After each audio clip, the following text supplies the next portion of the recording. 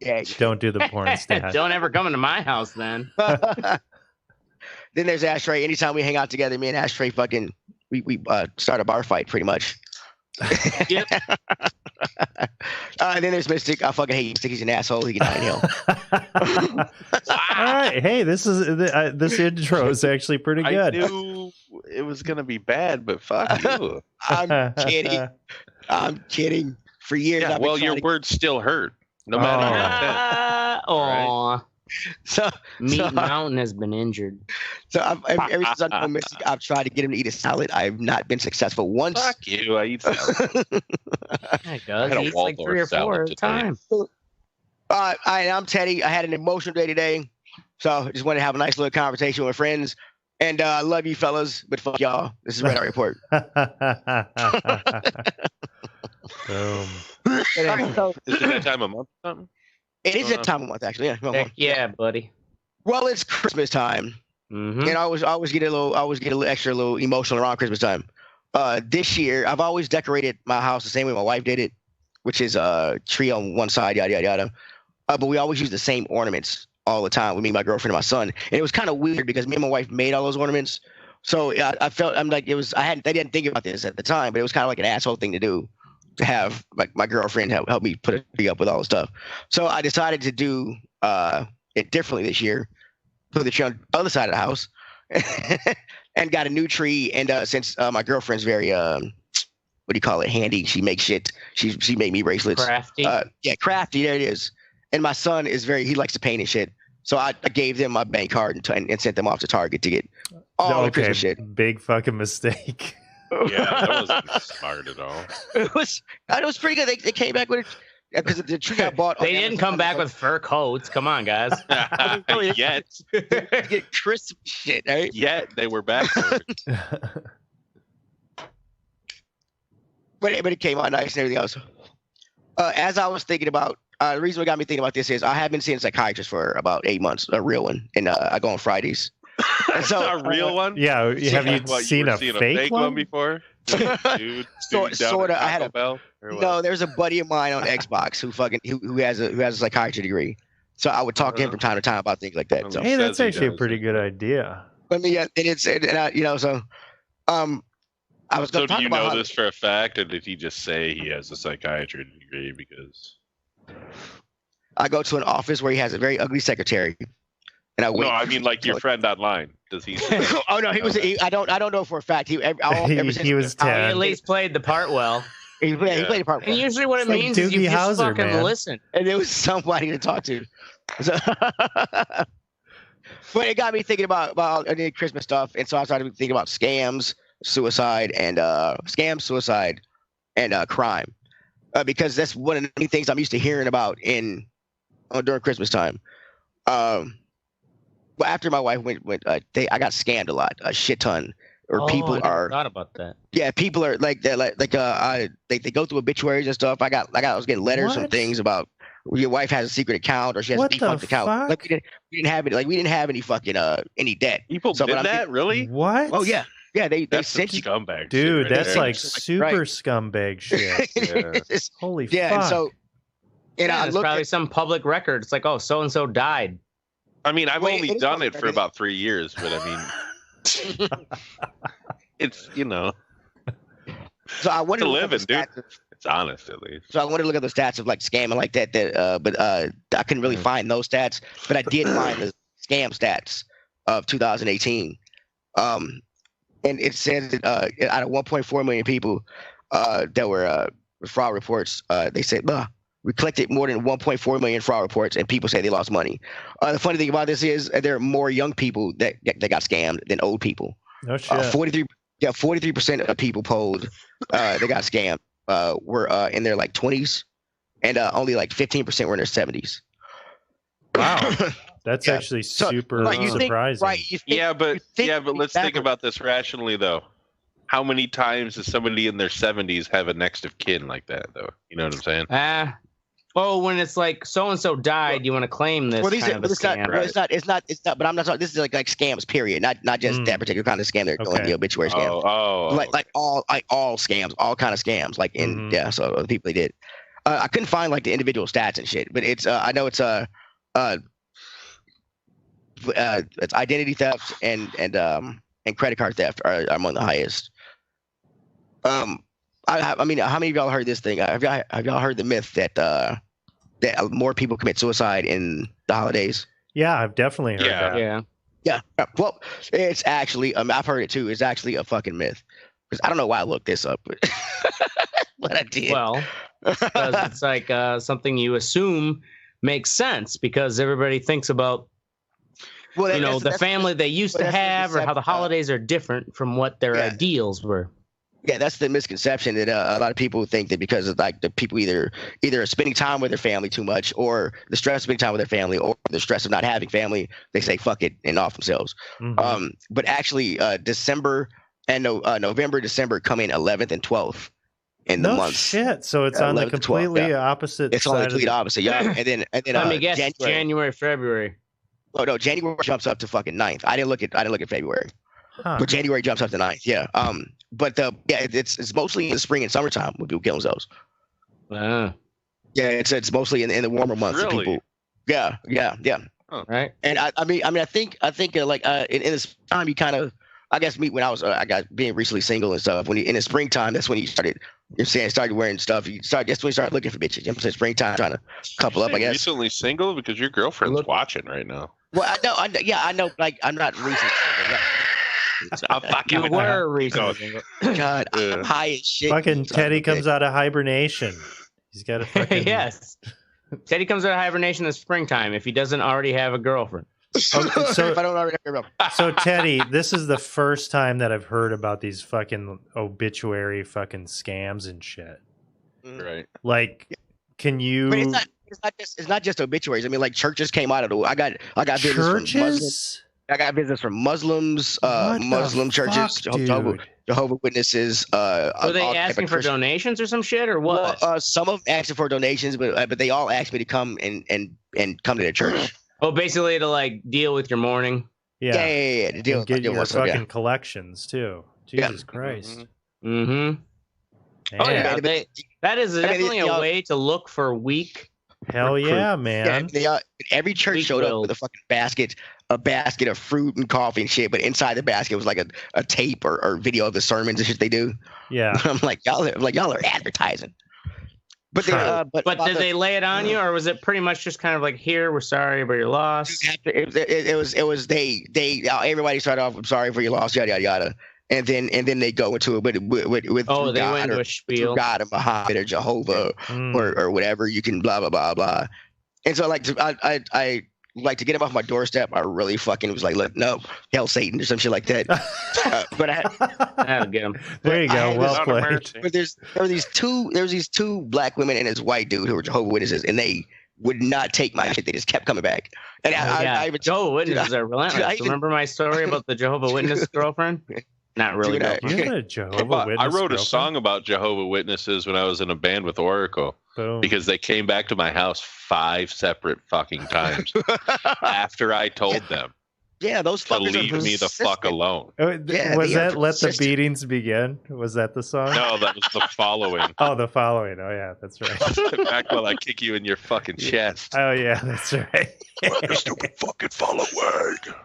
So anyway, we're talking about the scams. You said, "Can I tell you what? What do you want to know?" I mean, I've just never heard of this fucking level of scams, man. They talk about a lot. They do talk about scams on the elderly a lot. Yeah, on the right. news, yeah, but, I guess I'm thinking it's got it. But I thought my situation was unique. I met a lot more people in my situation in the past years. But it's crazy, dude. But I think it's I haven't met too many. So when like a loved one or something like that dies, and you're the person that's are you all executors of estates, of your parents' estates? Anybody? I don't know. My parents, yes. Also, do any of y'all have a? I may be. Mystic, do you have a will?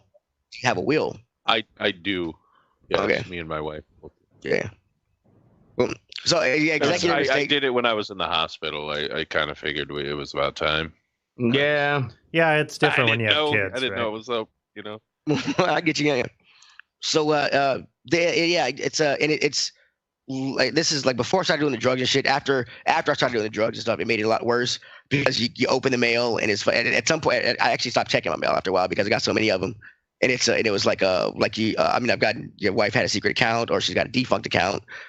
We had no debt, but you owe like $2,000 and yada yada yada. But they make it seem like a small inconsequential. They make it seem like it's like, she just took out this car. She bought shoes at J.C. Penney. But a lot of shoes, and you now have to pay for those. The way the probate lawyer said, I can't remember what he did, but he did something to where if somebody had if we had an outstanding debt or if she had an outstanding debt, they had to come through him because the estate had to handle it. Yeah. And so like he pretty much told me to ignore everything. Ignore everything you get in the mail. It's all fake. He's like a scammer. With your family, you should set up an estate, or do you have to set up an estate for each individual? I guess how does that? I don't know how estates really work. Well, I actually still don't know how estates work. I was executive of this estate, and I'm executive of I'm pretty sure everyone has their own estate. Everything you own, Ashtray, is your estate. Just consider my estate. So your will would be the will of your estate. Here, I guess I thought an estate is like some legal thing you have to set up. Gigantic. I always thought when I was younger that estates were like the literal term, how British use them. Oh, his estate. Like it's like this old castle in the fucking British countryside and shit. Like you got horses and stuff. No, it's just like your shit. See, my mom has horses, so it makes sense. I leave that to my wife, I guess. That's all I got. Dude, it's like if somebody's in debt, and you kind of just get all these like crushing phone calls or whatever, and you just get guilted into never wanting to fucking answer the phone or check the mail. The cycle of depression, right? Man. But no, you didn't do anything wrong. A fucking loved one died. Yeah. That's so fucked up. Your life just got fucking turned upside down. Yeah. And like I said, after the drugs, it made it a lot worse. You open it up and like, holy shit, $2,000, $6,000. I'm like, where's all this coming from? Right. So yeah. But like I said, it's you get a probate lawyer and you're right. They handle everything. What's a probate lawyer? Yeah, what's a probate lawyer? They handle things they handle the estate for the deceased for you. Okay. It's kind of like you're the power of attorney, but you hand over the estate stuff to them, so they take care of all. They handle all the nuanced details. Yeah, they handle all the bills and stuff. And basically ask you, do you want to do this or do you want to do that? Yeah. Kind of, I mean, because I remember consultants. Like the bank wasn't going to give me the house. Like I had to go buy the house. I put all the money on my bank card and went into Wells Fargo and paid off the house, whatever. Because the lawyer told me to do that because the bank was talking about, because my credit is shitty. I've never really had credit, and what really credit I did have a insurance, right? That allowed you to take care of that, right? Right. Yeah. The life insurance allowed me to take care of that. Yeah. And then, because he told me to go do it, and I went and did it. And then I got a call from Wells Fargo about fucking I shouldn't have done that because the house legally wasn't mine, even though it was left to me in the will. It was. Wow, dude. What the fuck? God damn! What a bunch of bullshit. What the fuck, man? Yeah. Dude, I bet people fucking just lose their shit, especially if they don't get a probate lawyer. I know if I was mentally distressed, I wouldn't even know what to get. I didn't even know to get a probate lawyer. The funeral home told us to get a probate lawyer. Oh damn! Well, they were they're like they're like you got to get a probate lawyer. It's like he'll handle all the stuff because okay, cool. So we got a probate lawyer. So yeah, like it was a funeral home that told us to get a probate lawyer. Yeah, it was fucking awesome. Looking out. Funeral homes shouldn't have to tell you to get a fucking probate lawyer. Yeah, they shouldn't have to have a probate lawyer. You know what I mean? Right. Like that's the. I don't know. From my experience, and I have a friend who works at a funeral home, where it's like that. They are kind of like they're that go-to focal point, and they really do help because families don't know what the fuck. I'm sure they do, but what I'm saying is they shouldn't have to. It's a situation in someone's life where shit should just be easy for them to handle. Yeah. You know, like what the fuck? I don't know. Is death ever easy though? No, it's not. No, it's not, Ashtray. That's what I'm trying to say. All the rest of this shit shouldn't make it harder. Yeah. Yeah. And then in the funeral home, and it was good on them, but they still charged the. I mean, the headstone alone was like $3,000. Yeah. Oh yeah. I mean, they will get their money. Yeah, absolutely. It's what was fucking weird is when my father-in-law he brought the plot and everything else. So when he brought the plot, he brought like the next 8 around it. Wow. No, that's what you usually do. Oh yeah, they got one for me, my wife that's already there, my new wife in case I get a new wife, my son, my dog, his wife, him. Oh, the dog too? Yeah, the dog. The dog's there too. I have actually. Dude. Any of you else staked claim to your grave plot? No. I don't want a grave plot. I want to be cremated. It's a waste of space, man. I don't want. Yeah, I'd rather be cremated. I'd rather be cremated. I mean, I don't. See, I'm different-minded. I basically mowed cemeteries all my life growing up. From like the age I was, probably not like 10, maybe old enough to do a push mower, with my grandparents, and Little Van Buren Cemetery. It's where my grandparents are buried, and my cousin, and like basically it was the same thing like Teddy said, where all those plots, I don't know, there was maybe 8 or 10 were bought, and it's like this is a cemetery we also took care of. Like we mowed it and trimmed around each and every headstone, so it's kind of like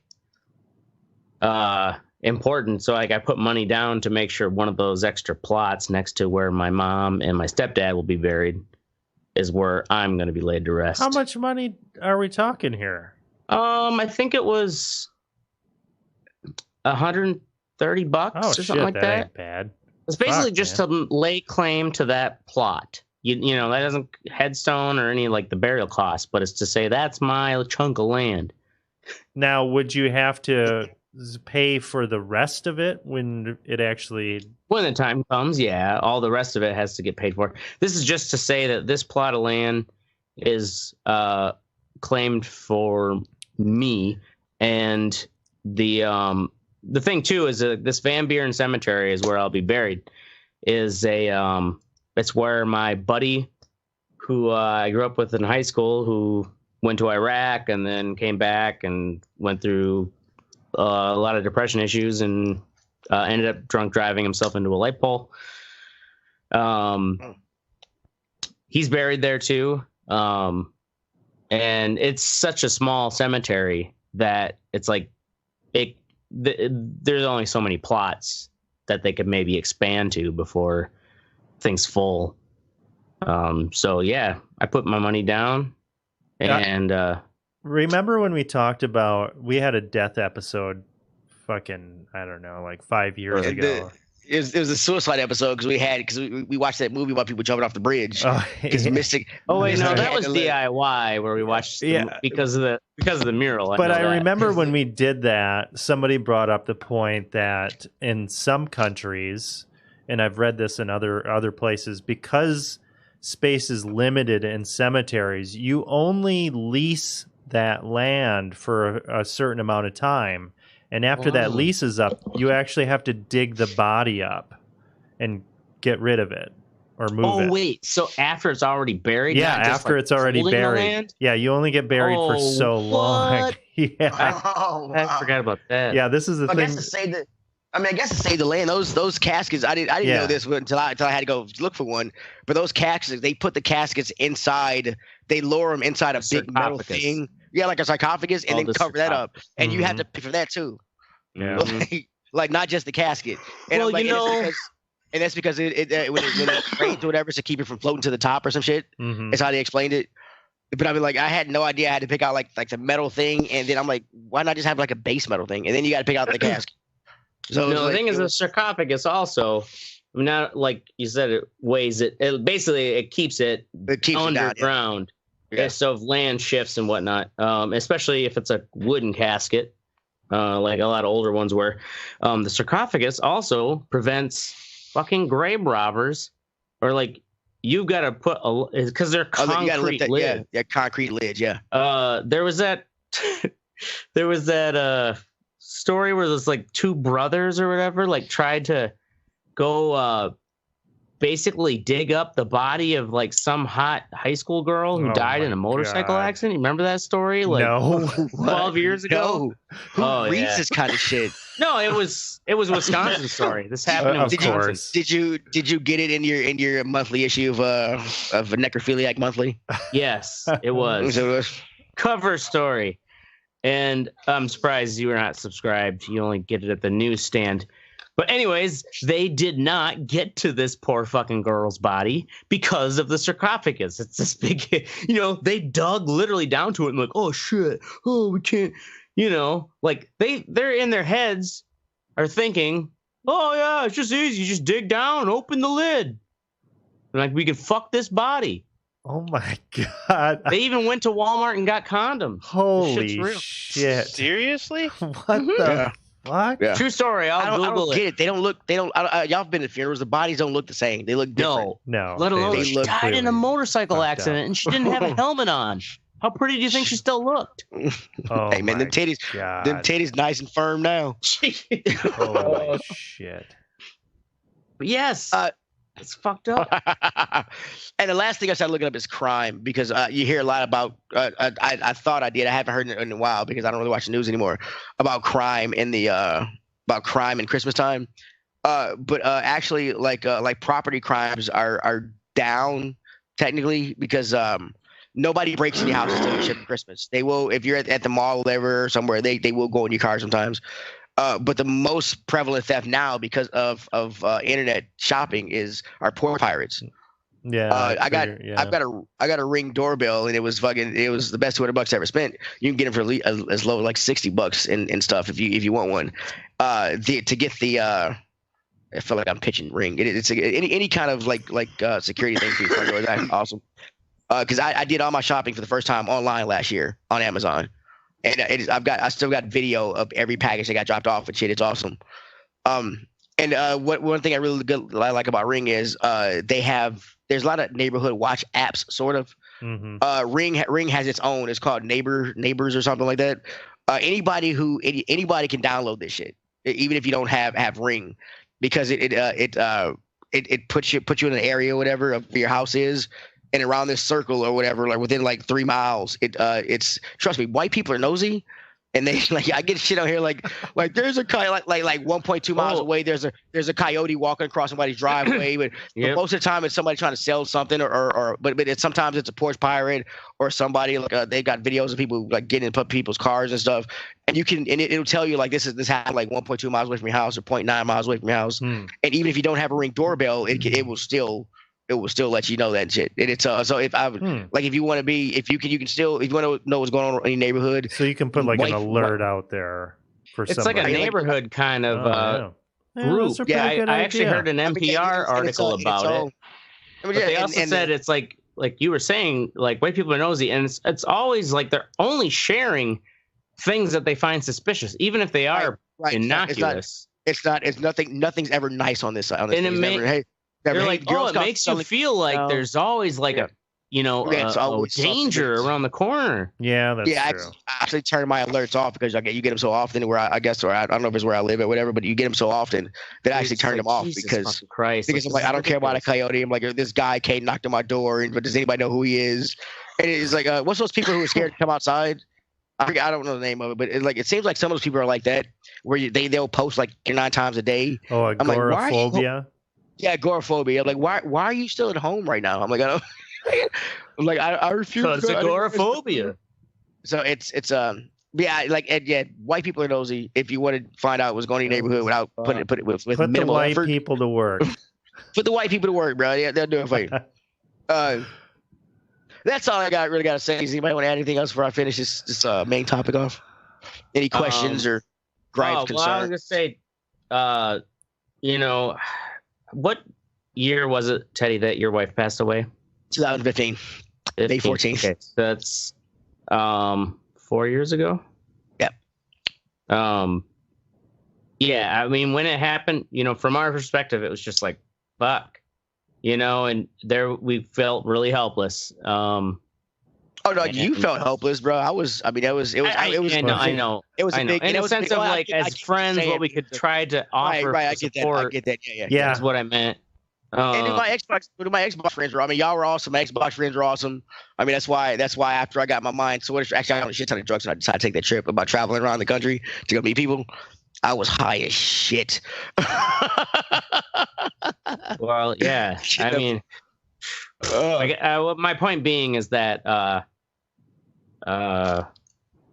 fuck, man, it was really shitty, and we wish we could have done more. I guess, and I'm glad. But I mean, also glad to hear you're going to a therapist, because I used to go to a therapist as well.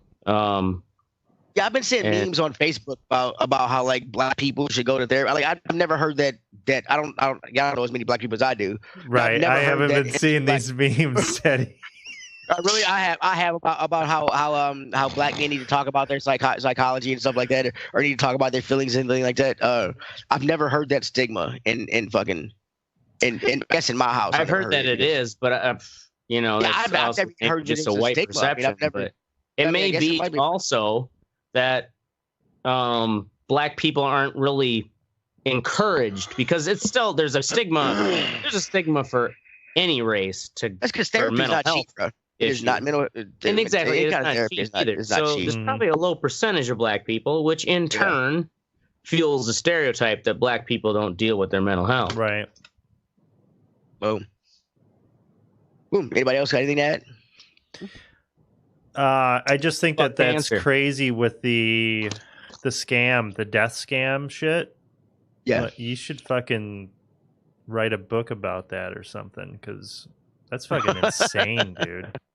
Like, I've never heard of that before. I don't know where any of the mail is anymore. I mean, it's I'm pretty sure I still got some pieces downstairs. Yeah, I mean, because my little entertainment center, I stuffed a bunch of mail in there years ago, so I'm pretty sure I might still have some of that stuff in there. But I don't think I know where any of the stuff is anymore. Yeah, well, that's good. I mean, what was the lawyer? Probate lawyer?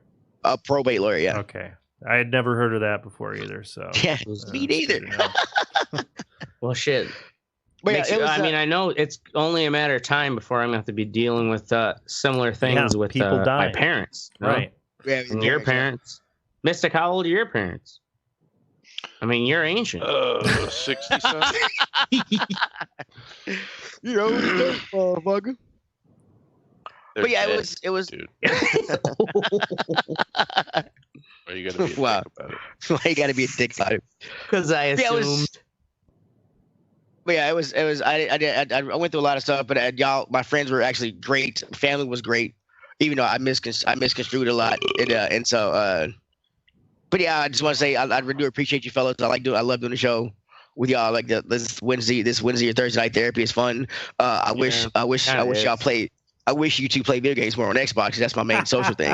And I wish Mystic would let me know when he was on Xbox. I'm playing. I'm just showing offline, dude. Just showing offline. It's like, just text me, man. Just text me. Oh man. But yeah, now we're gonna move on to the what's sexy part of our show, and we're gonna start off with Ashtray first. With Greta Thunberg was Time Person of the Year. Yeah, the. Greta, is it Thunberg? Is it Thunberg? Anyway, she was just this morning listed as Times Person of the Year. I thought I was gonna get it. I know, right? Well, everybody thought, of course, all the liberals was like, Nancy Pelosi's gonna get it. Oh my God! Fuck no. Fucking conservatives thought Donald Trump's gonna get it. Pelosi. Yeah, that is stupid. Not necessarily progressive, but like the like mainstream Dems, Nancy Pelosi, and then I would say the more liberal ones are like the people of Hong Kong. You know. Anyways, like, do you remember the year? I hate society. I know, right? But this is what people are bickering over, like who should have or shouldn't have gotten Person of the Year. And I don't know if you remember there was like a year where this might be like a fucking decade ago or more, where it was like person of the year, and it was like you, and like the cover had this I remember that issue, and people were like, what the fuck, you know? I mean, come on, that's a bigger cop out than this, right? That's a huge cop out. Yeah, and the it's like a chia pet of fucking journalism or some shit. Write your own story. What the fuck?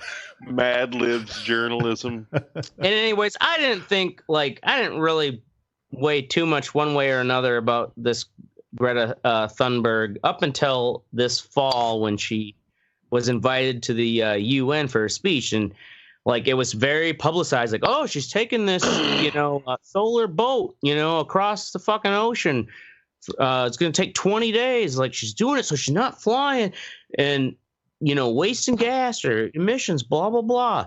And of course, a lot of people were like, oh, she's fucking getting on this boat. She doesn't just have this boat. And it's like, yeah, no shit. She doesn't just have this boat, but like adults see that she's got this. Right. She's not like fucking Wonder Woman. She's got this following, and they basically she was were flying in a plane. Would she have to own the plane too, or yeah? Well, right. Like it's it basically sure you could say it was a publicity stunt for the people who own the boat. Sure, whatever. Right, still, it was 20 fucking days on the sea. I don't know. I only know one person did something like that where you're on the sea for almost a month. That's what's weird about this situation. Like it's everybody has watched Captain Planet as a kid, and you don't think like the bad people, like the hog guy who wanted to pollute the forest and chop them down and stuff. And you think as a kid that these kind of people are just made up, but then you see like a young person like this gets up and says a speech about how old people have fucked the world up for her generation pretty much, and then all old people were like, and then the response you get back from these people is just. Like, really? That's what y'all want to say? I'm like, it's just that the response she's getting back, it was all the negative stuff. They're I thought fucking was just stupid. It seemed like Captain Planet villains were like real. It was like the first time I saw the show Captain Planet like as a kid. Where's my power ring? I mean, this is real life now. It's just kind of surreal and just nuts. Yeah, it was just really, really like this should be happening. Well, I mean, shit like this. I recently have made the decision to not buy any more meat, and after most steak for me, bro. Attaboy, that's a big decision. Yeah, seeing shit like this, and then also seeing what's going down in fucking Brazil, where they're fucking just burning the rainforest. And just, it's crazy. It's insanity. And people, the scientists and all this data, they're saying like, man, we're getting close to a fucking tipping point here where once it goes, like that shit's going to go and it's going to get bad. Like it's going to get, I imagine it being like, an Interstellar where it's just like fucking dust bowl and everything. And I was thinking about it. I was like, you know what?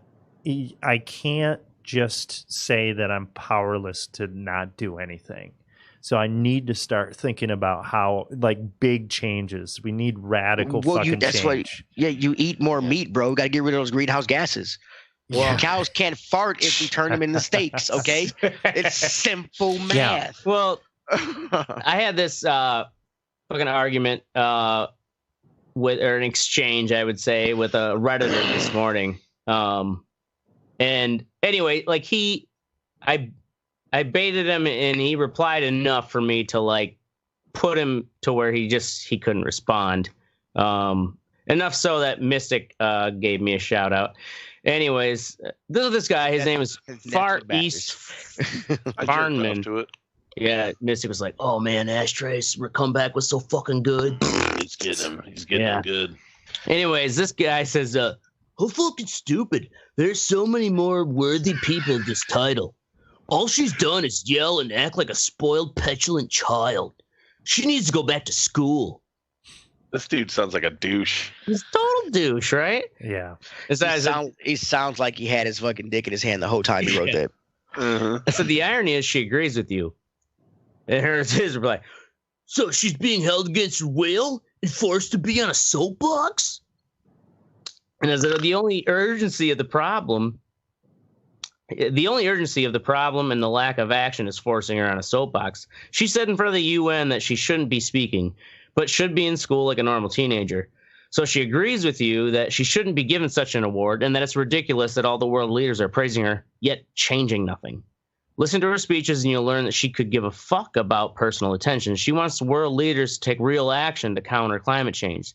If she were just to throw her hands up in the air and go back to school like a regular teenager, she'd be just as ineffective as you are here on Reddit calling her a spoiled brat. So yeah, in context to her convictions, she doesn't have a choice and she cares less what you think about her. Praise her or spite her, she doesn't give a fuck about you other than the fact that you're not doing anything to combat the problem. And then you're boom. Yeah. He's like, well, it's interesting that you assume that I'm not doing anything about the problem. I do my part, but thank you. No, dude, your dick's in your hand, bro. But thank you very much for labeling me. It is interesting. Right. You're welcome, but assumption isn't needed. None of us are doing enough, not even myself. The belief I do my part is just a convenient personal excuse to an inconvenient problem we as a species are not taking seriously. But it does give you the grounds to bitch about a teenager on the internet forum, so I can understand why you believe it. Dude, I eat about 3-4 cows a year. I'm doing my part. See, I wish we could have. Like Oracle's doing more than I am, because I'm still eating meat. Well, whatever. It's the thing that I'm doing. My thing is, she's like, what about meat is good for you? Why is not eating meat your part? Because explain that, please. Because they are cutting down massive swaths of forest for cattle. Cheap meat. You are doing one of those, like, you're paying the premium to get it from a very small, like, organic farm, grass fed. Like, sure, you can say you're skipping the meat industry. Why not just either way? Like, you still have to avoid all that regular meat.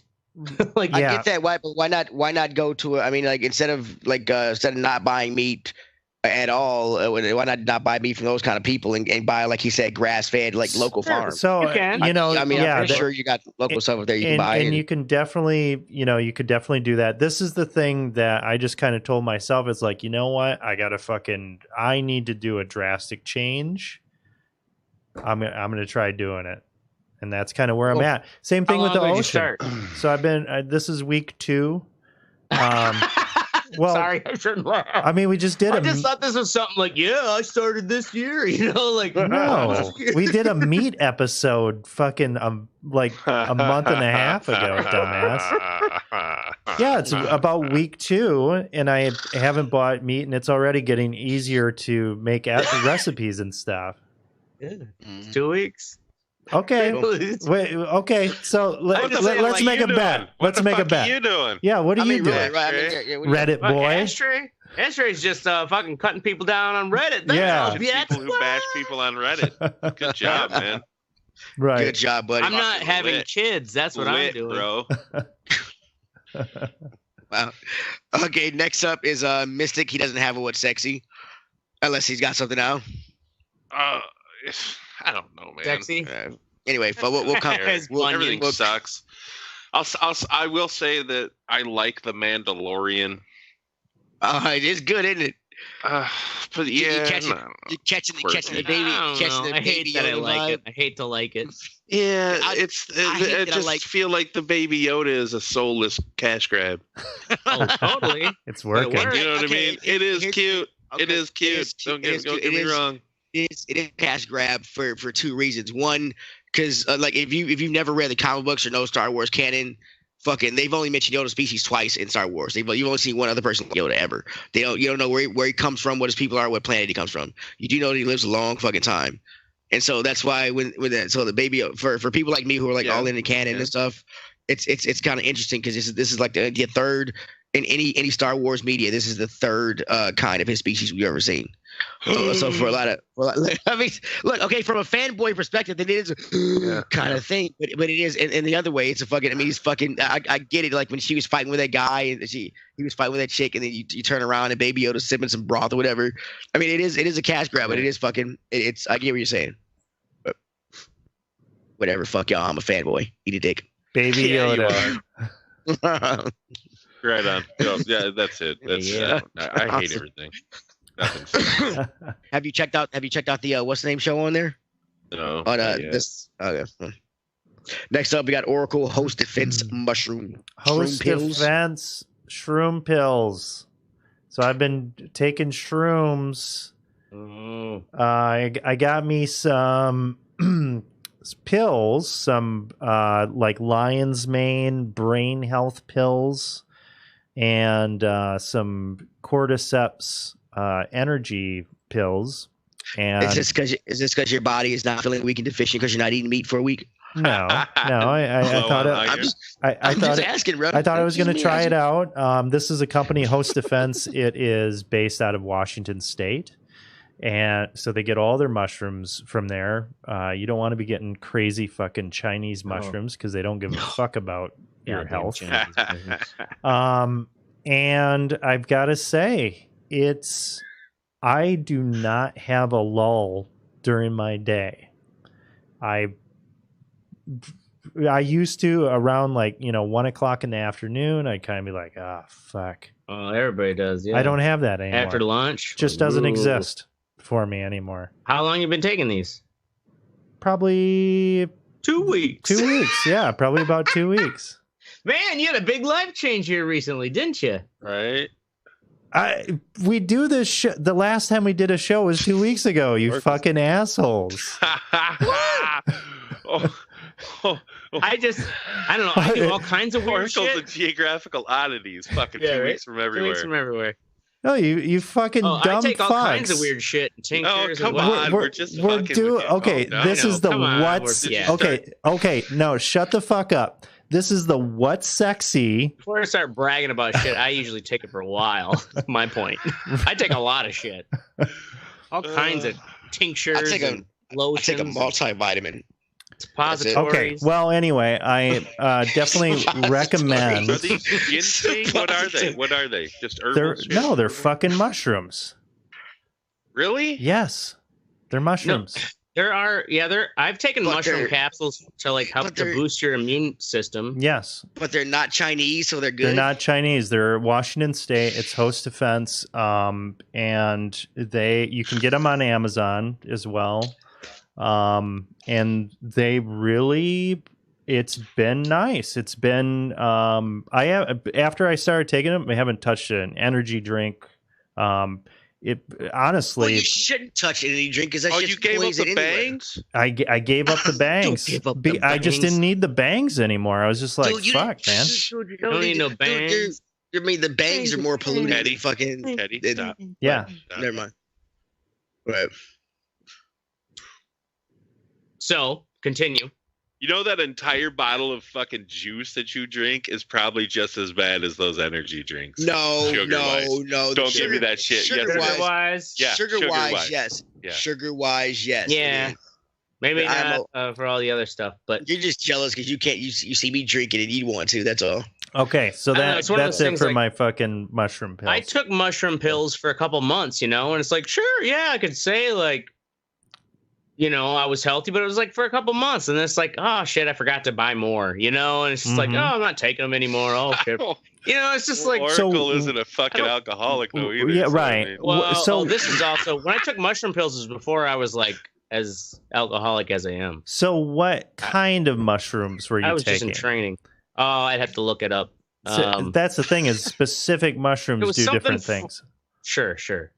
It was one that was for immune health or something like that. So I would recommend that sinus infection. I would recommend doing either the brain pills, which is predominantly lion's mane, or just getting the straight up lion's mane pills.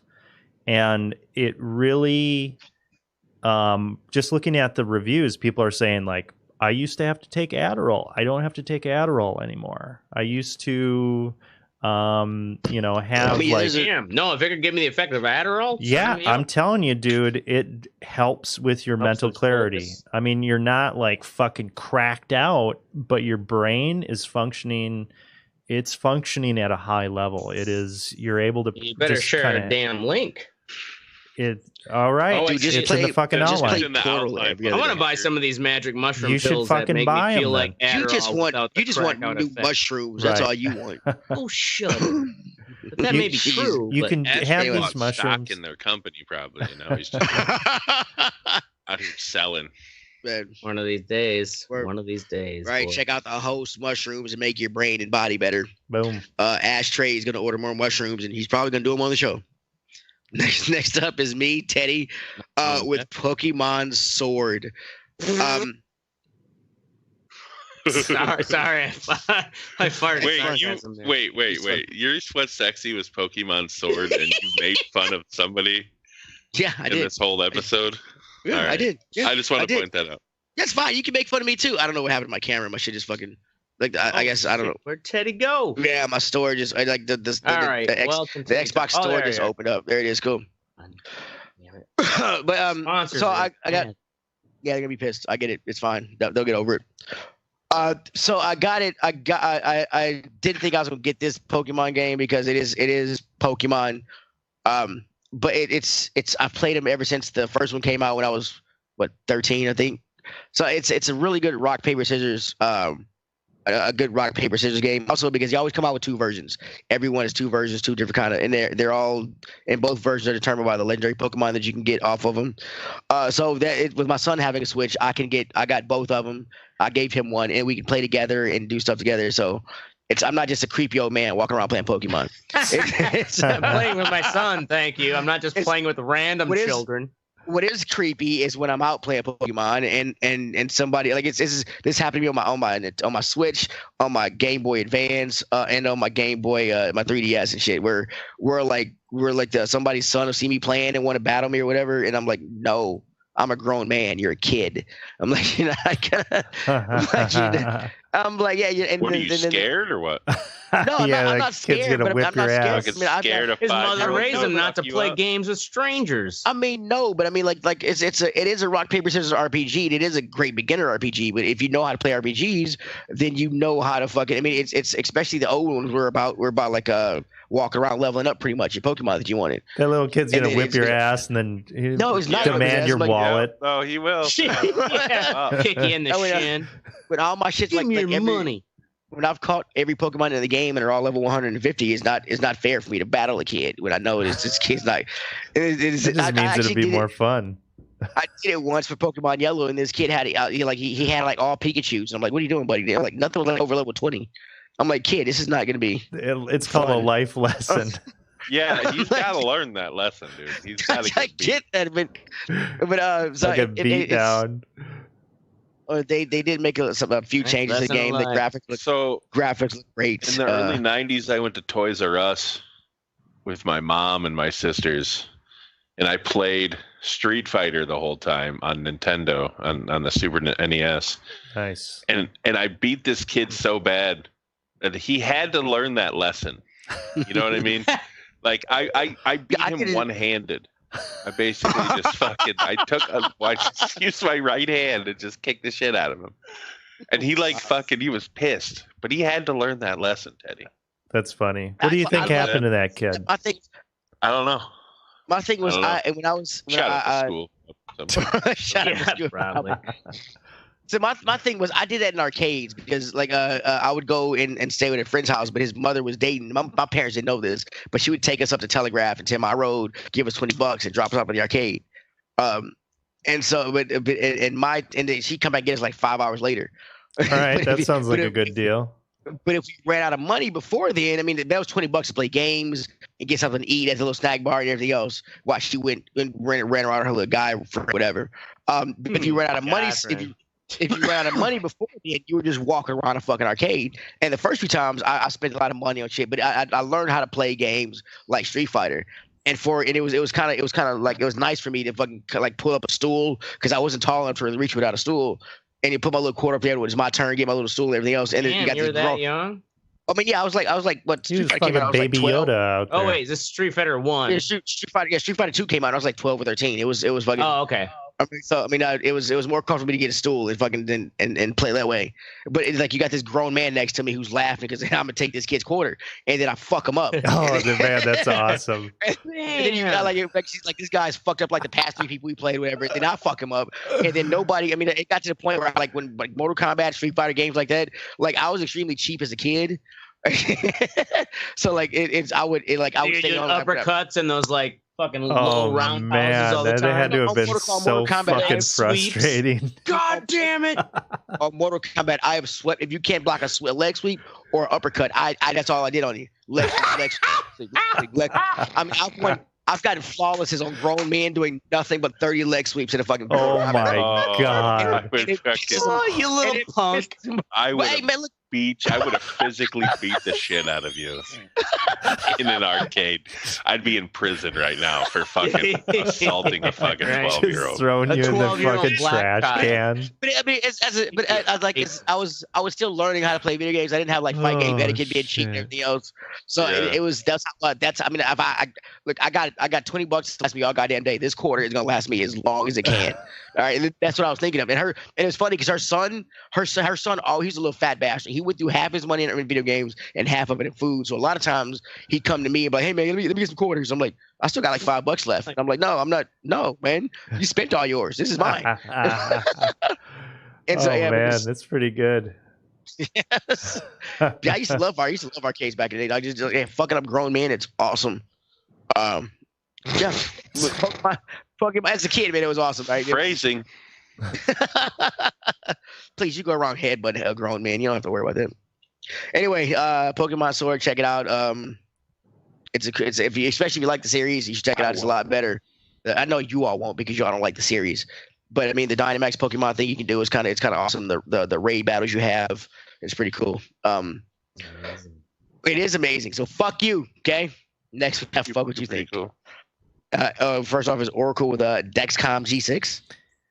Dexcom G6. So this apparently is a continuous glucose monitor, which is used for diabetic children. They have like a sensor that they have on their kids, and then the parents can monitor the glucose levels on their phone. Recently, a few things that go behind the arm or something like that. Yeah, a few weeks ago, this company Dexcom that runs this, Mystic. When they run this, they had an outage over an entire weekend. Ooh, and that's serious. Yeah, and they didn't tell anybody. What? Yeah, they fucking put a Facebook post up, which when you make a Facebook post, that doesn't go out to everybody on your feed, especially if you're a business. It only goes out to a certain percentage. And a lot of the parents, people said that they, ran up to their kids and found out that their levels were super low. I'm trying to find the level here. Mystic might know more about this. Yeah, my daughter had one. Yeah, so it turned out.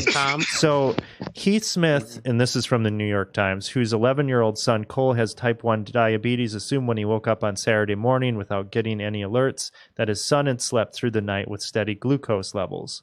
But he was stunned to find a blank screen when he opened his Dexcom app to check on his son. Mr. Smith ran upstairs and shook his son awake. It turned out that his glucose levels had plummeted to a severely low level of around 40 milligrams per deciliter and hovered there throughout the night. Is that bad? That's real low, yeah. Okay. So, yeah. Anything below 70 is pretty low. So they're relying on this.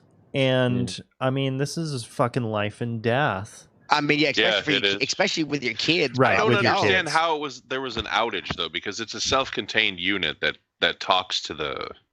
Oh, so it's not like it isn't like there's a centralized. Oh, it's not okay. I thought it was like a big server. So it's just between your phone and the monitor in the other room. The thing is they shouldn't. That was their flaw. We didn't have the G6, so like hers, what it did was it didn't alert us, but it had an alarm on it. It itself. Yeah. So like, if it got too low, it fucking went off, and it was wake them up. Like it woke everybody up. You knew that shit was low. Right. Yeah. I mean, they should have at least have that as a backup. Not just through the app.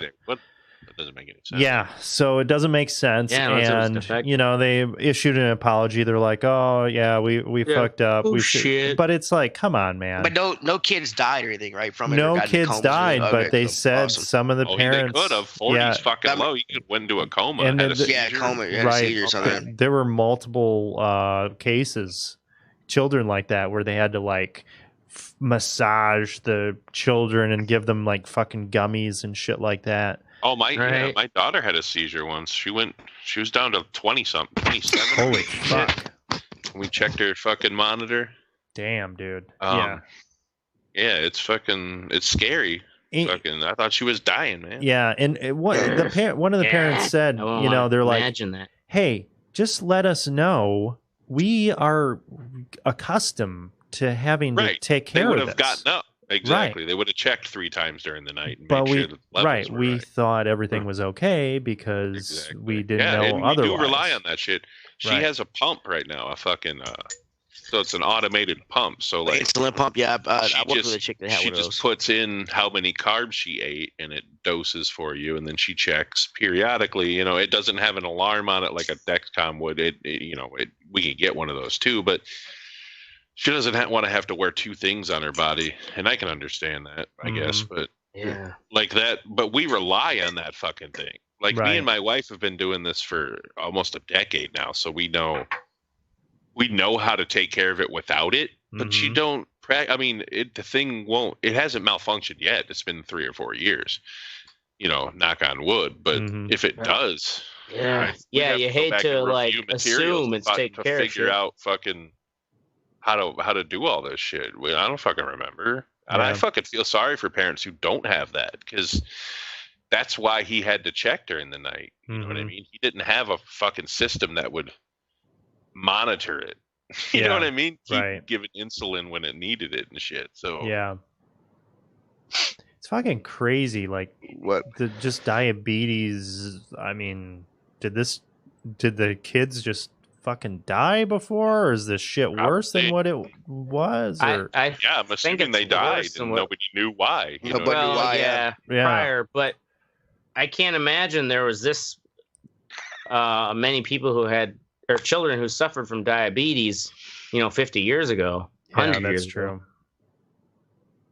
Like something's changing. Because I don't know what it is. It's not. It's the processed sugar in the foods. It's the way food, all the processed foods now. It's not. That's not going to. Type 1 is where your pancreas. Type 1 is where your pancreas stops. Oh, okay. Yeah.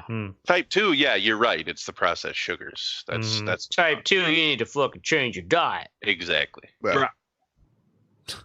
Type 1. So type 1 part of their body. Type 1. Those are some poor motherfuckers. And back in the day, if their pancreas stopped, because like we thought my daughter just had the flu and a urinary tract infection. She was peeing all the time and fucking just sick. So we took her in, and she was fucking diabetic. Her fucking sugars were outrageous. Back in the day, they didn't know what the fuck. How old was she when the kids fucking died? She was diagnosed. 3. Damn. Yeah, 3 years old. You can barely explain how you're feeling. Exactly. It's real tricky because everything, like the stomach, they hunger, like the stomach hurt because they got a shit. The stomach hurt because they're hungry. Stomach hurts. It's all they can't differentiate between the differences. So it's all stomach hurts. And it's like, okay, why does your stomach hurt all the time? It kind of drives you. I've only got one kid, so it was a first time thing for me. So it was always like, why is your stomach hurting? So I'm like, yeah. And then he learned. Then he goes and takes a shit like 3 minutes later. I'm like, okay, he just had a shit. I'm worried for nothing because they can't differentiate. You were cramped up because you had to shit real bad. Right. Yeah. Punch him in the gut and throw him in the bathroom. Yeah. There you go. Shit it out. Stuff him in the toilet. Get the fuck down. Anyway, that's lame. Boom. Next time, fuck you. Yeah, next time, fuck you. My thing went out. Okay, next up is Ashtray with cancer PTSD. Well, I'll keep it brief. No, you won't. In commiserating as far as, anyways, I got a friend who she just had to have a double mastectomy. She's 42, and she had texted me and another friend to see if either of us were free tomorrow at 9 to give her an injection, because she isn't comfortable yet doing it herself. You know, I joked like, God, you'll be over that soon, you know. And then it's like, of course, I was stoned, but then you get thinking like that's that always like background fear that like I could be in that position where, sure, when I had cancer as a teenager, I didn't have a job. I lived at home, you know, like it was easy to, I guess, just be sick. Yeah, I didn't have bills to pay.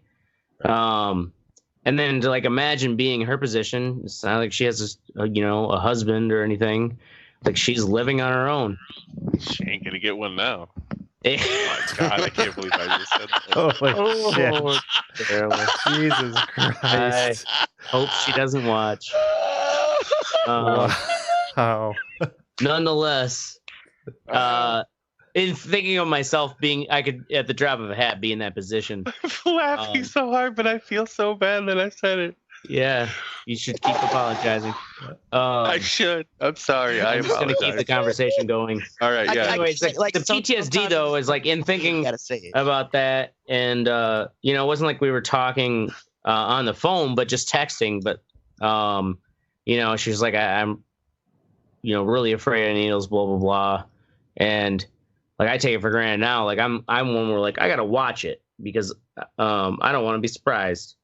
And that just at a drop of a hat, I could be in that same position. Just a needle. She will get used to it. You know what I mean? I'm sorry. Yeah, no, but it got me all like absolutely right. Stone. I got fucking crying and shit, and I wasn't sobbing, but like the fucking wells were turned on, and I'm like, God damn. It's one of those things too that they give you pamphlets in the hospital about, I guess the emotional part of dealing with cancer, if you're lucky enough to survive it too. I've got as a teenager. I've got a question for you. What did when the doctor told you you had cancer? What did they say to you? What were the words they used? They told my mom that the lump was malignant, and I did not know what the word malignant meant, but he went to my mom and gave her a hug, and my mom, I could tell like it was just like the bottom dropped out. Not only that, but also my younger sister had a different type of cancer when I was in second, third grade. So like I kind of, it was already, it hit my family once, and yeah, it was just, I could just tell like, yeah, no, this is not. Do you live near power lines or something? No. What's going on? Yeah. Live on the Mississippi River. There's a lot of people up in that area that have gotten different types of cancer. That's why we think it's environmental. Oh, Aaron Brockovich. I know, right? Damn. Get that bitch up there on the case. Okay, your oncologist was a lot nicer than my wife's was. Because she told her she had cancer and that she was going to die, and her job was not to cure her. It was to make her life as comfortable as it could be until she passed. Wow. That's what, yeah. Holy so I was curious. That's something you got to tell, or you got to kind of slowly break to someone, because this was the first time. So God damn. So I was curious. Like, that's something to fucking. I mean, granted, yeah. They like maybe your wife's was that far advanced. I don't know. It's all they're all different. They didn't know how far advanced it was at the time. They just got biopsy on their breast. But I get what she's trying to do. She's trying to be real with her. You know what I'm saying? But I get that. But fine line to walk. Yeah, but at some point you gotta give. I mean, because people do. I mean, you've beat it. Some people do beat it. So you gotta have some kind of hope there. And it was no hope whatsoever. At least be like, hey, yeah, it was not good, it was, but we're gonna try our hardest. Right? No, it wasn't that. It wasn't that. It was the fucking. It was my job. Or you say you're gonna do more tests, and then you do more tests before you break the whole like this is terminal I bet there's never been a case of somebody that has been told that they can't beat something and they have resigned to that fate. Right. I bet there has never been a case where they have actually beat it. Like you're saying that there's no chance. So if somebody says that you don't have a chance, and in your mind you're like, "Fuck, I don't have a chance." I'd have a chance. I mean, Oh, it's human nature to go. You don't have a chance. I don't have a chance, motherfucker. Right, but if you have that shit. Right, if you fight, at least there's even if it's like a 0.014% chance, there is something. Go down swinging. Well, what was you saying though? Like you don't think there's ever been a case of those odds, or what are you talking about? I'm saying if somebody went to you and they're like, "Hey, you're gonna fucking die in a week and a half," and there's like no ray of hope for you, guess what? You're gonna die in a week and a half. Yeah, exactly. You're not gonna live beyond that. Already resigned emotionally, your brain's gonna just fucking right. Yeah. Fuck. Well, positive thoughts really do affect. Huge. The way that your body heals, you know what I mean? Absolutely, like in a massive way. I mean, even when you think that you're getting sick, like if you let it creep into your mind, like, oh, fuck. That's why, and it was like Web, like people get on WebMD for a cough, and then they find out they have syphilis or some shit because WebMD said your eyelids. You know what I'm saying? That's the kind of mindset he's talking about. I treat that shit like the plague, man. It could be a common cold, or I could be dying from syphilis. But the trouble though is it's like, in the situation of having cancer, is that you're beholden to the professionals. They have the scans. They have all the tests. They don't know anything. They're the ones who tell you what's going on. Otherwise, you have no idea. You just know like something isn't right. This hurts, or this is swollen. There's a lump here. My sister-in-law being a doctor, it kind of helped out and stuff. She did a lot of research on it and everything else. And so she was actually real helpful because she broke it down in layman's terms, like a lot of the stuff the doctor was saying. She said about tests and things like that. She broke it down in layman's terms of what it was. It made it a little easier. So my sister-in-law did help out a lot right there. I mean, if it comes down to that, I think if I was ever in that situation, I would want the doctor to be real with me, but also I'd be like, okay, I don't think that you're going to be able to get past this, but crazy shit happens. So, and this thing is like, that's probably all based. I can't even imagine being the doctor to have to like be like, you know what? Like all reality here is the odds are slim to none that they're going to survive because it's stage 4. They waited too long to deal with this problem. Because I'm sure there's plenty of people like that.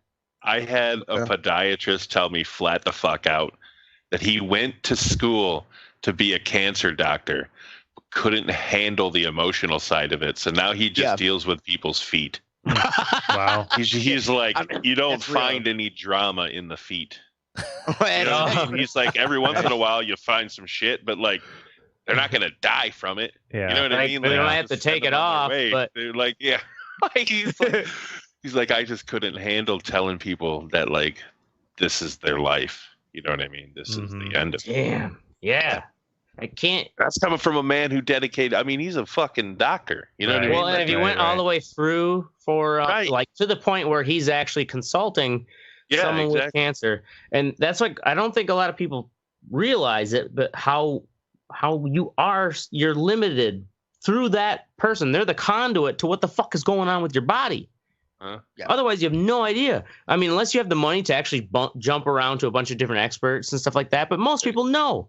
You're going wherever like your insurance says you got to go, and you get the doctor, and you just trying to do what they say to survive, and that's all you got to go with.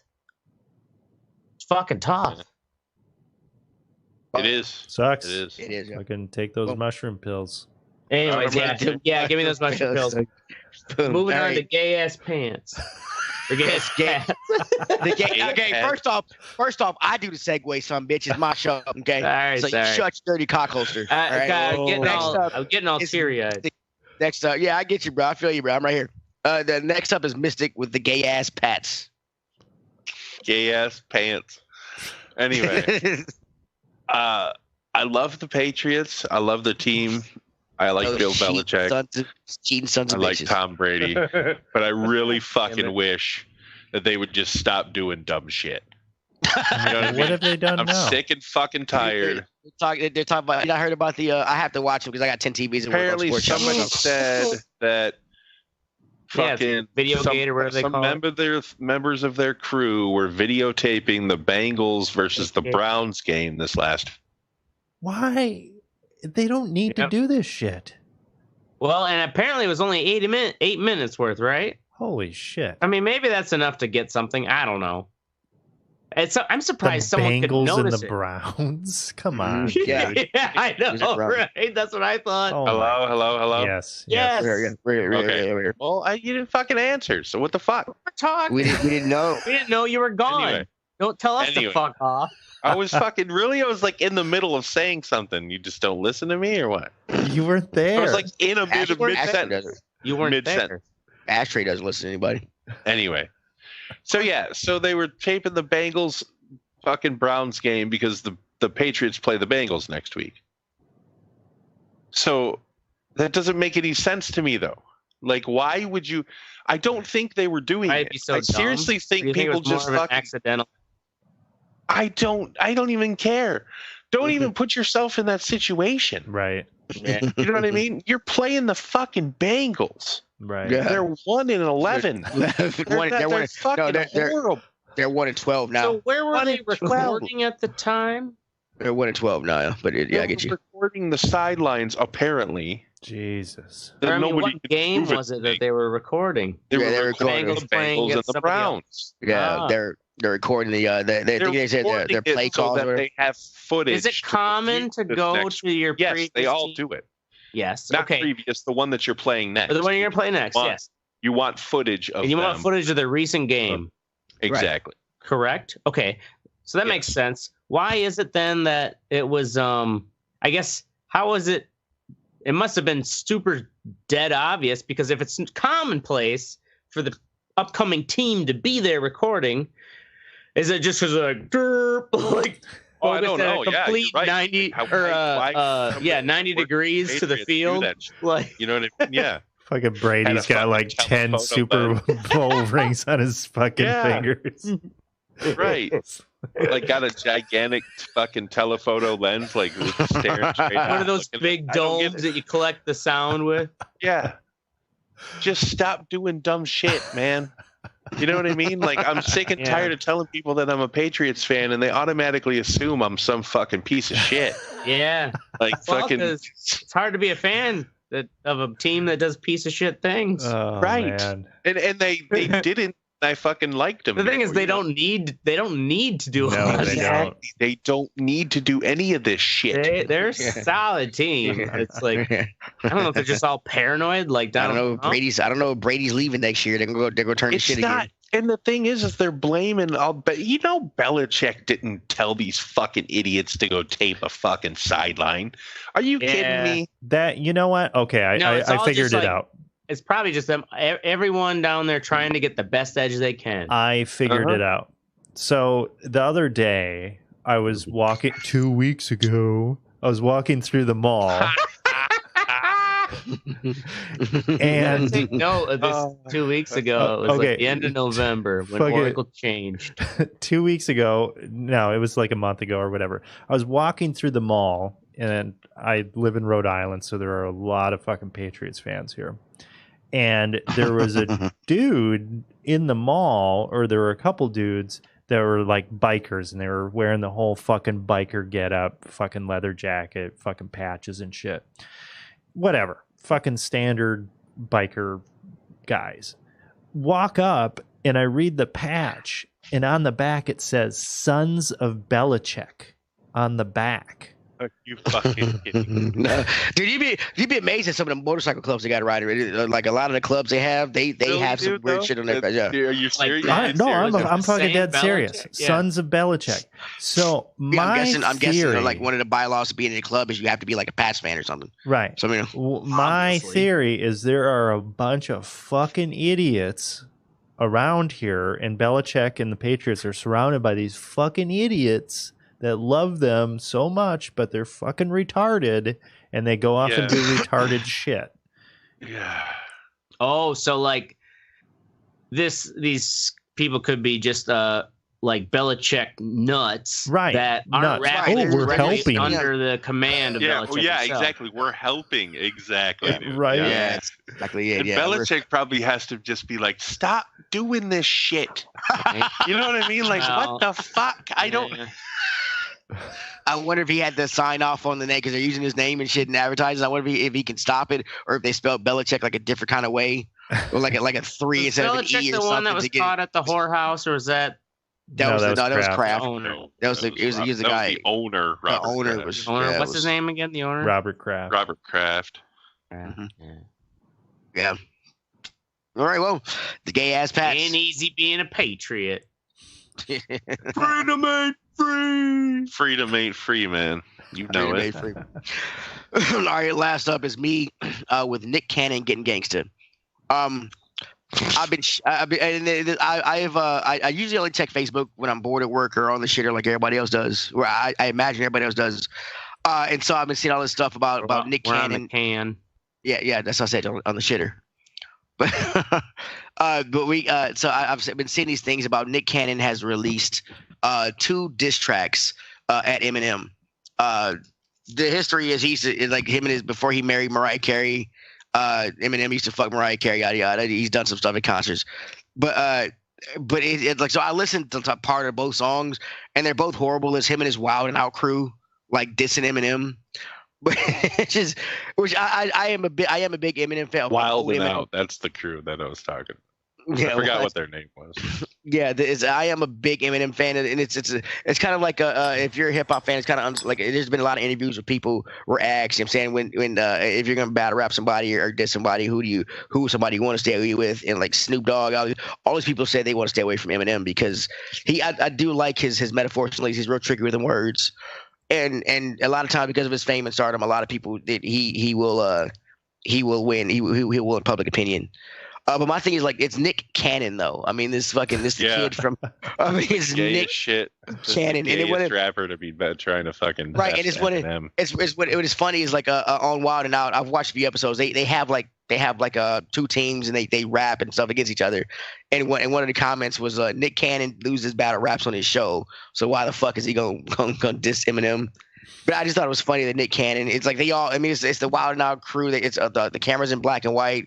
And they're just all talking shit about Eminem, and it's like it kind of feels like it's like it's like 5 dudes jumping one guy on a record. It just seems kind of but weak ass. I was telling them before you got on that Snoop was on that Wild and Out shit one time, and it was Snoop against Nick Cannon's entire crew, and he fucking lit them all up. Lit them all up. Yeah, it was awesome. But you can't fucking best Snoop. You ain't getting it, Eminem. I'm like, really? Like, so I just thought it was funny. I know I'm pretty sure he's doing it for publicity. I kind of hope that Eminem just doesn't dignify it and won't come out with a response record like they do. But Friday, that motherfucker's gonna have the most fucking lit song on fucking Spotify. I mean, that's the thing is I don't even realize these things are going on until it's like the song makes so many sales. It's like, oh shit, like there's some beef going on. I think the last beef Eminem had was with a guy called Machine Gun Kelly. He's a white rapper or whatever. And they released their diss tracks or whatever. And then like after Eminem released his, Machine Gun Kelly on the interview was like, yeah, I'm done. I'm good. I took my shot. I'm done. But But I just think it's funny that it's Nick Cannon. Like you don't think that one. I don't think like Wild and Out. I think the only reason he got that show is because he's black and fucking Mariah Carey. She knows somebody. I'm like, but you don't see. I mean, you don't see like Nick Cannon. Like he's got a stand up on. He's got a stand up on Netflix or something. I watched like 10, 15 minutes of it. It wasn't funny. I don't think he's funny. I mean, I get he gets to host shit and everything else, but it's like if Steve Harvey came out with a battle rap against fucking Shaq or something. It just seems really out of place. I know that a Wild and Out, that's just a little niche, just rapping against each other and stuff. But I mean, he seems like he's kind of out of his league here. It's like you should stay. On the wall. It's actually good for business for Eminem. Because then he gets to fucking release these tracks and fucking. Well, yeah, he doesn't even have to drop it. He doesn't have to try to craft and the expectations of a new album as much as just like, boom, let's just craft a single, almost like a South Park episode. It's like to deal with this fucking issue right here, right now, and it's almost the hype of the story is what fuels the song. Right. I mean, right. I mean, yeah, it's or the song sales. I mean. I mean, it's all kind of beef albums. That's what they are to help each other person out, because everybody wants to know. Everybody likes drama. They want to see what this person said and what this person said and who they mentioned and everything else and how they put it together. So, I just thought it was fucking really, really, really, really dumb. There was Nick Cannon. I mean, I don't get what I'm like. That nigga. I'm harder than he is. I don't get it. What the fuck is? I don't get it. It just seems out of place. I don't get it. So yeah, that's about focus. You think? That's our show. Be sure to join the conversation at theredeyereport.com or facebook.com/theredeyereport. You can also Twitter us at _shit. I forget what it was. Whatever. I didn't put it at the bottom. Twitter, but bitter. I don't even know why. Why do we do that? And we also have an Instagram at the Red Eye Report. A Mixer. Check us out. Oh, and check out our Mixer. Mixer, the Red Eye Report. Anywhere you watch streams. Except for the Isle of Man. If you live at the Isle of Man, sorry, Carl, but you'll no longer be able to watch our videos. Or at least one of them. I don't know why you're apologizing to him.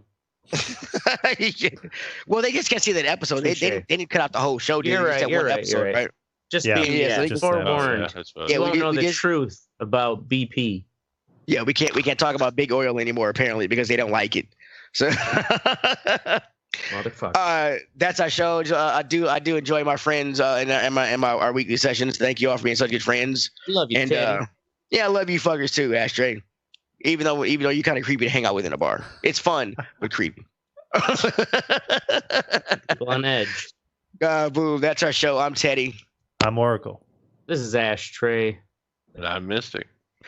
And this is the Red Eye Report. Motherfucker. Dude,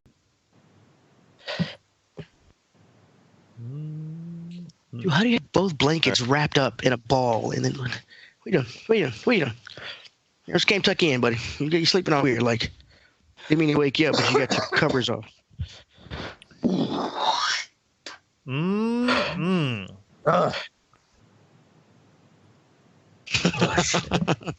Delicious. Told you I get them cheeks. We're live. We're doing it live. Boom. All right, ladies and gentlemen. Oh, let me get my shit straight here. You get your shit straight, Ashtray. Get it straight. You get in camera, boy. We're live. You just call me boy. You're right, I did. I apologize. I forgot. You don't like to be called boy. Yeah, no black person does. What the fuck do you mean? I forgot. Yeah, you better get on camera, boy. What's wrong with that, man?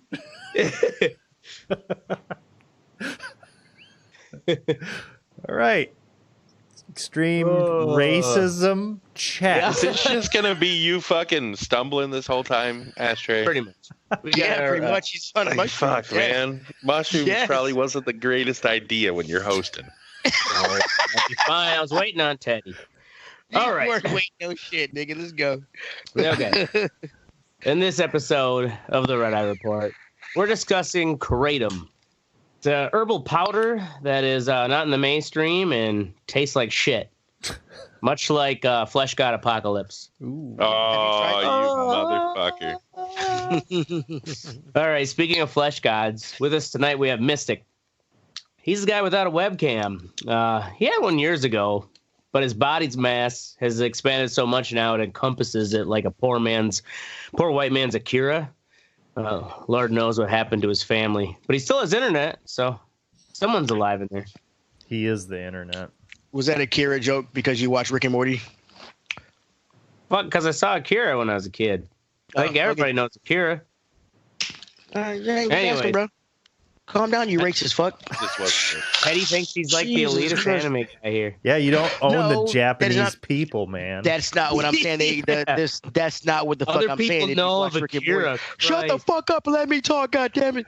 If you watch Rick and Morty, the new episode of this fucking thing, it was a lot to do with Akira. That's why I was. That's why I said it. Okay. Yeah, the new season just started. The first episode had a lot to do with Akira. That's why I was asking. All right. That's why I made the Akira joke. Allowed you to defend yourself. Are we going to continue with the intro? I know, right? I don't know why we're getting interrupted. By fucking Teddy. Dude, next to him, we have Teddy. All week, people have been coming up to him and congratulating him for getting back on his feet. And, oh, it's good to see you walking again. And, you know, you really should put your seatbelt on. Oh, it's a Kevin Hart joke. Fuck you. He's getting real tired telling people he's not fucking Kevin Hart. And Teddy still ruined it. He's still fucking right? You seen it coming a mile away. It's a Kevin Hart joke. Nobody tells me I look like Kevin Hart because I look better than that motherfucker. Okay? Just keep it moving. Probably 2 inches taller, too. All right.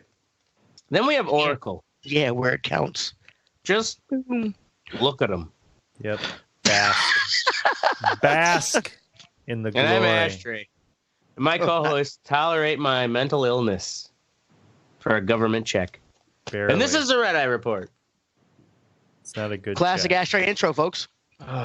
Right? Saw it here first. Yeah. Stumbling and fumbling for the masses. All right. I am the only one who takes notes, though. The masses. So, Kratom. You guys, all three of you never heard of it? Nope. No, but have you tried? You said it tastes like shit. Right. Never mind. It does taste like shit. It's like imagine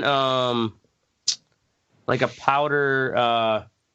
They describe it like taking a Lipton tea bag. If you were to rip that open and just like put those tea leaves in your mouth, like, you know, it's going to taste like a dirt, dirt plant flavor. What does this stuff do to you? It's a really fine powder. It actually, it has, it activates the opioid receptors in your brain, but it is not an opioid. It is actually, it's in the coffee family. Grows in Southeast Asia. It's a tree. And it has, it's full of alkaloids, which coffees are as well. And they take the tea or the leaves and they dry them out. The thing is, I guess it takes like 5 years for the tree to get to the point where it has the mitrogyny, I think is how it's pronounced. The powder that the leaves get turned into this fine powder. It tastes terrible. It doesn't mix very well with water. Some people just make a tea with it. A lot of people will put it in capsules. You can buy, the thing is, it's legal in 44 states. So it's legal in the sense that in a lot of states it's just like not regulated. So you can get it at head shops, where it's fucking expensive when you buy it in pill form. Like, you should really get it in the kilos, like all your drugs. So it affects the opioid receptors of your brain, but it is not an actual opioid plant. It's related to the coffee tree. It basically uses people use it for pain relief and inflammation. The thing is, the way it affects your brain chemistry is that with opioids, they're like pinpoint. The opioid receptors, they're not really just for opioids, but we've just called them that because opioid family of drugs like targets those receptors, like bam, gives you that euphoria and like your pain relief melts away. Problem with opioids is they go to the next region of your brain, which is the respiratory, and you have too much, you'll just stop breathing. Kratom, the mitrogyny molecule, just skips right past that part of the brain, doesn't do anything. You can't, in all the laboratory tests they've done, like you can get addicted, but it's addicted to like when you get addicted to caffeine.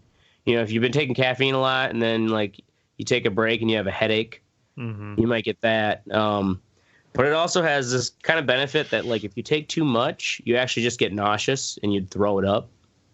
So you can't really overdose too much. You can't really, or you can't overdose. I mean, does your body void itself because it's in danger of it feel like an overdose, or does it just? Well, you take too much, you'll throw up. That's just okay. So they so haven't the body been won't able let you. to, and even like when they give high concentrated doses to lab rats and stuff, they haven't been able, like they don't die. Okay. And the lab rats will also, on kratom, they will they do the same test. You know the like opioid test where the mouse can push the fucking levers. Yeah, just give me some more fucking opioids. Yeah, where rats will get addicted and just keep hitting that lever. With the kratom, they would hit it, but they would never get like addicted or keep taking it. They believe because it's like if you take too much, you just feel sick. So you don't. What is this? Why would somebody want to take this? I mean, well, for pain relief. It's also a lot of people are using it to get off of opioids because it helps alleviate the withdrawals of opioids. And it's also part of the bad press it's got recently is because in some people it's shown up in their blood stream, but after they die or in an accident. But they also don't mention. They fail to mention that. The person also had fentanyl. They also had opioids, and a lot of times people who are on that point of using stuff off the street for opioids, they want to try something to get off of it. So they're going to be taking the tea, but they might lapse. They have a relapse where they go back to heroin, even though they had their fucking kratom tea in the morning, and then they overdose or get into an accident. The average user's age is about 30 to 50 years old. So it's, for the most part, it's used for relieving pain, but it also has kind of an alertness aid like caffeine. You don't really get jittery like caffeine, but there's 3 different strains that call them white. There's this one. There's white, green, and red. Red is used more for pain relief because, like, you take that, it does feel like almost like a Percocet, especially like when I have really bad sinus congestion. Like you can actually tried feel. All types? I think I have tried the green, but I can't remember. That might be considered an in-between one. Where are you getting this, by the way? A friend of mine brought some of my most recent bags up. Otherwise, is it not legal? It's illegal. It's illegal in Wisconsin, right? Yeah, but you can go to Illinois and get it. What about Tennessee? I'm pretty sure it's legal in the South too. It probably is legal there. I should have the list. Yeah, tell us what the states are, because I would like to try it. Inflammation is the reason that my hip hurts so bad. The arthritis is inflammatory arthritis, so I can't take NSAIDs, fucking ibuprofen, because of my fucking kidneys. Yeah, let me Google here to see this. But if I'll fucking take that shit. So do you take like pain? Can you take this pain would totally help you. You miss I can take Tylenol. That's it. This might that doesn't do shit. This might be it does if you take 10 of them. Tylenol. If you take 10 of them, it's gonna fuck my liver up, which I have a problem with too. So I can only take 4 in one day. Yeah, I got you. Which ain't gonna do nothing. It's barely fucking. On bad days, man, I don't care what they say. I will take a fucking. Travis says it's legal in Iowa. He thinks, and that. Speaking of Travis, I should just CBD shops. I should have it sent to fucking Travis. All right, red dot is where it's illegal. Wisconsin, Indiana, Arkansas, Alabama, and of course Vermont. Fucking Vermont. Vermont? Yep. That's weird. Aren't they pretty progressive? Oh, Rhode Island too. It's currently banned in the state of Rhode Island. What? Fuckers. There's pending legislation to make it legal. Rhode Island's pretty progressive also. That's weird. So what happened is that there's this recent, basically so the DEA is actually who decides what to schedule. Mm-hmm. Yeah. Any drug. Of course. What do we want to go after for money this year? The thing is the DEA basically uses the recommendation of the FDA. The CDC. So it was the CDC had reported that like 91 people had had deaths died with kratom in their system, but it turns out only 7 of those people had only kratom, no other opioids. The rest of them had fentanyl and other shit. Yeah. Well, it makes sense if they're people that are trying to get off of those things. Right. Exactly. And the 7 who only had kratom but no opioids, they also say the statistics are gathered, but we've seen those documentaries about coroner reports in small counties and shit. Right. Like how limited some of the toxicology results probably are. So anyways, there was this like 9 people in Sweden or something. It's caused this big news thing that got people aware of it internationally. Like 9 people died, and they all had taken this kratom. I think it was called like kratom kryptonite or something. Turns out it was kratom, but it was also laced with some other synthetic drug. And that's what fucking killed these people. The real problem is that some of these states where if there isn't because there isn't like federal what do you call it? Control like alcohol standards, because there isn't any of that, you can have these places where they make this think of those the fake synthetic marijuana, shit like that. They'll mix kratom in there with that too, Scooby snacks. Right. And you have no idea what you're getting. And it's like, oh, well, kratom may show up in when you die, but you also had all kinds of other compounds. Yeah, well, that's a huge industry in China. They have all these low-grade, like pharmaceutical kind of chemists making your shit like your aspirin. And they just tweak the they tweak it because it's not illegal in China. Now it's legal. Right, now it's legal, and then they send it over, and they're always like tweaking the shit, but it gets cut in with all the stuff. I mean, that's why fentanyl is such an issue. 30,000 people are dying a year in the United States from fentanyl. Yeah, that's what people insane. That's super trying to get off of opioids with kratom. And like if you go especially on Reddit, there's a whole subreddit just about kratom, and there's a lot of stories of people talking about how it changed their lives. People even like if I could get it on a regular enough basis, like it might, maybe Ashtray wouldn't be an alcoholic. Maybe I'd only drink when I go out. All right, well, let's not go that far. Way all right. out into the weeds. Yeah, That's not gonna happen. Dude, if this is a cry for help, I will fly up there and hang out with you, bro. Shit, aliens existing. I mean, really.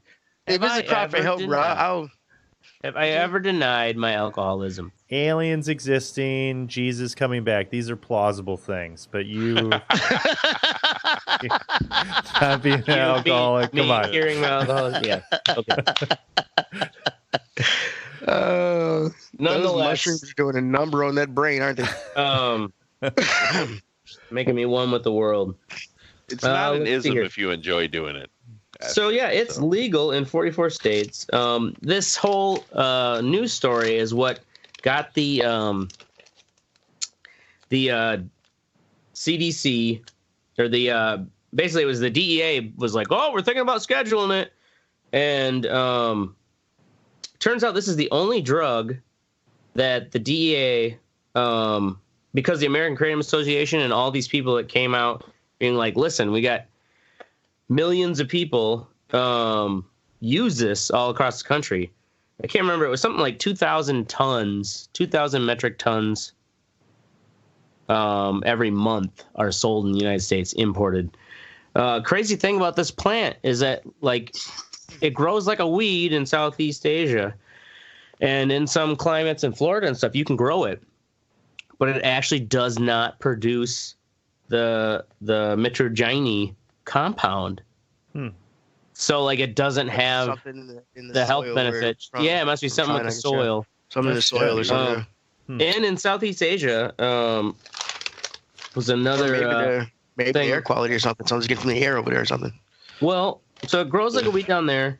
They also, in those countries, have put palm oil, instead of growing palm oil to sell that as a crop, a lot of them have starting to replace it with kratom, because I guess the real problem with palm oil is it just pulls all the nutrients out of the soil and just like wrecks the land, and then like nothing will grow there. Apparently the kratom trees, they grow like a weed, but they also they reinvest nutrients back into the soil, so they're self-sustainable in that sense. So I had a question. You said something earlier there, like it triggers the opioid receptors, but it's not addictive. Isn't that one of the things in opioids that make them addictive, is that it specifically triggers those receptors?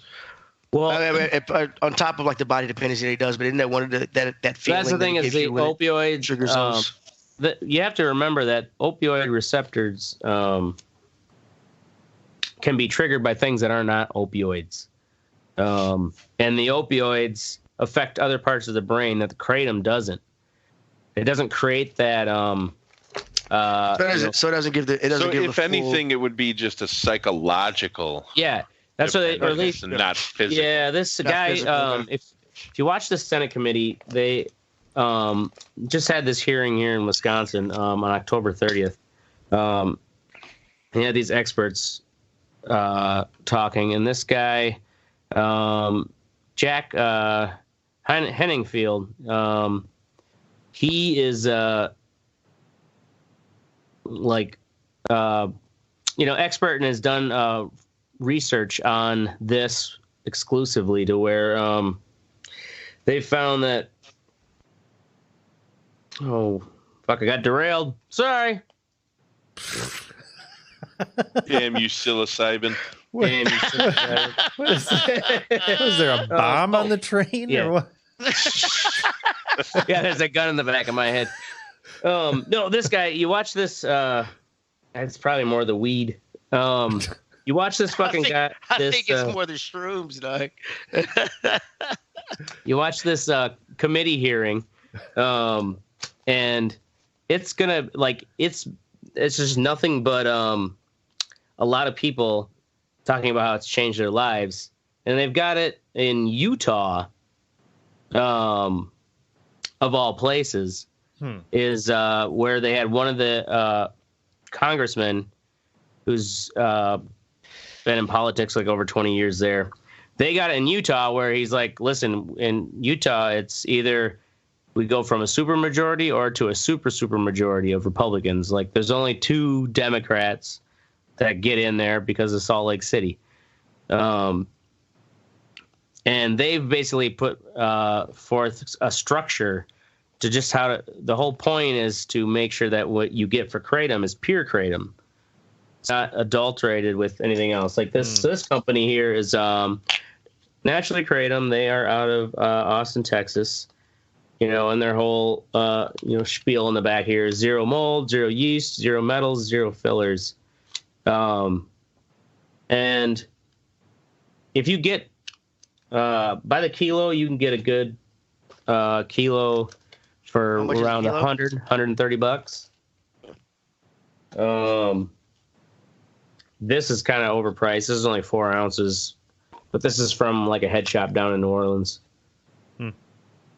$30. And how much do you take? You take about I say a good dose is I wouldn't go by half a tablespoon. I would look up something like else. 2 teaspoons, 2 teaspoons, 4 teaspoons if you want like a real heavy dose. And the thing is, it's like, I've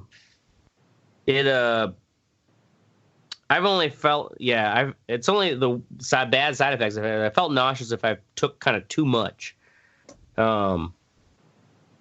But other than that, it lasts maybe like 4 tablespoons, 4-6 hours. But especially if you're suffering from inflammation, or like when the red stuff, when I'd have my sinus infections and I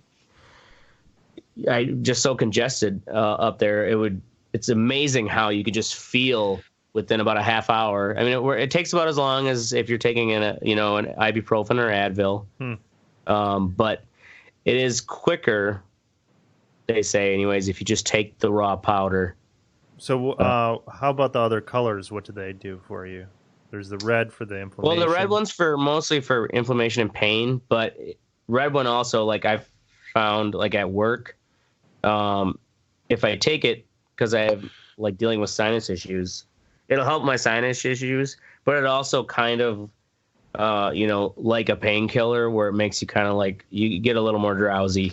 What's weird though is that the white stuff actually gives you, it's more kind of like a focus upper.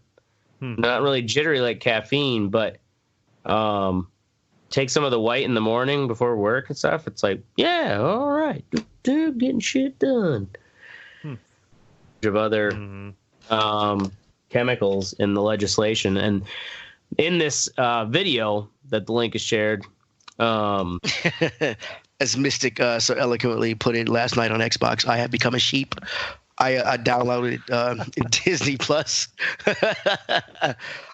It's awesome and scary how much shit Disney owns. The content is great. I mean, it's got a lot of stuff on there. I put it on my son's tablet tonight for him. His little kid thing is awesome. He loves it. The Mandalorian is great. I found a show. I'm a real big Jeff Goldblum fan, and they have National Geographic on the thing. Right. I saw that they own National Geographic. Yeah. And so and there's a show called it's like a life through Jeff Goldblum, according to Jeff Goldblum, whatever. He goes out and the first thing he does is sneakers, about why the sneaker culture is like it is. It's pretty funny. Yeah, if you like it, check it out. It's only $7.99. I've only got 2 streaming services. I got Hulu and I have this. So I mean, you have Netflix? No, I don't have Netflix. No. I didn't know it. I mean, I imagine if you have kids. I have my girlfriend's Netflix. I don't pay for it. You know. Yeah, I dropped Netflix a long time ago. But even for me, I mean, they have all the old Darkwing Ducks on there. The old Tailspins, cool. Like all the. I mean, they have a lot of old stuff on there. Go ahead. Do you have any of the issues that was in the news? You know, people are like, "Oh, fuck's not working." Oh, boo. Well, it did it to myself on my son's tablet tonight. It wouldn't let me log in for a little bit. I just left it alone. On my tablet, I got it when I came on the other day. It had aired out. It's like said couldn't get on, but it had the stuff at the bottom. So I just clicked on it and it let me right in. So I was like, okay, well. But it's awesome. The little Pixar shorts, I love those before the movies, and I haven't seen a lot of them. And I'm watching it with my son, and I'm sitting there like some of these shorts are so awesome and sweet. It's fucking awesome. I keep forgetting someone. I don't know if it's still valid, but I guess if you have Verizon, somewhere on the like if you go to the website, there's a link that you can, if you're a Verizon customer, you can get a year of Disney Plus for free. What? Yep. Oh. Well, and then it will just get rolled into your Verizon bill. Like it'll be a part of your Verizon package. Yeah, that's how they're gonna have to. They're gonna start doing that with all this shit. Yeah. Well, they have a bundle. Like I think my Hulu's like $11. I think I paid for like $12 for the Hulu anyway for commercial free. But they have a $12 bundle for Hulu, ESPN Plus, and Disney Plus. I don't even give a shit about ads. ESPN Plus, but I was thinking about getting it. Hulu with ads is what, $6? Yeah, Travis must have it.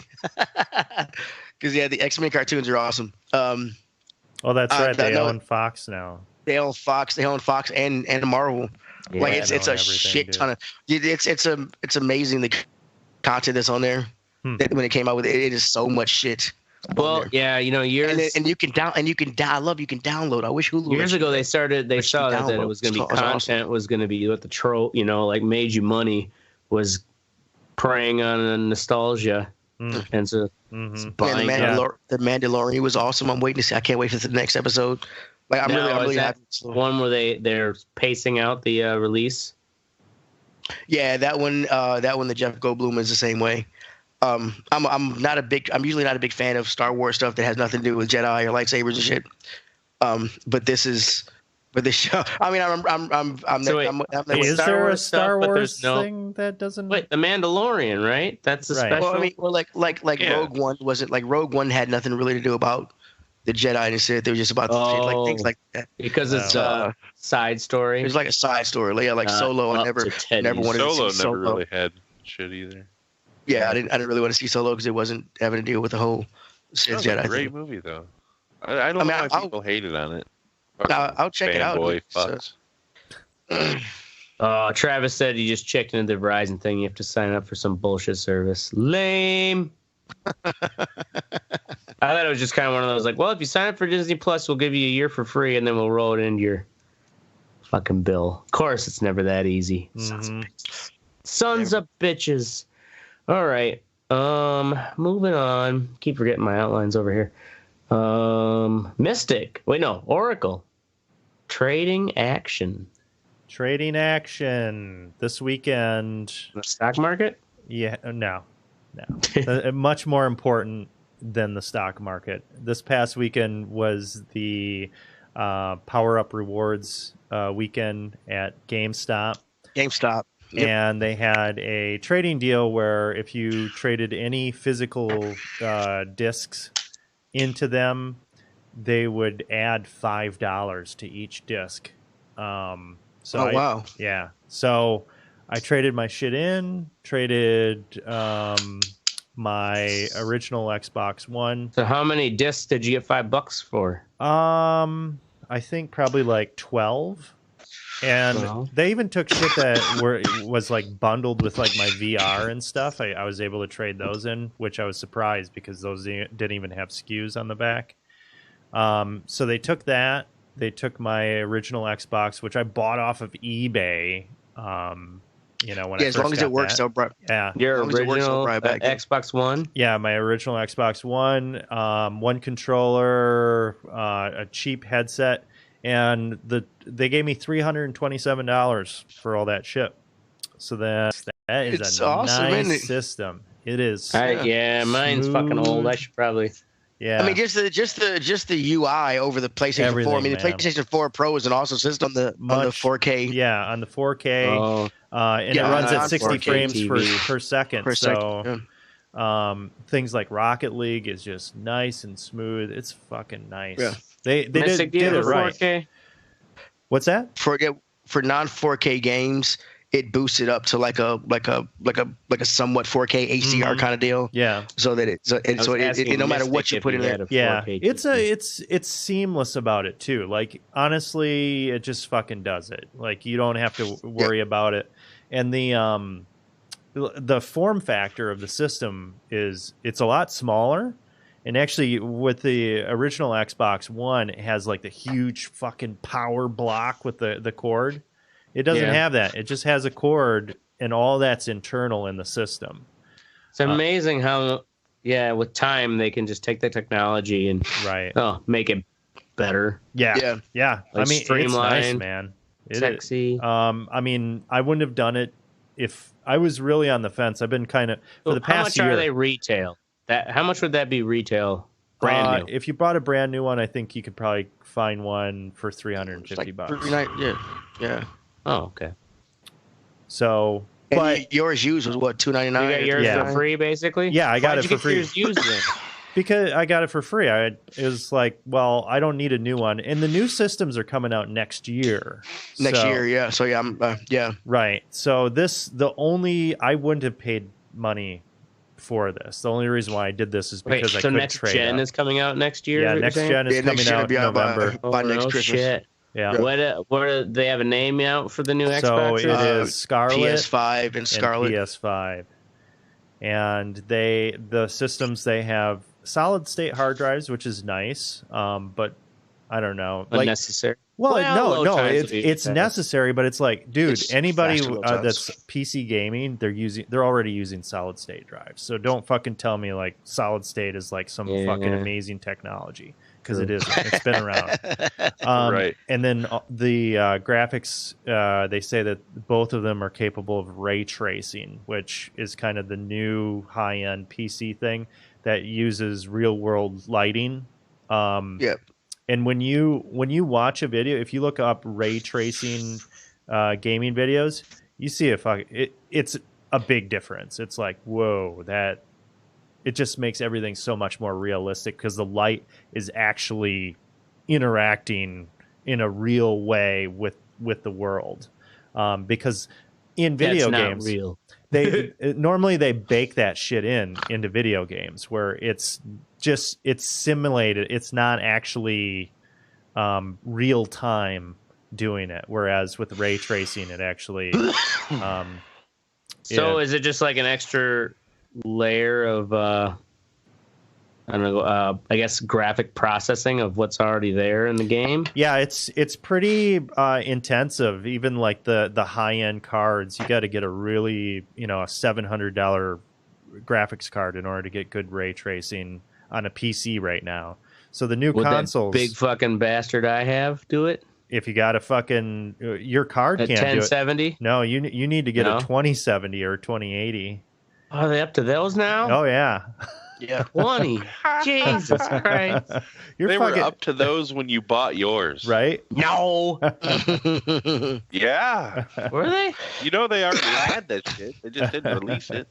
Right. I thought they were, you know what I mean? I bought the 1070 when they were at the 1080. I'm just saying, no, what I'm saying is they're developing fucking shit 4 times as advanced as what they have. You know what I mean? Right, yeah. It's not like they release it and then go, all right, let's start on the next one. Yeah. No, that shit's been in development for fucking 5 years.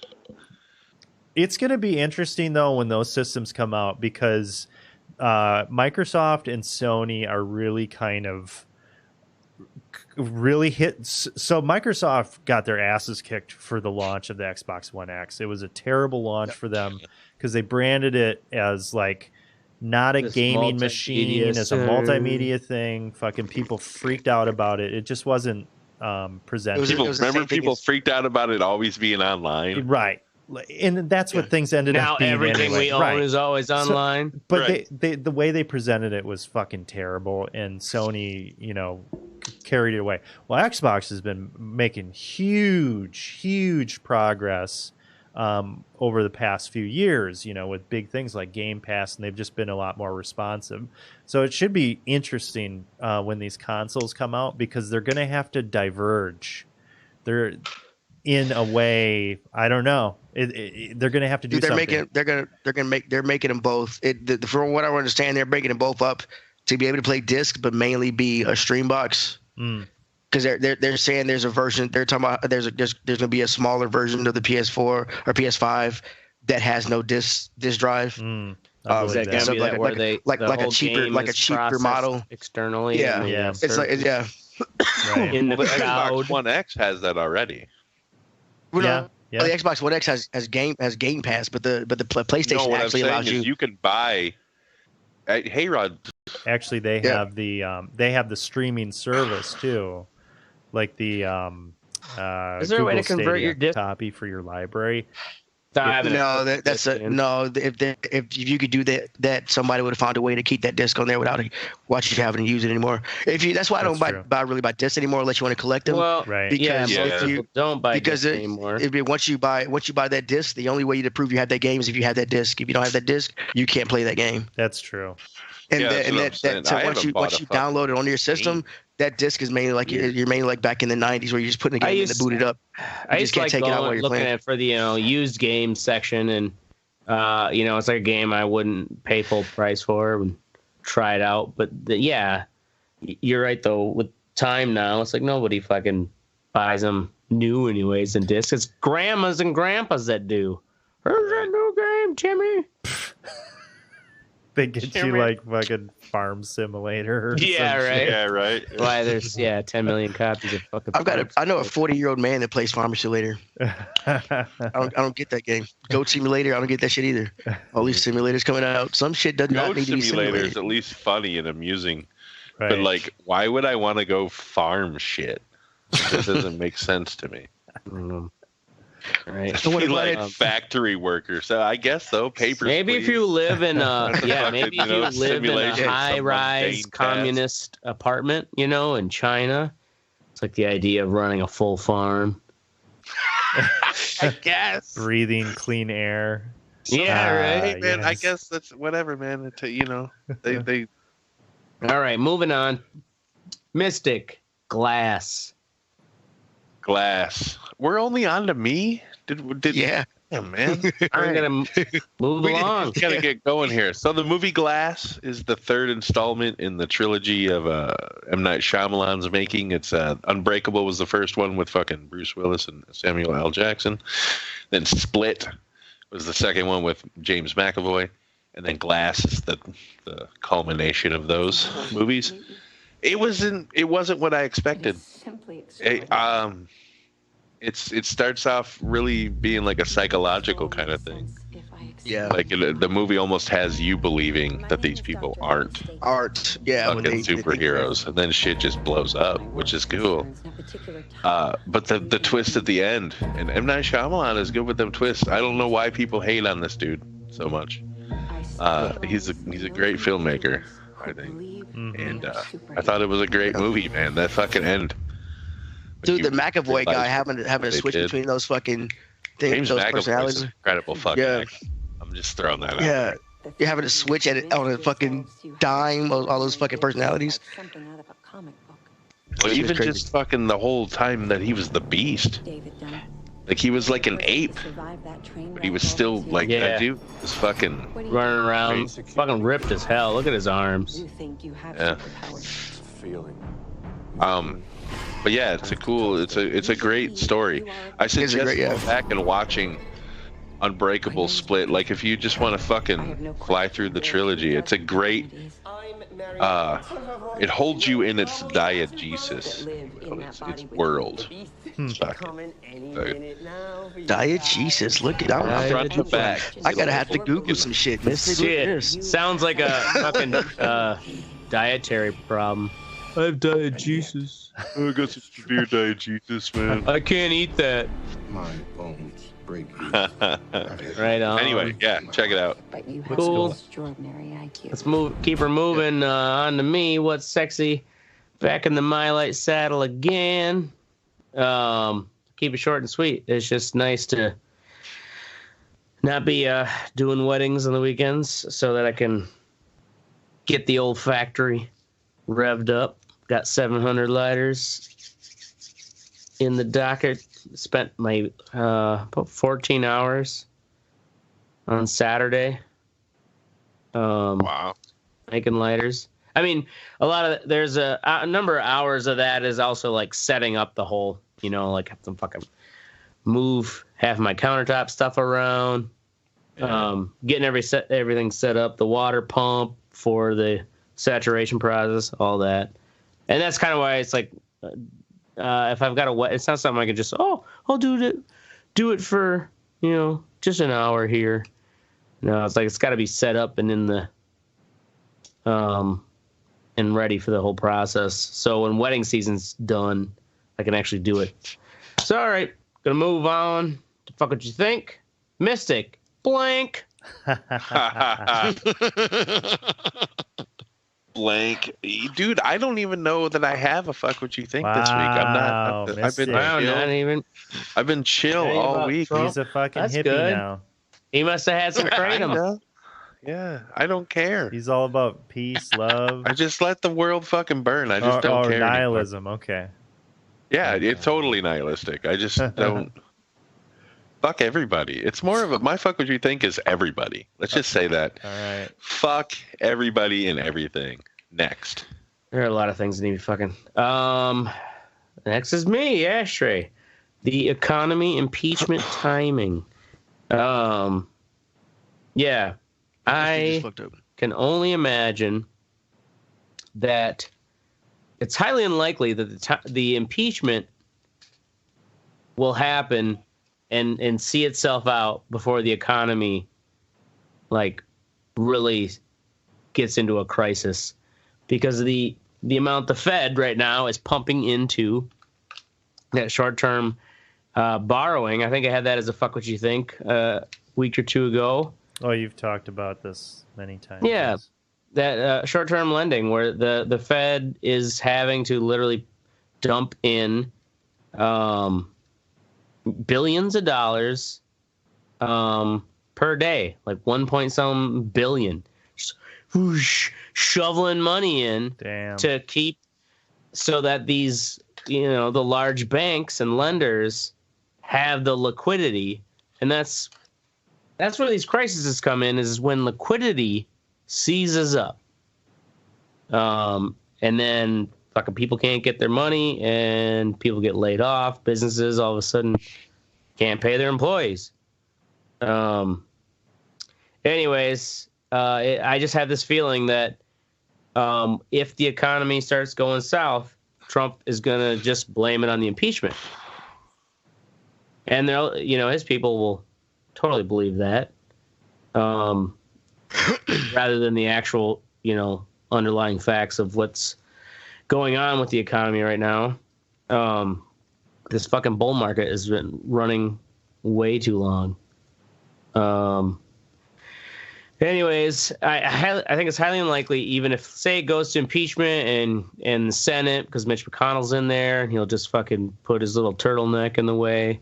And oh man, I don't agree with that at all.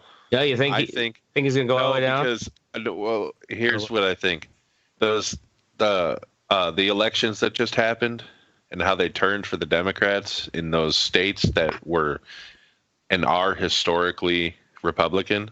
Yeah, I think Mitch McConnell, he's at an 18% approval rating in Kentucky right now. Oh, he's scared. And if it comes down to him getting reelected and Trump taking a fucking fall, Trump's taking the fucking fall. Oh, yeah. It's going to be like fucking Lord of the Flies. They're going to exactly. But if his constituency doesn't want Trump to take the fall, like, I think there's still got to... You don't give a fuck. He wants to get... You know what I'm saying? No, he does. He will give a fuck because he won't get reelected if his people... Oh, they'll still vote his constituents. There's no fucking way. There's no fucking way. Anyways, I just have this feeling that I don't know. It's highly unlikely. You're probably right. Yeah. I just think it's highly unlikely the impeachment scenario is going to finish itself up. Say it finishes up and it's like, oh well, we couldn't. The Senate wouldn't kick him out, just like it did for Clinton. And then now we got to move on. I highly doubt it'll be wrapped up to where then the economy all of a sudden starts to fail. He's gonna use that as his fucking excuse. Of course he is, man. If it isn't that, it's gonna be something else. Sons of bitches. He'll manufacture a fucking war, something. Yeah. No, we're looking at end times right now, gentlemen. It is. Keep that in mind. We are not. Although someone told me, the eternal optimist. We live in. The only dude who was in the military is the optimist in this fucking room. That's a fucked up room right there. Someone told me the saying "May you live in interesting times" is actually like, like a Chinese hex or something. It's like right, yeah. I'm sure they what did we ever do to you? Yeah, we do live in interesting times. But if you think about it, if you think about what we're in right now in the context of just even the United States and tumultuous times, the government's actually holding up pretty well for what the fuck is going on. So I think we're actually weathering this pretty well. I am interested to see when we have these fucking robot things that I keep on seeing online shooting guns. Yeah, right. Oh shit. When you watch the documentaries about what was going on during the Vietnam War in the 60s, You know, and some of those riots in Detroit and stuff like that, it's like, okay, because heck, even here in Madison, there was like weekly fire bombings downtown. Right. Yeah. Imagine if that was happening now. Yeah, right? People would not stand for it today. Oh my God. You know? And it's like, oh my God. End times. We'll be all right, I think. Anymore, so. Anyways, moving on. Teddy, talking politics. All right, so I work in what's considered a pretty affluent area of Nashville. And a lot of these people, we didn't have the same backgrounds, and I don't. It's the what do you call it, gentrified area? Well, no, it's not gentrified. It's just rich white folks. Ah, they got old money in Tennessee. Oh, it's old money. I see. Yeah, it's Nashville. Old right? money neighborhood. It's been like that. But they come in like this Kaepernick thing is in the news about him getting a workout with these teams, and a lot of these guys are businessmen, and they come in and they want to talk about it, and they so what's your opinion on it, buddy? I'm like, you know, I don't talk about stuff like that with guests and because with customers. So it's I'm like we didn't have the same background. We think differently, and like so many strong issues, or they want to talk about Trump or something. I'm like, or the impeachment thing is going on, and I'm like, really? buddy, I'm at. To you about that? I mean, yeah, because a lot of times because we were shorthanded. Dick move. Yeah, we were shorthanded, so I was like day manager and bartender at the same time. So I was behind the bar with these guys, and they just want to. And I'm like, I don't want to. You know what I'm saying? What you doing this weekend? That's kind of like a dick power fucking thing because they know that you were there and you kind of have to somehow talk along, right? Just put up a sign that says no politicking. Right. Politicking. No politicking or I'll kick you in the dickin'. Right. And then they will be like, well, I ain't talking politics, you know. I'm just talking about football, you know. What you think about that? I ain't here to talk about politics, you dumb crackers. Yeah. Happy? You want to press the flesh? Well. But like, what kind of a fucking dumb question is that? You're asking a black dude what he thinks about fucking... Yeah, about Colin Kaepernick. Kaepernick. Black dudes fucking standing up for black dudes. Right. Yeah, I like him. Cool. Colin's is that even that big a... You know, honestly, I saw that and I'm just kind of like... Responding, you're asking a black man. Really, it's one of the things I hear a lot is that he should just shut up and play football. It's just football. He said, do that stuff off the field. You know what I'm saying? That's not the place to do it, is what I hear a lot. Yeah, right. I'm like... Yeah, but if J.J. Watt goes out and fucking salutes the flag, right? Fucking Twitter blows up. Tim Tebow does his fucking prayer. Mm-hmm. Nobody has a problem. The only problem was he sucked.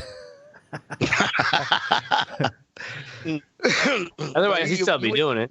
You wouldn't believe how many Christians thought that God took some time out of his day to help Tim Tebow. Didn't help him enough. Have the Broncos win. Where's your God now? All right, moving on. I don't like talking politics. The Oracle, busted controllers. Busted controllers. So my previously mentioned pre-owned Xbox One X came with a pre-owned controller, and I go to use it, and I'm like, what the fuck? The A only works like 9 out of 10 times. All right, this isn't good. So I take it back, and I trade it in, and I pick this one up, which is the same thing, except it's blue. And I'm playing Outer Worlds tonight, and I go to fucking open my inventory, and the goddamn button for the inventory doesn't work at all. On the new controller? On the brand new controller. Dude, get you one of these, man. Dude, what's that? That's the Elite controller, yeah. How much does an Elite go for? Right now, I think like $100 now. Damn. Maybe like 120. Okay. But Jesus Christ. They redid them. They're durable. You can put you got 4 paddles you can put on the back. Interchange. Are they made by Microsoft? Yeah, they're made by Microsoft. You have a couple of slots. You have a couple of the analog sticks that you can pull off. One's longer and has like a little thing. And I like using this for fight sticks. It's like a circle, but it's the directional pad, but it's like a little octagon circle. Yeah. And it's all magnetic. You can set up. You can remap any button to anything. The only thing I don't like about it is you can't remap the sticks. You can choose the pressure of the. You can choose the pressure of the triggers. It's really customizable. So how do you change? Like, if you want to change the pressure, is there like a screw that you turn on there or something? No, it's all in the console software. Damn, once you register with it, you go into devices and accessories. And if on your Xbox you go to any devices and accessories, it registers everything you have hooked up. Yeah, and a lot of the stuff you can go in and mess with. And this is how you go change like the fucking tension and shit through that, huh? Well, it's not the tension, is where it registers what you're doing with it. Or like how quickly. Got it. So like you want to barely have it set to you barely tap it in and shoot, you can do that. Or you want a hair trigger, it'll give you a hair trigger. Yeah, it'll give you a hair trigger. You can do the same thing with the analog sticks. Yeah, maybe just your sensitivity's fucked up on that button. I do hear that they're good for racing games for that aspect, though, because you can change how hard or soft you want your throttle or where you want it to go in. Your brakes too, you know what I mean? Yeah, I could definitely you can map any button to anything. It's awesome. You can make your start button the A button. It's fucking. You can map any button to anything. Shit. I mean, I keep on upgrading my controllers. I'm gonna have like a fucking huge mech suitcase full of controllers. Yeah, right. Buy this. It's an Iron Man suit. Shit. Yeah, I've got about 95 customizations. That's built-in catheter. Don't worry. You're right. Yeah, it's awesome. Hours of fun. I smell a commercial script. There you go. Yeah, right. The GameStop Iron Man suit. Okay. In all seriousness, go fuck yourself, Dover, Delaware. Dover. That's our show. We're going to be here every Wednesday night, maybe Thursday nights, 10 p.m. Central. Make sure you join the conversation. Oh, wait. Yeah, we're going to be doing Tuesday next week. Yeah, right. Next Tuesday. So we're not. You don't know that yet, but yeah, we're doing that. Anyways. Make sure you join the conversation at theredeyereport.com or facebook.com/theredeyereport. You can twiddle us, but nobody's listening. And Teddy has an Instagram. You've been tweeting? I've been tweeting. I tweeted some Black Power shit. Y'all don't have Twitter. You can tweet us at @redeye_report. Y'all put on a list. Man. At redeye_report. Look for that. Like us, share us, fuck us. We're down for whatever. I am the Ashtray. I'm Oracle. I want to go last. I missed it. And I'm Teddy. Oh yeah. Teddy, you should have made it more epic waiting that long for a stand-up. Well, I was gonna say the black man is apparently in charge of social media, so watch out, white folks. Hey, you can buy T-shirts, tank tops, and pop sockets on our website. Go to merch. the Reddit. Yeah, we've got merch. Hoodies. Can we do hoodies yet? Merch. I think I can make hoodies as well as an option. Oh shit. So yeah, I think I just gotta go in there and fucking start a new product or whatever. But yeah, check it out on the website. Get your own fliff. Boom. All right, fuck off. I'm going to sleep. What's the meaning of this? Captain. Explain yourself at once, Mr. Kenway. These thought we were simply passing the time with a bit of sport, Captain. How about you pass the time by doing your goddamn jobs instead? I wasn't aware I was paying you to loll about. A word, please, Mr. Kenway. Oh, I nearly forgot. There's your knife back.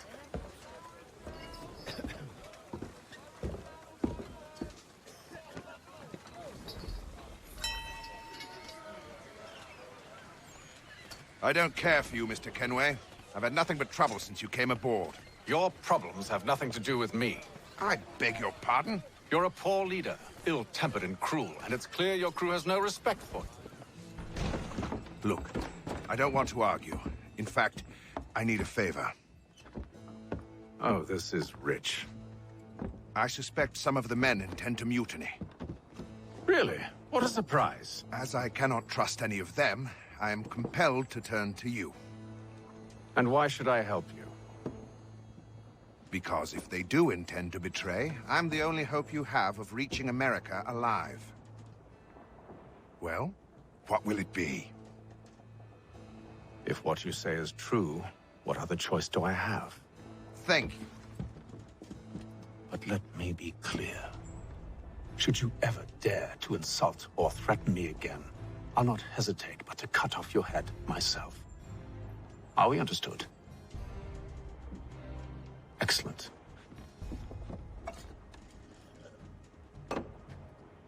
Good day.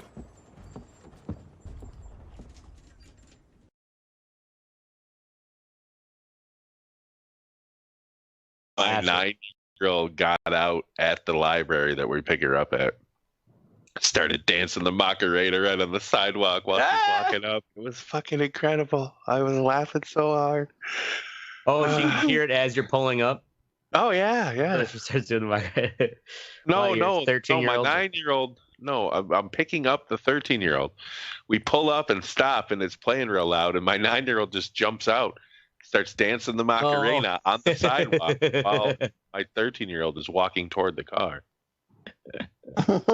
Funny. Well, you both laughed at her. I was laughing pretty hard.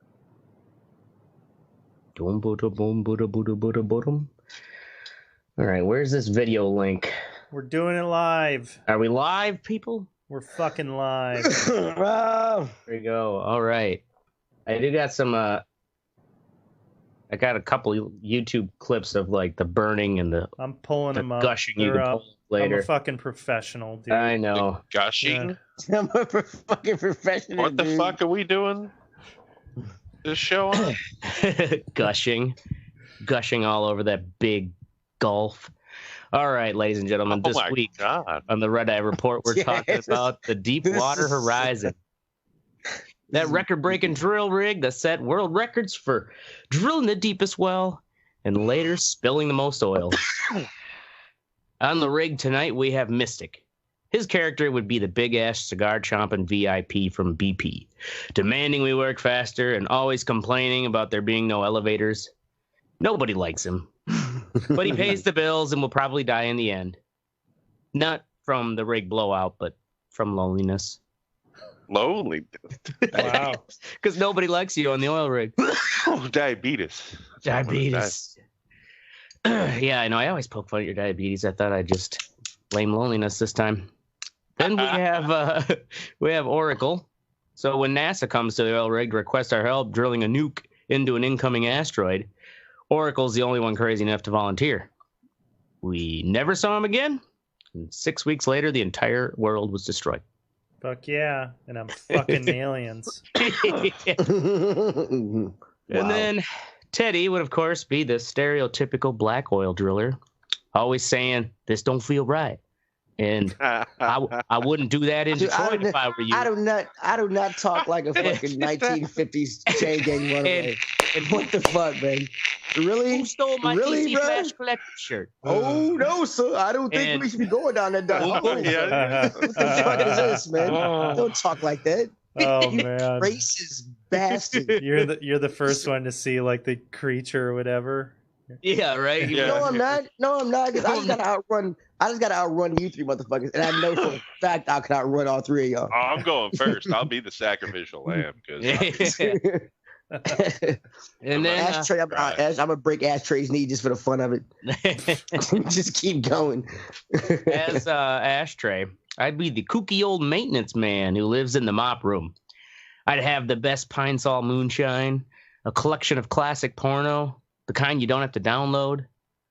Come to me for wisdom, and I'll just reply with perpetual ponderings that wander off into useless dribble about pork rinds and Miss July, 1969. And that's when you know the chloroform is taking hold. And this is the Red Eye Report. That's how good the moonshine is. I feel like that really isn't that much of a stretch for you to be that maintenance man. I mean, that's basically a dead-on description of you. Give me another 30 years. Yep.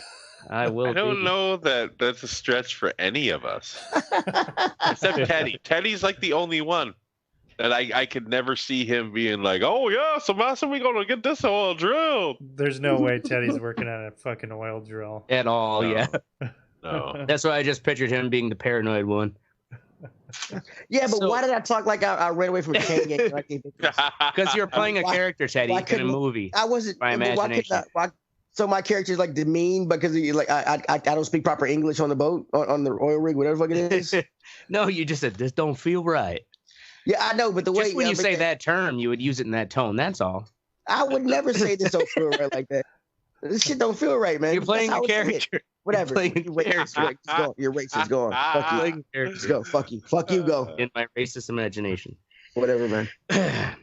All right, the Deepwater Horizon. You all remember that big old oil rig that, Mark blew up. Mark and Mark blew it up, right? Yeah, I actually have not seen the movie. Mystic has, but you can only remember Marky Mark's oiled up abs. That man makes me moist. So I guess I will say this before you I didn't know how many oil rigs there were until I took that cruise to Mexico, and I had to see at least like 15 or 20. It was like a shit ton in the Gulf of Mexico. Like there's a shit ton of them. Like there's a lot of them. Just like bloop, bloop, bloop, bloop. Yeah, they're crazy fortresses, and I always thought they just drilled. The oil rigs drilled down and to the crust of the earth. They hit oil, and then they pump the oil up and barrel it, and that's how they make oil. Well, it's actually the Deepwater Horizon is a drilling rig and not an oil rig. There are two different things. They look the same. Drilling rig is what comes down and drills, bores, and makes the actual well, and then they will seal it off. It's called temporary abandonment, which just means that they plug it, and then an actual real oil rig that comes later hooks up to it. They blow out the concrete plug, and then that's the rig that actually collects the oil and sends it out. So they're two different things. Deepwater Horizon was let's see here. It's built in 2001. It was owned by Transocean, and it was leased to BP. So there's three corporate characters to remember in this story. There's Transocean. They own the rig. BP is the one who's actually leasing it, paying Transocean to drill that well. And Halliburton, they're the ones who are basically another contractor to BP, like Transocean. They're the ones who handled the cement. So on the night of April, this is after 7 years of no time loss safety accidents, and they literally, I didn't know this either, but on that night of the explosion, they had a VIP gathering of top dogs for not only Transocean but also BP and Halliburton, and they're kind of having a powwow and watching really shitty PowerPoints about how great their safety record is. And this is April 20th, 2010, and they were already 5 weeks behind schedule. And this, keep in mind, the estimates are about $1 million a day to run a drill. And so every day behind schedule just costs more and more for BP. So they were... it sucks for the billionaires. Oh, yeah, I know. Well, yeah, they're losing so much money. It costs them, they're losing $1 million a day. They have it to lose. Their cost-saving measures screwed themselves after all the money they ended up having to pay after the accident. So we got this guy, Wyman Wheeler. He was the guy. He's like, I swear this something ain't right. Wyman Wheeler he sounds like the villain in a comic. Yeah, like a DC. It does sound like a villain name. Yeah. But actually, Wyman Wheeler was the one who was like, I swear this is leaking, because they do this pressure test to make sure that the actual plug is sealed. And this guy, Jason Anderson, who's the actual villain, he's the one who takes over for the night shift. And he's like, oh, it's all right. And the head honchos are there. So one of the, head honchos is like, Jason, you got this? And he's like, oh, yeah, man, go eat. I got this. It's all good. And so, just let him do the voices. And all of a sudden, they do the second pressure test. And Jason Anderson is just like, oh, that's what we call the bladder effect. That's just giving us a false reading. Where when the pressure is sealed, there should be 0 psi. This was reading. I just want to say, I've seen the first 10 minutes of the movie, and I swear to God, you just quote the movie. But go ahead. I don't know. I watched one of those. I watched one of those called a reenactment, National Geographic or disaster episode, but I didn't watch the actual movie yet. But I probably am paraphrasing the quotes. Teddy, you can't call anybody out on fucking paraphrasing a fucking article. Why can't I call anybody out on paraphrasing? Because you're the fucking worst at it. You're like, you read your Wikipedia or whatever, then it fucking breaks. You're like, oh shit, what's up with this thing? Yeah. It's not Wikipedia. It's always some website, not Wikipedia. Fuck you. Oh, okay. Go on. So, as the eat a dick, Oracle. as a oil well is drilled, so as they drill down, they actually follow the drill bit with steel pipes, and so once it gets down to the bottom of that drill bit is called the annulus. So basically, think of it like a straw in water. It's the opening at the bottom. The annulus has basically there's space between that and the drill bit, and what they have to do is pump this concrete. You want to laugh. I know. I'm trying. You're trying not to. Look at you. I'm trying to say it right. Annulus. I had to look it up how it's spelled because I just kept it right in analus. And, this is 3.5 miles down, mind you. Damn. And so, they can't see what they're drilling. It's like they're in the Earth's crust. All they can do, they're basically doing it blind. And they are hoping to think of it. I couldn't think of a better way to describe it other than think of a thin or a narrow dildo and a very big, wide pussy. And there's space around it, right? Okay. Well, to plug that up, you could have done a straw in a cup, bro. Why'd you have to go do it to a pussy? Well, because you have to describe something. You have to describe something filling in a hole, but not touching the sides, being centered. A straw in a cup. In a cup. Yeah, but hey, I'm talking about something inside the straw. The straw is the steel pipe. That's different than the bore head of the drill. The bore head of the drill would be what they then put in this. Basically, it's what they inject the concrete with. It has to be evenly spaced around the sides, so the concrete goes up and around the straw, i.e. the steel pipe, and seals it off.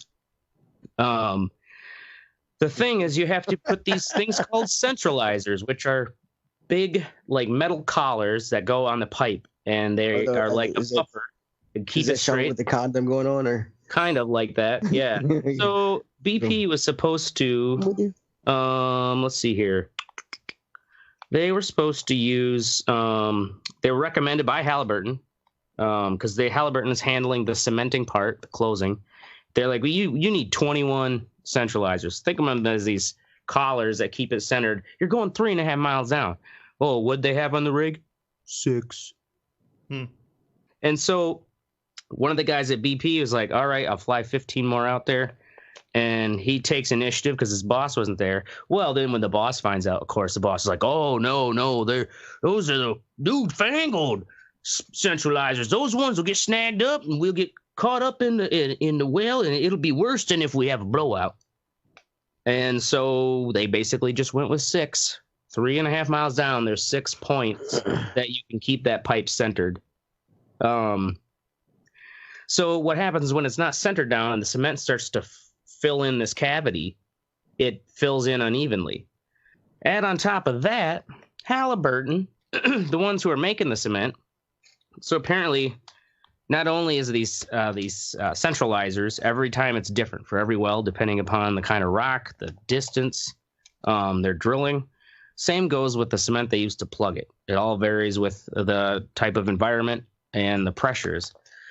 So because they were worried about the pipe being too thin, because they're already saving money by using too narrow of steel pipes, they nitrogenize the cement. Basically, they pump it full of nitrogen bubbles, just like a nitro beer. Problem with that is if you don't have perfect even spread of that cement, the bubbles all coalesce and start making channels. And those channels, then the oil just floods up to that, and that's boom how the explosion happened. This 1400 psi eventually broke through, shot up through the rig. They believe Jason Anderson, the guy who's like, I got it, buddy, don't worry, go get some sleep. Yeah, he's dead. And can we look at explosions now? Is that okay? Yeah.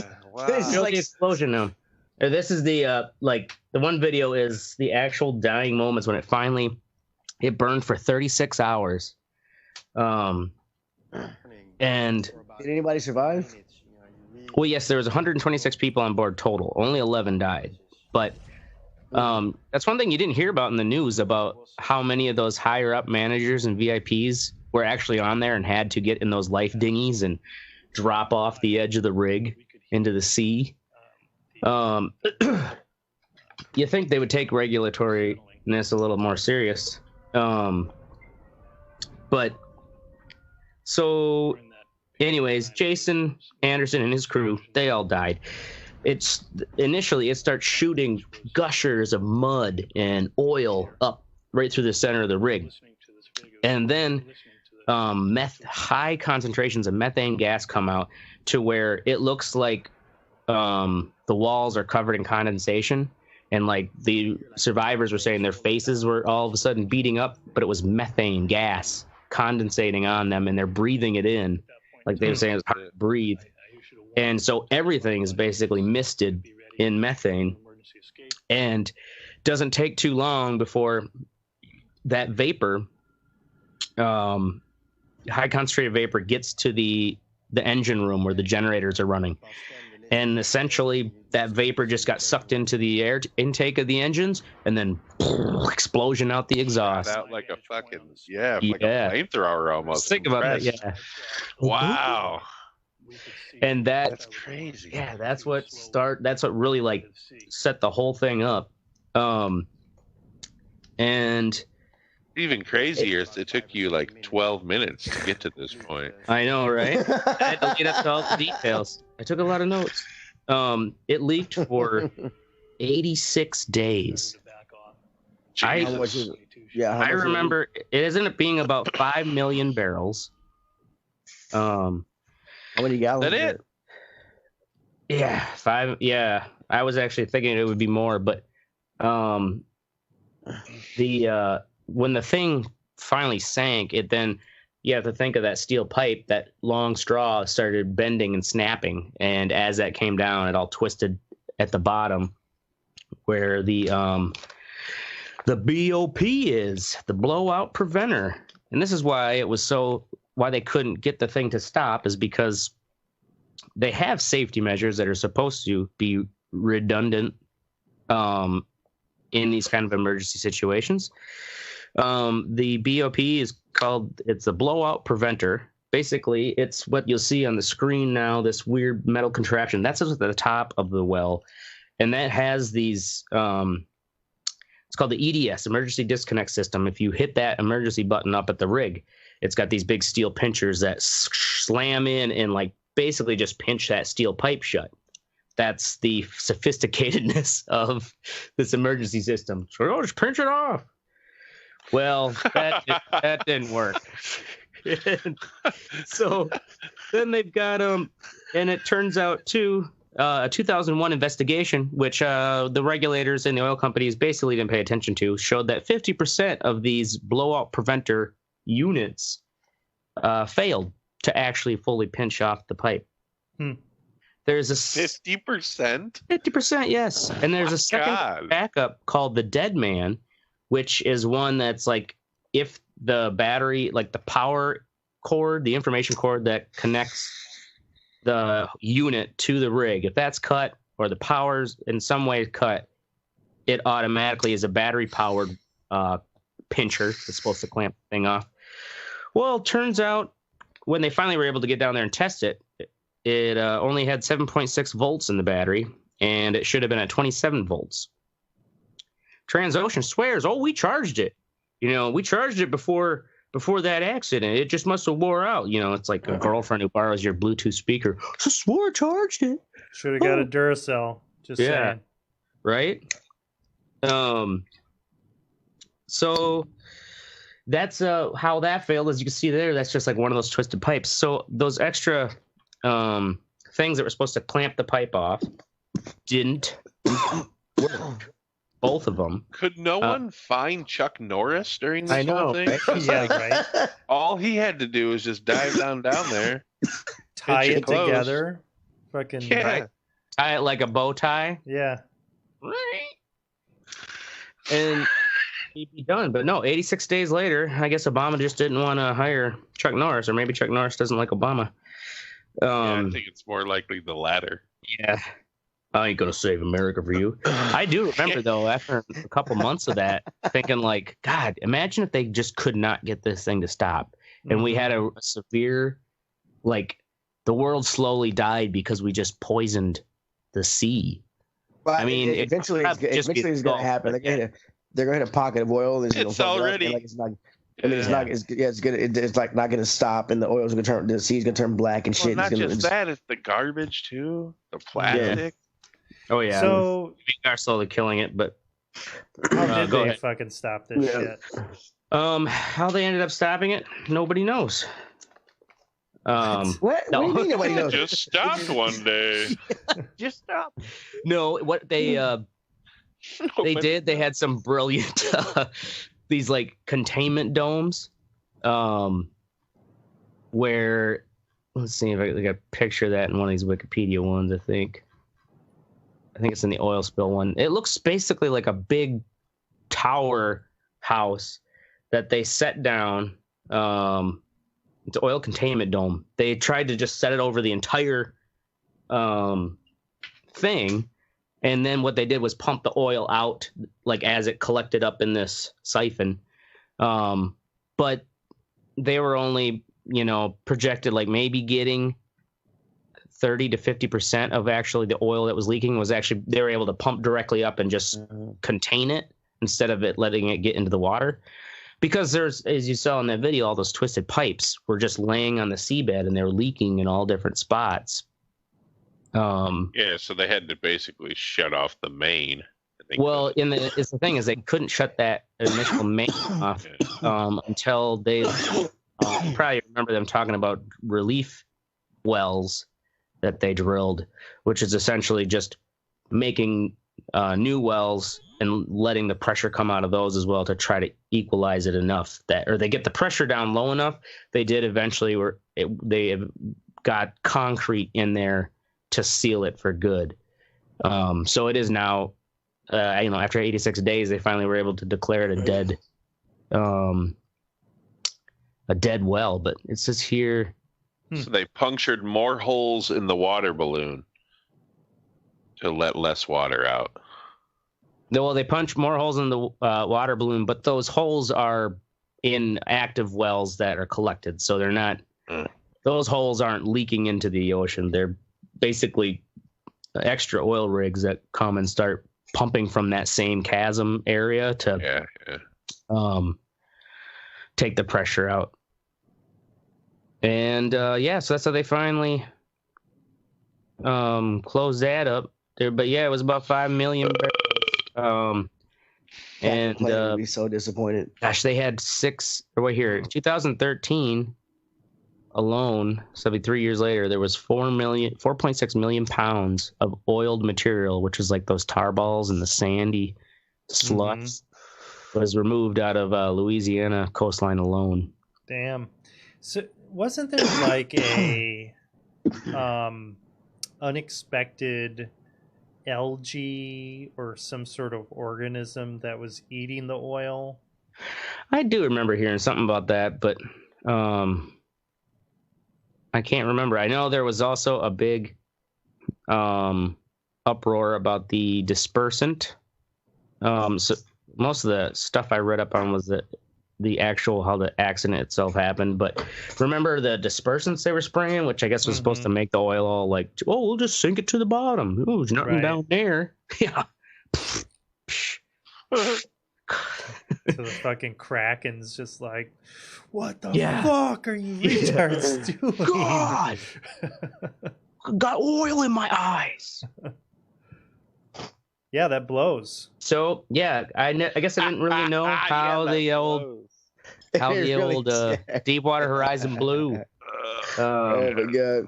And so it was not only they found it was BP's cost saving measures, but it was also Halliburton's shitty cement, and then it was Transocean's. Like Transocean was the one running the drill. So basically, it was a bunch of cheap ass rich white people. Yeah, Halliburton in their own laboratory tests. I forgot to mention that in their own they had, because every drill needs a different type of cement. They actively, as they're getting ready for this process, they have onshore scientists who work on the recipe for the cement that will be used. And they 2 or 3 tests, that cement mixture was failing where the nitrogen bubbles were forming channels, and they didn't tell BP. And then they eventually like, oh, this certain way of mixing it, if you mix it extra long, then it works. But the problem is that is like 3.5 miles under. You can't get down there to look at it. You can't send a rover down to like see, was it the cement that blew out? Like it's stuck down in the way down below the earth. No one will know. Wow. Oh, Transocean, their fault was the fact that the blowout preventer, that battery wasn't charged, and the emergency steel pinchers didn't even work. Somebody's using it to charge their fucking PSP. Yeah, right. Fucking piece of shit. This world is goddamn right. It was me. Yep, it was that black oil. That would be Teddy's role in this. Yes, sir. I was charging a PSP. How the fuck he did it earlier in the fucking intro made me sound like a 1950s. No, that was pretty good. That was pretty good. Got it. Guess what? I'm in a lifeboat playing PSP while the rest of the motherfuckers panicking. While the thing is burning, you don't give a fuck. The last scene. You would have taken a whole scene. All these people are dying and shit, and it just like fucking slowly fades out to Teddy playing his PSP in a lifeboat. Right. Yeah, fucking white. Take a whole lifeboat for himself. There's only 2 guys on this thing. Yeah. Yeah, should have been faster. I'm out. I'm surprised though that many people survived, but I guess they had about 5 minutes to get their asses off. Huh. So yeah, it's the Deepwater Horizon. Now we're moving on to the What's Sexy. We're gonna talk first with Mystic, Chappelle's new stand. Shit, great. It's fucking super hilarious. Fun. It's typical Chappelle. He just fucking kills it. He's such a good storyteller that he can basically say whatever the fuck he wants. Like Chappelle has a unique way of like telling you to go fuck yourself, and you thinking that it's the funniest thing on the planet. Yeah, it's pretty funny. It's just how it is, I guess. It's you. It's just you, the audience. Yeah. It's like, you are the worst motherfuckers on the planet. Trying to make you sons of bitches laugh. It was always good. Oh yeah, check it out. That's on Netflix. It's new. It's on Netflix. Yeah. Now, did he have a deal for like 5 stand-ups or whatever? Because he had like the 2 right out the gate, right? Yeah, this is the 5th one. Well, both of those were 2 hours long. They were 2 specials. So he's had 5 stand-ups that he's done. Oh, okay. And that's all on Netflix? Yeah. Yep. And then make sure you check out, it's called The Epilogue. It's after, like, it's under the trailers and more section of like when you click on the Sticks and Stones stand-up. And it's like he took that same that same act to Broadway, and then like had like a Q&A afterward, and people were asking him questions about advice for comedians and all kinds of shit. It's pretty funny.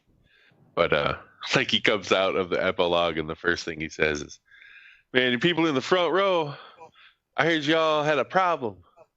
Some of you were paying like $800 to come here tonight." He's like, "That's fucked up, because 2 weeks ago I did this same fucking show in Atlanta for $60." He's like, "You could have flown to Atlanta, had something to eat, saw the show, came back, and still had a few $100s to buy some cocaine or some shit." He's like, "But no, you paying $800 because I came to this faggoty ass neighborhood or some shit. We call it faggot neighborhood." Oh, it's fucking great. He's like, "Let me get on with these pussy jokes then." He's like, the last time, or there ain't been this many pussy references in this building since Cats. Broadway. It was fucking great though. I like the Q&A section better because it's just him talking to people. He's still funny as fuck. He knows how to work a room. Anyway, check it out. Word. All right, moving on next to Teddy. Control. Yay! Control is a weird fucking game. It's a third-person shooter. The story is real weird. It looks like an Oracle type game. It's on Game Pass. I want to get this one. It is Game Pass. It is on Game Pass. Fuck no, it isn't. That's where I got it from. Game Pass? Yeah. Is it new? Maybe. I think you're high. Maybe you blew. You just about to say maybe I bought it. I am high, but I'm thinking maybe I did buy it. What? but I believe I believe check the Game Pass and see. I believe it's on Game Pass. All right. I mean, I checked mine right now, but it turned my camera off. What kind of game is it? I'm waiting for the footage. It's have you clicked on the trailer yet? Yeah, it's a third-person shooter. The story is real weird. You walk into this agency. There's an entity with you that's been with you from experience that happened in your past. Your brother's taken from you by the agency that you walked into. It's the thing about this game is I fast forward through a lot of story in video games. I'm just click because I can generally figure it out. But like this shit has made me want to watch. I mean, like this shit has made me want to watch the story because it's the cutscenes are pretty cool. Cutscenes are pretty cool. It keeps you guessing because it doesn't give you all the information. It makes you like, okay, I got to go over here to turn these on so I can get this going or whatever because you got to end the lockdown and shit. But they give you snippets of story just enough to make you get you to go to the next point. So what kind of is it a shooter? It is a shooter. You have a gun. It's called. They have these things called objects of power, and the gun you have is one of them. And the gun can transform into different forms. The agency building you're in is a shifting building, and it's under attack by this thing that they named the Hiss. It's a real cool, crazy, fucked up game. It is real trippy, dog. It's pretty cool though. I swear it's on Game Pass. Like I really want to look and see. It's not on Game Pass. The graphics are really good. But yeah, this is definitely on my radar. Remedy made this. So Remedy is the studio behind the Max Payne series. Is it on Steam? Yeah. Yeah, it should be on Steam. Yep. Mm. What are you playing? You're playing it on Xbox One X, Teddy? On Xbox One X, yeah. I mean, the only downside I have to say is when you load up the map, for some reason I switched my shit. For some reason down was jump, and I switched it to A. We want to change that shit. But the map, when you pop it up, it'll show you like the names of the main places you can fast travel to or go to, but the actual map won't pop up for a while. So you'll have to close it and pop it up or leave it up for a while until you can actually see corridors and stuff. But I mean the game is cool. It is kind of challenging because you have the gun plus you have you have powers and stuff that you can level up. Yeah, one of them's find it on Steam. Yeah, one of them's telekinetic. You can pick up shit and throw it at people, and you can stop rockets and throw back grenades, and eventually you can pick up people. But if there's one of the cool things I learned is if there's nothing around for you, like usually you can only pick up like a canister or something. But if there's nothing around, you can like look at a wall and like rip out part of that wall and throw it at people at the floor. It's really destructive, really interactive. Like it's pretty cool. Yeah, it looks really badass. I love Remedy. How they do like in-game TV shows and shit too. Yeah, like the part of the story is you'll learn like when you go to a new sector or whatever, there'll be either a projector or like a TV, and you go to it and click it, and like it'll be kind of like a slanted view, and it'll be. You ever seen Lost? Not available. Any of y'all ever watched Lost before? No. It's kind of like I remember the show, but it's like never watched. It's like it's like an old 1950 style informational video. Oh, but the video is actual people. It's not in the game's graphics. It's an actual guy with real people. It's actually pretty cool. I mean, the way they tell the story, you find out information about what's going on. It's real cool and engaging. And for me to like, I play a lot of video games, and for a game to do that to like have me sit through a cutscene, it's yeah. That's cool. For the first time, I've understood what you're talking about. No, I'm serious. Like you like video games so much, and I'm that way with movies. For a movie to fucking make me go, oh shit, that was really cool. It takes a lot. You know what I mean? Because I've seen a lot of fucking movies, so that's cool. Right. It does look like a cool game for sure. Yeah. Cool. Word. All right, moving on. Sorry. Oracle. I was mesmerized by this game. It actually is really pretty. We're moving on to shit that works and doesn't require a lot of effort. Yep. Shit that works. Like fiber shits. Fiber blast. Fiber blast. Fucking Jose Canseco's Fibroblast. Yeah. Fibroblast. So one of the challenges with the Red Eye Report is that we have like over 200, or we're at episode 249 as of this one. So whenever we have to make any changes to our website and how things are on there or where things are hosted and whatnot, it can be a big pain in the fucking ass. And I've spent, many a fucking hour, day, week, fortnight over the past several years. This is my dad. He's a carpenter, and he would be building, onto his shed. This is my shitty shed project that seems to never end, and is lewd and will probably get me arrested someday. Your dad must have wild shed. But I wasn't talking about the shed. I was talking about the Red Eye Report. But I found like a good. So it used to be the only good embeddable player out there, or one of the only good ones, was like SoundCloud.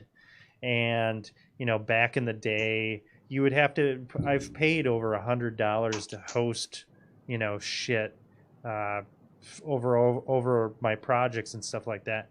And because computing, it's a lot cheaper. Storage is, storage for a show like ours is a fucking drop in the bucket nowadays.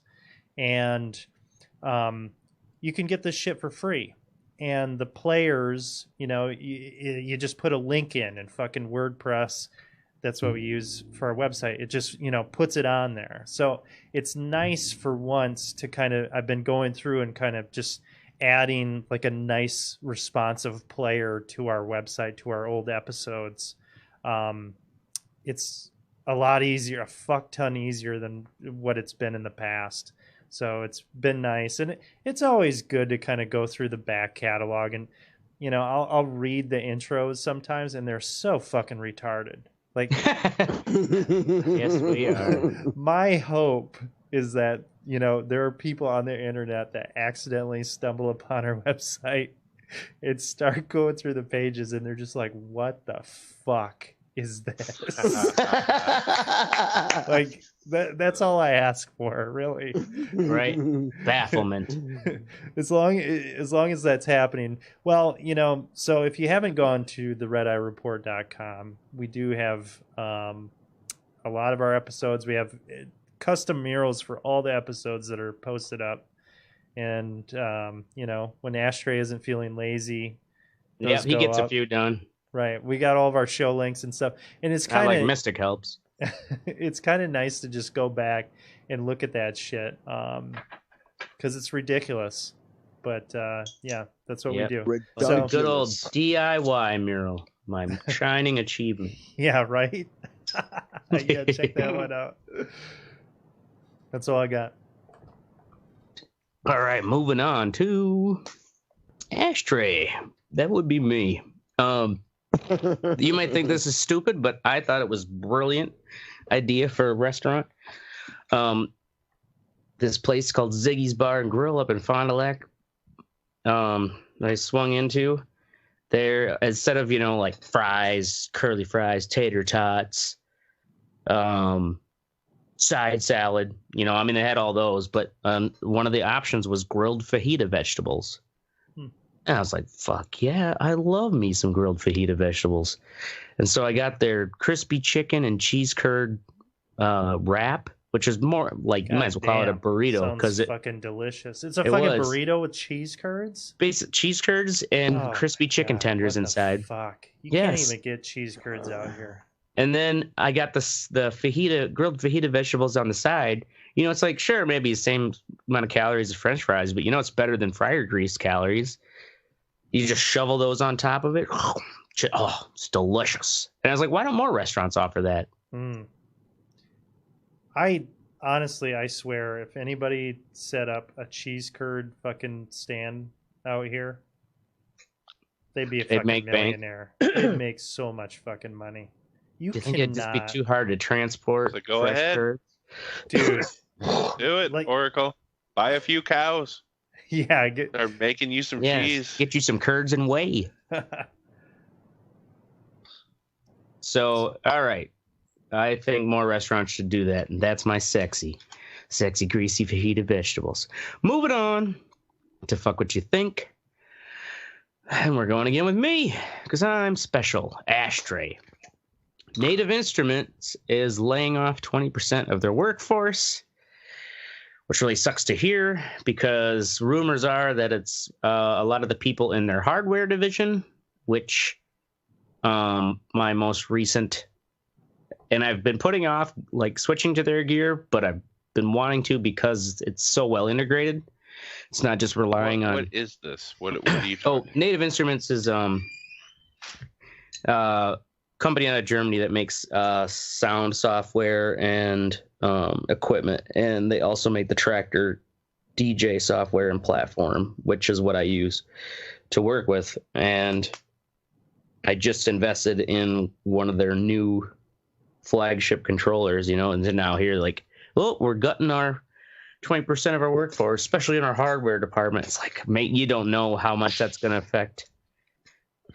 It wouldn't be so bad if I have to get a different controller, but if they start not supporting the software as much, it'll just be a real pain in the ass to try to switch over to something different. I'm too many years used to it. What is the name of it? Native Instruments is the company. It's a great name. Tractor Pro is the DJ software that I use. I don't care about that part. Native Instruments. That's a cool name. Yes. It's also a video game, Tractor Pro. They've been around since '96. Yeah, I bet it is. So yeah, this is, I guess, the biggest layoff they've had little minor layoffs, but any never information. They're just saying. Well, I think what it is they're trying to put their company in a position. I mean, there's a lot of these kind of employment rumor sites where people have been bitching that there's a disconnect. A lot of companies you'll get where it's there's a disconnect between upper management and the real people down here doing the work. And I feel like that is said in every single place ever. But employees don't say it out loud until after they've been laid off. Sure. That's just the nature of it. But rumors are that they're trying to position their company to be most attractive to be sold to a larger company. And one way to make your company look more profitable and increase funds is to actually lay people off. It's one of these dirty tricks that my crooked ex-wife bragged about, in the sense that I can't remember what company she had stock in, but she was like, yeah, they just laid off people. I'm like, that's terrible. And she's like, but the stock's going to go up now because they're not spending all that money on labor. It's like, but the people who lost their jobs. Nope, bitch didn't care. Any idea who would buy them? I'm not sure.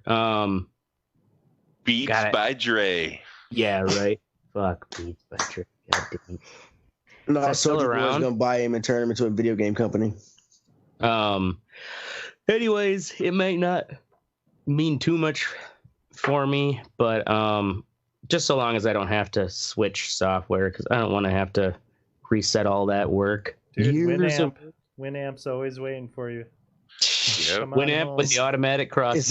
Is that still around? Homie. Dude, I use Winamp. Fuck yeah. Do you really? Is it still I around? use Winamp when I first DJ'd. Holy shit! Oh yeah. I didn't know this shit was still around.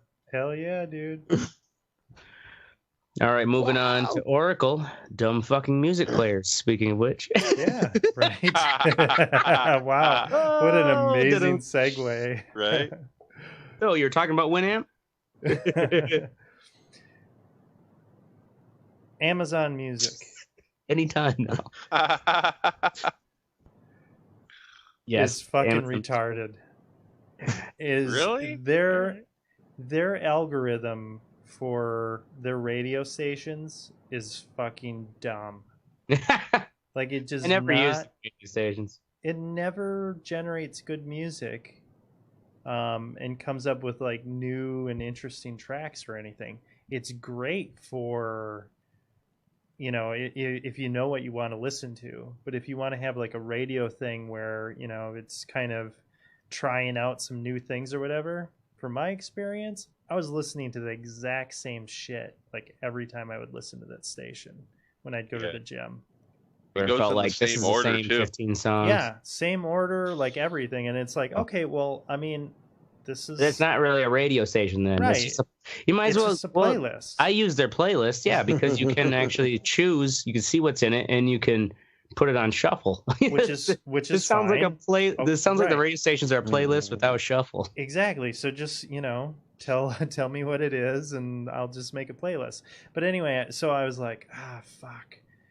What's Pandora up to, these days? I haven't used them. And so I fired up Pandora, and I've got Pandora on the Xbox, and just they're like the first one that I remember, that actually had like the algorithm with the thumbs up and the thumbs down and shit.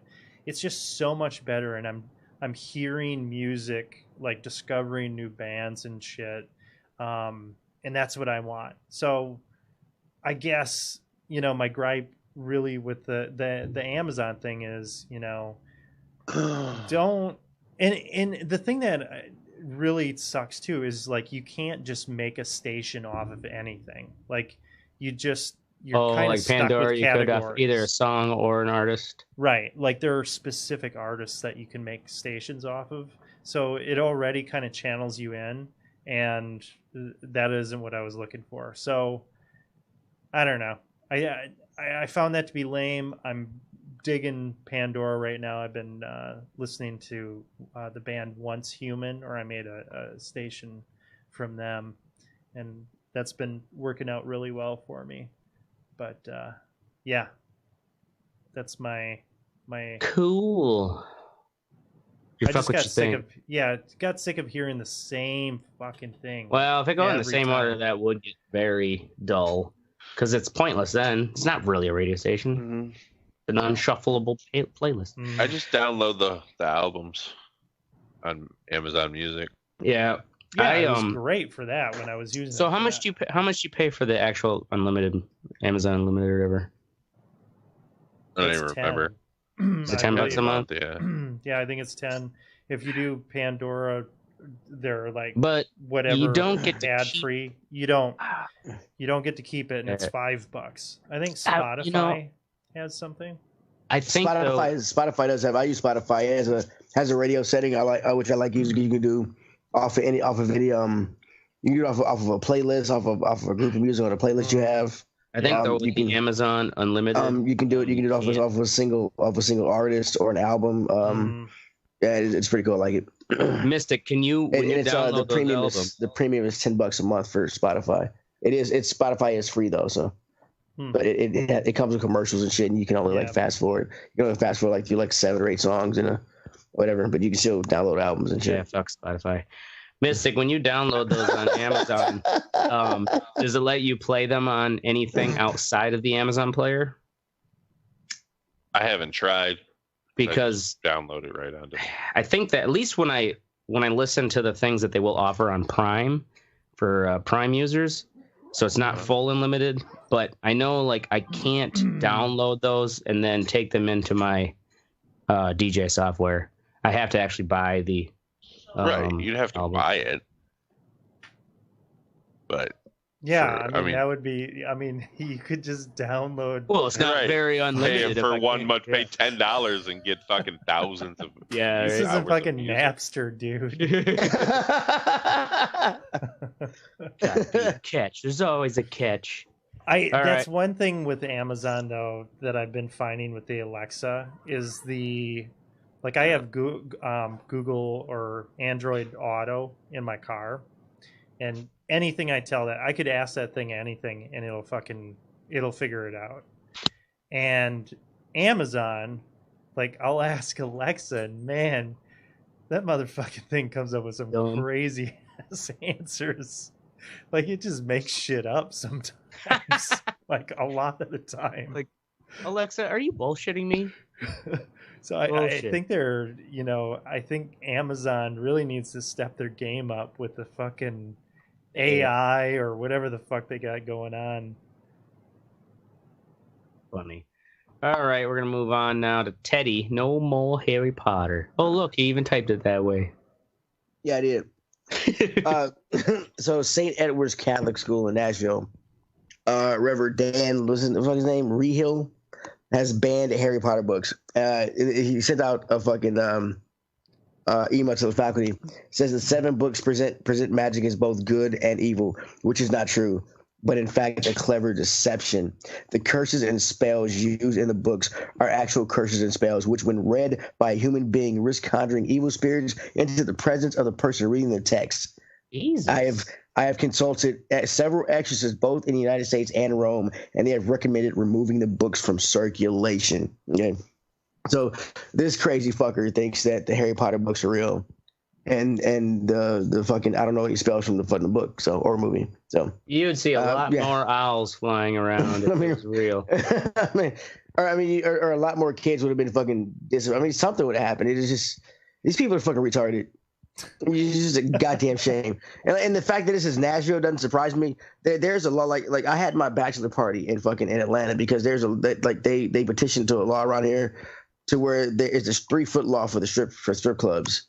There's now a barrier to where you want to I feel it's more degrading because you have to ball up the one or whatever you're gonna throw, whatever tipper and chuck it at her instead of putting it behind the ear or whatever and letting her come and get it like you used to. Nope. Ball it up and chuck it at it. So now you're trying to see if you can hit the bitch in the left nipple or something. It's more like a game, and I feel like it's more degrading. But they call Tennessee the Bible Belt, the buckle of the Bible Belt, and this shit's just retarded. Goddamn fucking stupid Catholic retards. Goddamn retarded Catholics. I've been to the Vatican out of walk. So are they saying the Vatican is against it, or is this just some local nut? No, this is just some local nut, and they But the superintendent is it's his school. He can do it if he wants. It's just books and shit. It's cool. Just let him. But this is what happens. This is what happens when you don't let guys fuck. All right, just sit at home. Goddamn Harry Potter. Okay. This is true. If God wants you to be born without a dick, all right, just use it. Okay, it's fine. Jesus Christ. We're gonna go on to now Mystic with violence. I think Mystic there. Oh, he left. His battery died, didn't he? No, I'm here. It's just everyone decided to come downstairs and talk while I'm trying to do this. So anyway, 2 days ago, I think it was 2 or 3 days ago, this woman was shot on the corner of 51st and Capitol because they got into a fender bender. Damn. And argued, and then someone in the car that I don't know who it was, if they got hit or did the hitting, decided to pull out a gun and shoot this lady. Wow. How old was she? Teaching her kid how to drive. I don't fucking know, 50 something, whatever. It doesn't matter. It's the point is that somebody got shot over a fucking traffic. Yeah, while teaching your kid to drive, that's I would never want to drive then. I was fucking 16. Violence in these cities is fucking ridiculous, and I'm sure it's not just Milwaukee. It happens in every fucking big city, and it's stupid. Pull out a gun over some shit like that? Come on. Yeah, on a lady too, though. Right. Yeah. Amazing. It's like you'll have people like that where it's like, where is your conscience? Jesus, who raised you? Right. Teletubbies. That's it. That's all I wanted to say. Yeah. Teletubbies are the devil. Goddamn Teletubbies taught me to pull out my gun to solve situations. Are y'all being racist again? Is that what it is? Is it going to be? That was my hillbilly, okay? We're making fun of Teletubbies. No, Jesus, you're so sensitive. You were doing hillbilly. Oracle was being racist. I see that smirk.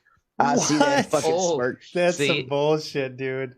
That is some severe bullshit. Let's go. Wait till my turn's in 2 weeks. We're all racist, Teddy. We know it. As white people, we can't help it. It's our nature. Goddamn. So, crackers. in all seriousness, go fuck yourself, Myrtle Beach, South Carolina. That's our show. We're going to be here every Wednesday night at 10 p.m. Central, maybe Thursdays. You can check us out during the conversation at theredeyereport.com or facebook.com/theredeyereport. You can also twiddle us, but nobody cares and nobody uses it. So twiddle the air. Otherwise, like us, share us, fuck us. We're down for whatever. I am the ashtray. I'm Oracle. I'm Teddy. I'm Mystic. And this is the Red Eye Report. Yeah, I was like, what are you waiting on? Jesus Christ. You're like a Tennessean. You're just so slow. Fuck. Yep. It's hot in here. These people are so slow down here. I hate it. It's Jesus Christ. Oh. All right.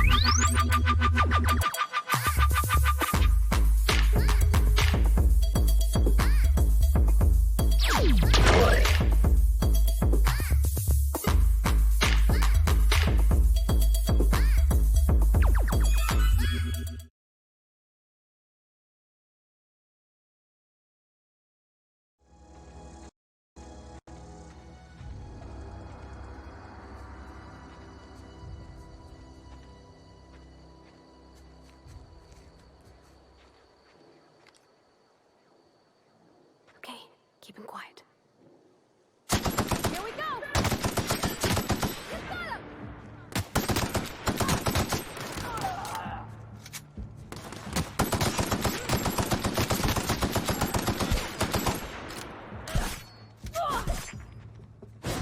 got him!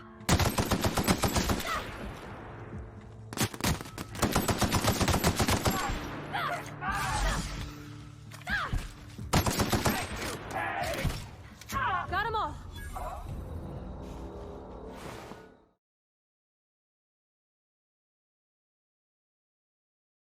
That even be a story that she had a Because you big tell toe. dumb stories. That dumb? Really? I tell stories that are that dumb. Well, every once in a while. It depends on my perception. All right. Well, we're live. In here. Are we? Yeah. Shit, I don't even have my fucking I figured that was a good time to start. Awesome, buddy. Ashtray, Jesus, put your shit in here, man. All right. Eddie's fuck what you think is gone. I'm changing it. That's why. Oh. You're gonna like this, and trust me. Did anyone read the intro? No. I Good. try to not. It's gonna be a good one if I can pull it off. All right.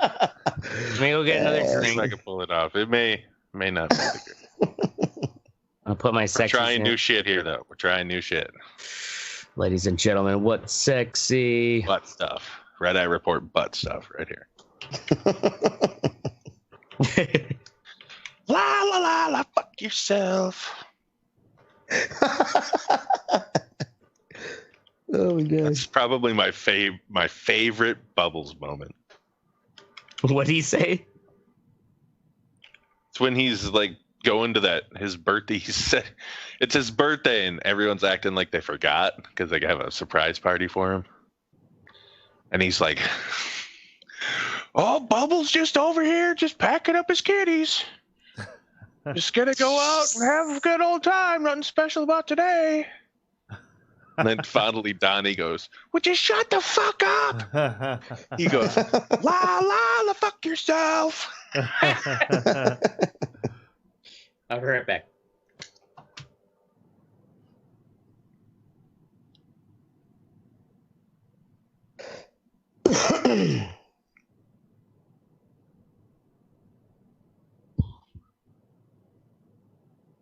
Is that like you're on Everest? You're in the line to see the top of Everest right now? Mm-hmm. Who's in the line? Or you're holding up the line is what's going on. Yeah. From what I hear, dude, did you see the John Oliver episode about that? Holy fuck. What? He did an episode about the fucking Everest. Oh yeah, I saw that. Yeah, line and shit. Yeah. Because the Sherpas have made it so easy that it's not challenging for anybody. Oh. You just have to climb. Yeah. You just basically so there's a glamping on Mount Everest, basically. Yeah. All right. Pretty much, yeah. All right. Yeah. They have like fucking But I'll find a picture for you so you can see these shit. I'm listening. So really, it's not even like an accomplishment anymore. People are like, "Oh." Can I strap a shower to 4 Sherpas' I don't know. backs? Maybe. It's like taking a fucking multi-meat shit on the back of a Sherpa. There you go, Oracle. I sent you a picture, buddy. Multi-meat. Can you guys hear my fan? Just last night. No, we can't hear you, fan. Oh, good. I don't want to see. Skype must be filtered. Yeah, just keep it on. I don't want to see. Keep it on. I have it. Yeah, we don't need to see you sweat that much, dude. Torturous. Anybody that saw that video, they're just like, Jesus Christ. Look at that guy. Well, yeah, it's not as hot as it was then here now. That's true. It's nice right now. 74 or something. Thank fucking God.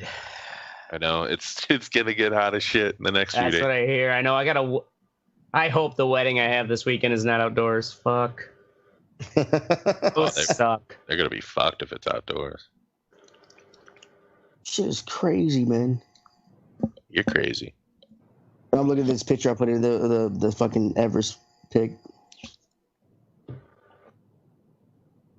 Bump. Ba-dum-bum-bum. Was the 3rd of September. Good? We doing it live? Yeah, we're doing it live, man. We're our live, I believe. Yep. All right. Fuck it. The day our biggest fan is our biggest fan. Died. Ba-dum-bum-bum. Oh, yep, she's here. Stephanie McCullough. Bam. Hey, Steph. She's our biggest fan. I thought Travis was our biggest fan. He's not here, though, is he? Fucking traitor. I thought Dean was our biggest fan. Who's Dean? Some loser. Jimmy Dean? Yeah, Jimmy Dean, man. Jimmy Dean. All right, here we go. Do it. Cookie, by the way. That's all I'm going to say.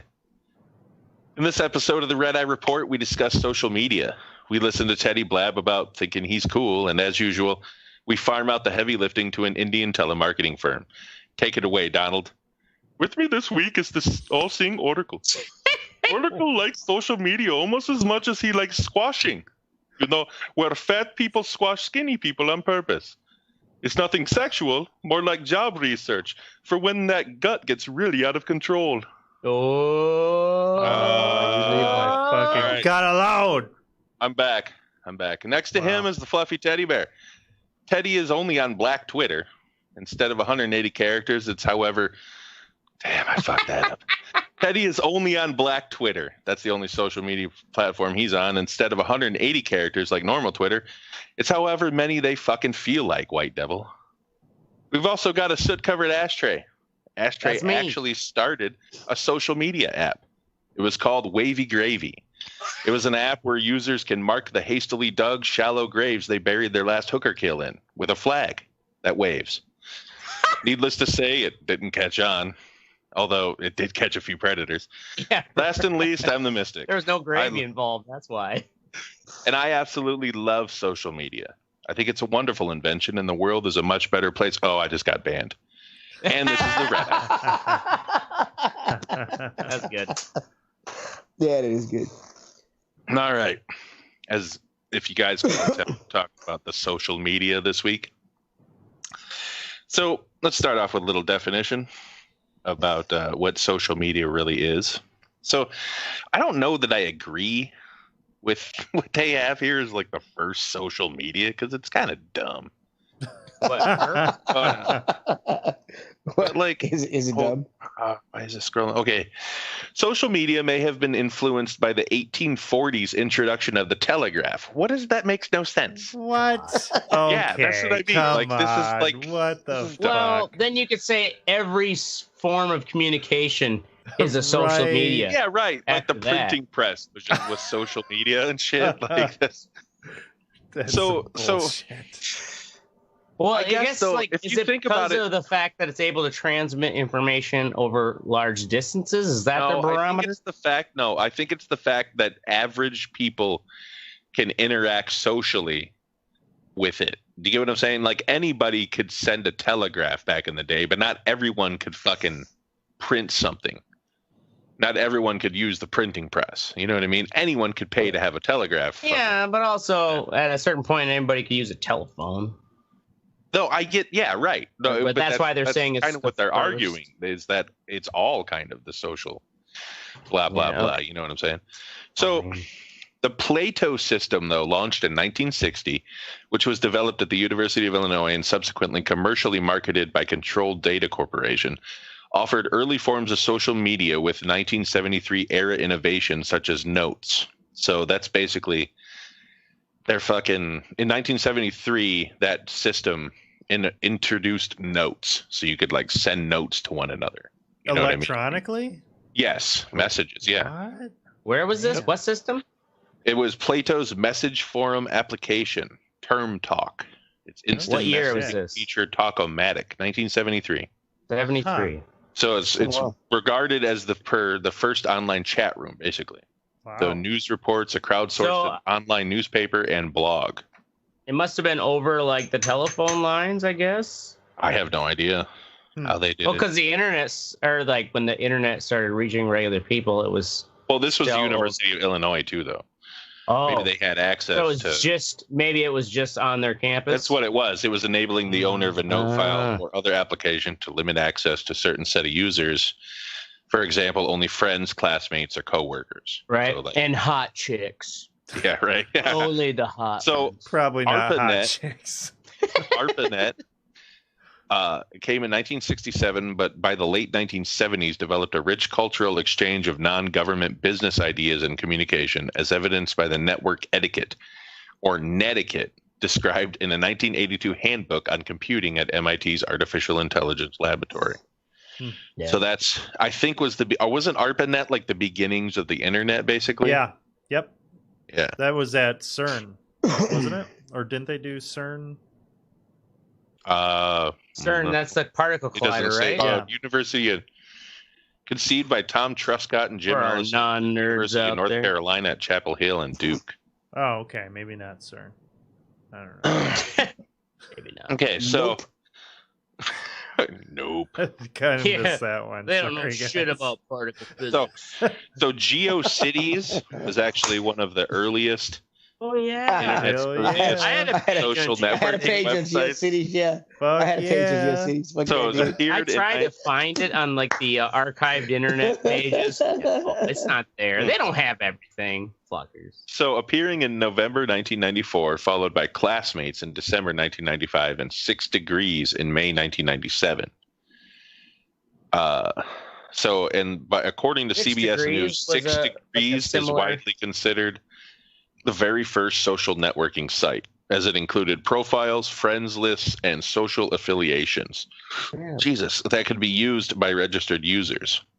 So it was similar to a GeoCities, but after GeoCities? Yeah, it was a different thing. It was Classmates was the next one that came out, and 6 Degrees was the one that took it to a whole new level with profiles, friends lists, and school affiliations. Interesting. Yep.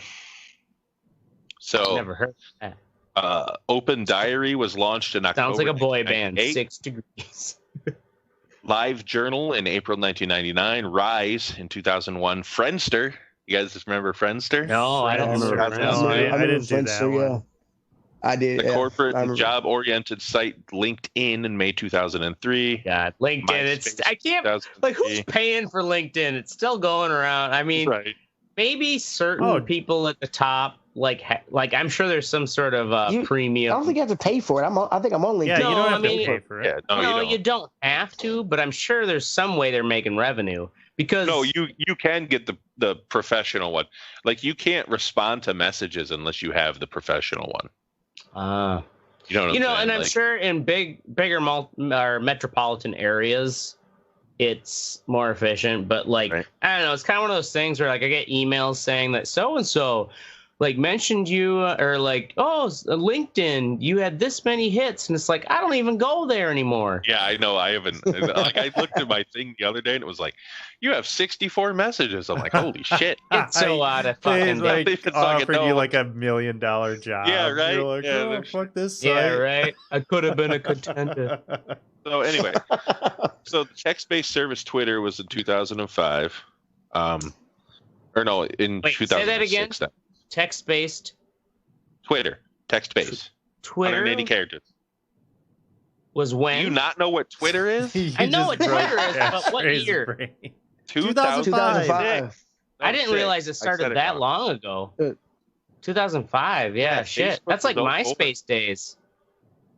Okay, so social media professors, I guess, have social media experts, whoever the fuck that really is, broadly agree that social media includes the following 13 types of social media. So there's blogs, business networks like LinkedIn, collaborative projects like Google Plus and shit like that, enterprise social networks, forums, microblogs, Photo what?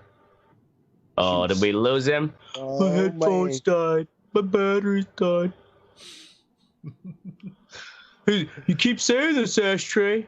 Why? Because it keeps happening. Keeps fucking happening. How long was I out? What's the last thing you heard? About 10 seconds. Photo shoots.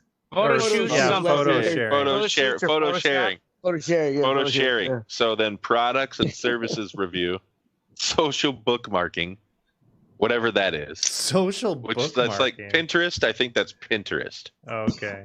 Where you have you know what I'm saying? Yeah. Social gaming, which I'm sure I don't know anything about it, but social gaming. Yeah. Well, other than Xbox Live, I mean. Well, yeah. Well, Xbox Live, the PlayStation. I would assume it'd be any sort of Yeah. Shit. Social gaming. Farmville. Anyway, social networks, video sharing like YouTube, and virtual worlds. Oracle knows a little bit about them virtual worlds. Yeah, he does. Yeah, boy. Brown chicken, brown cow. So it's a web 2.0 internet-based application. Blah, blah, blah. We all really know what they are. What I need to talk to you about is your Lord and Savior Jesus. Yes, Christ. your Lord and Savior YouTube. Yeah, right. We're gonna look at YouTube, Facebook, and Twitter. Is this a heart-to-heart conversation, which actually Dad? Aren't the biggest ones. Are they not? Really? Well, Facebook is, and then YouTube. Mm-hmm. But Twitter's way the fuck down on the list. Good. Yeah, right. It's 11th in terms of users. So Twitter has, just guess. Okay, anyone guess how many users in that they have as of July 2018? 36 million. 36 million? Yeah. Million? No, I bet you they have probably, let's say 2.2 billion. 100 million. I'm that guy who's gonna guess too high and the price is right. Oh no, you were almost exactly right. What? Really? 2.27 billion. Wow, bam! Yeah. Wow. Free. That's right? So it's 2,270 million. That's 2.27 billion, right? Not dumb. Okay, I just want to make sure. YouTube, guess. Teddy? Almost as much. I'm gonna go for if it's the top is number one. Is it number 1 or 2? It's 2. It's number 2. Number 2, I'd probably say about 10 billion users, or like between 20 and 7. That isn't how math works, Facebook at 2.27 billion. How the fuck is it number 2 at 10? How high are you? I'm really high. Wow. Oh man, I really wish that would have been on the price. I'm just gonna read them off. 1.9 billion. YouTube has 1.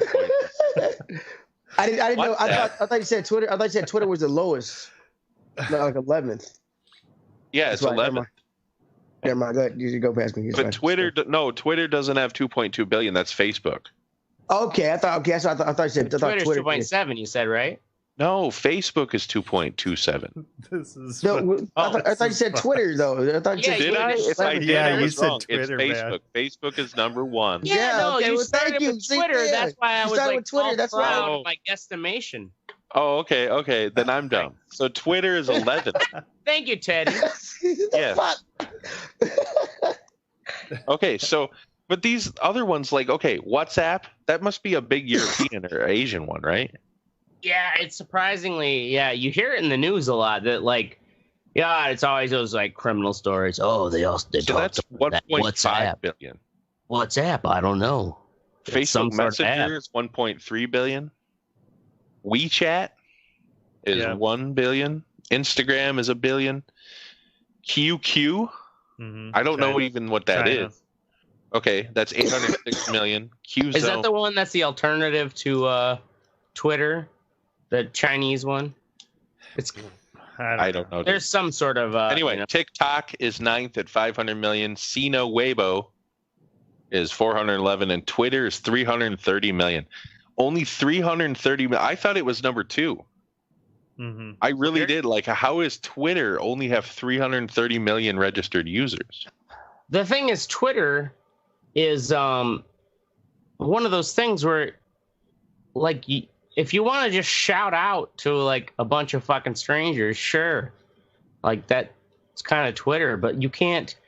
I don't think you can share. You can share links, but you can't really share like. You can't put pictures or albums up. Yeah, you can put pictures, videos, but you can't do you can't do like albums and shit. I don't know. I tried Twitter. I get videos for sports 10 off there years all the time when it fucking started, because they said it was the new greatest thing, and honestly, I was like, this doesn't make any fucking sense. Like, what's the point? Well, yeah. Also back then though, it was like not every celebrity or politician had a Twitter account. But now I'm at that point where it's like, I don't need another social media profile thingy to like, heck, it's hard enough for me to keep up and like post things for My Light's Instagram. I have a personal Instagram that I probably haven't used for years. Why? Because I don't give a shit. But for my business, it's like, okay, I gotta post pictures. All your Instagram is like stalk chicks. Is that apparently that's what all what? All Instagrams are stalking chicks? That's all now Ashtray's ears perked up. He's just like, whoa, yeah, right? I haven't been using it right. You can link it to Wavy Gravy. They're just checking out somebody's pictures. Like, look at her pictures. I'm like, what? What are you stalking this chick online? I'm like, I don't use. Apparently, I have one. Like, I was alerted to it while I was on my trip. That I have one, but I never use it. But everybody I've seen uses it. Yeah, because apparently I have one set up. I didn't know it, so I bet you I couldn't log into it.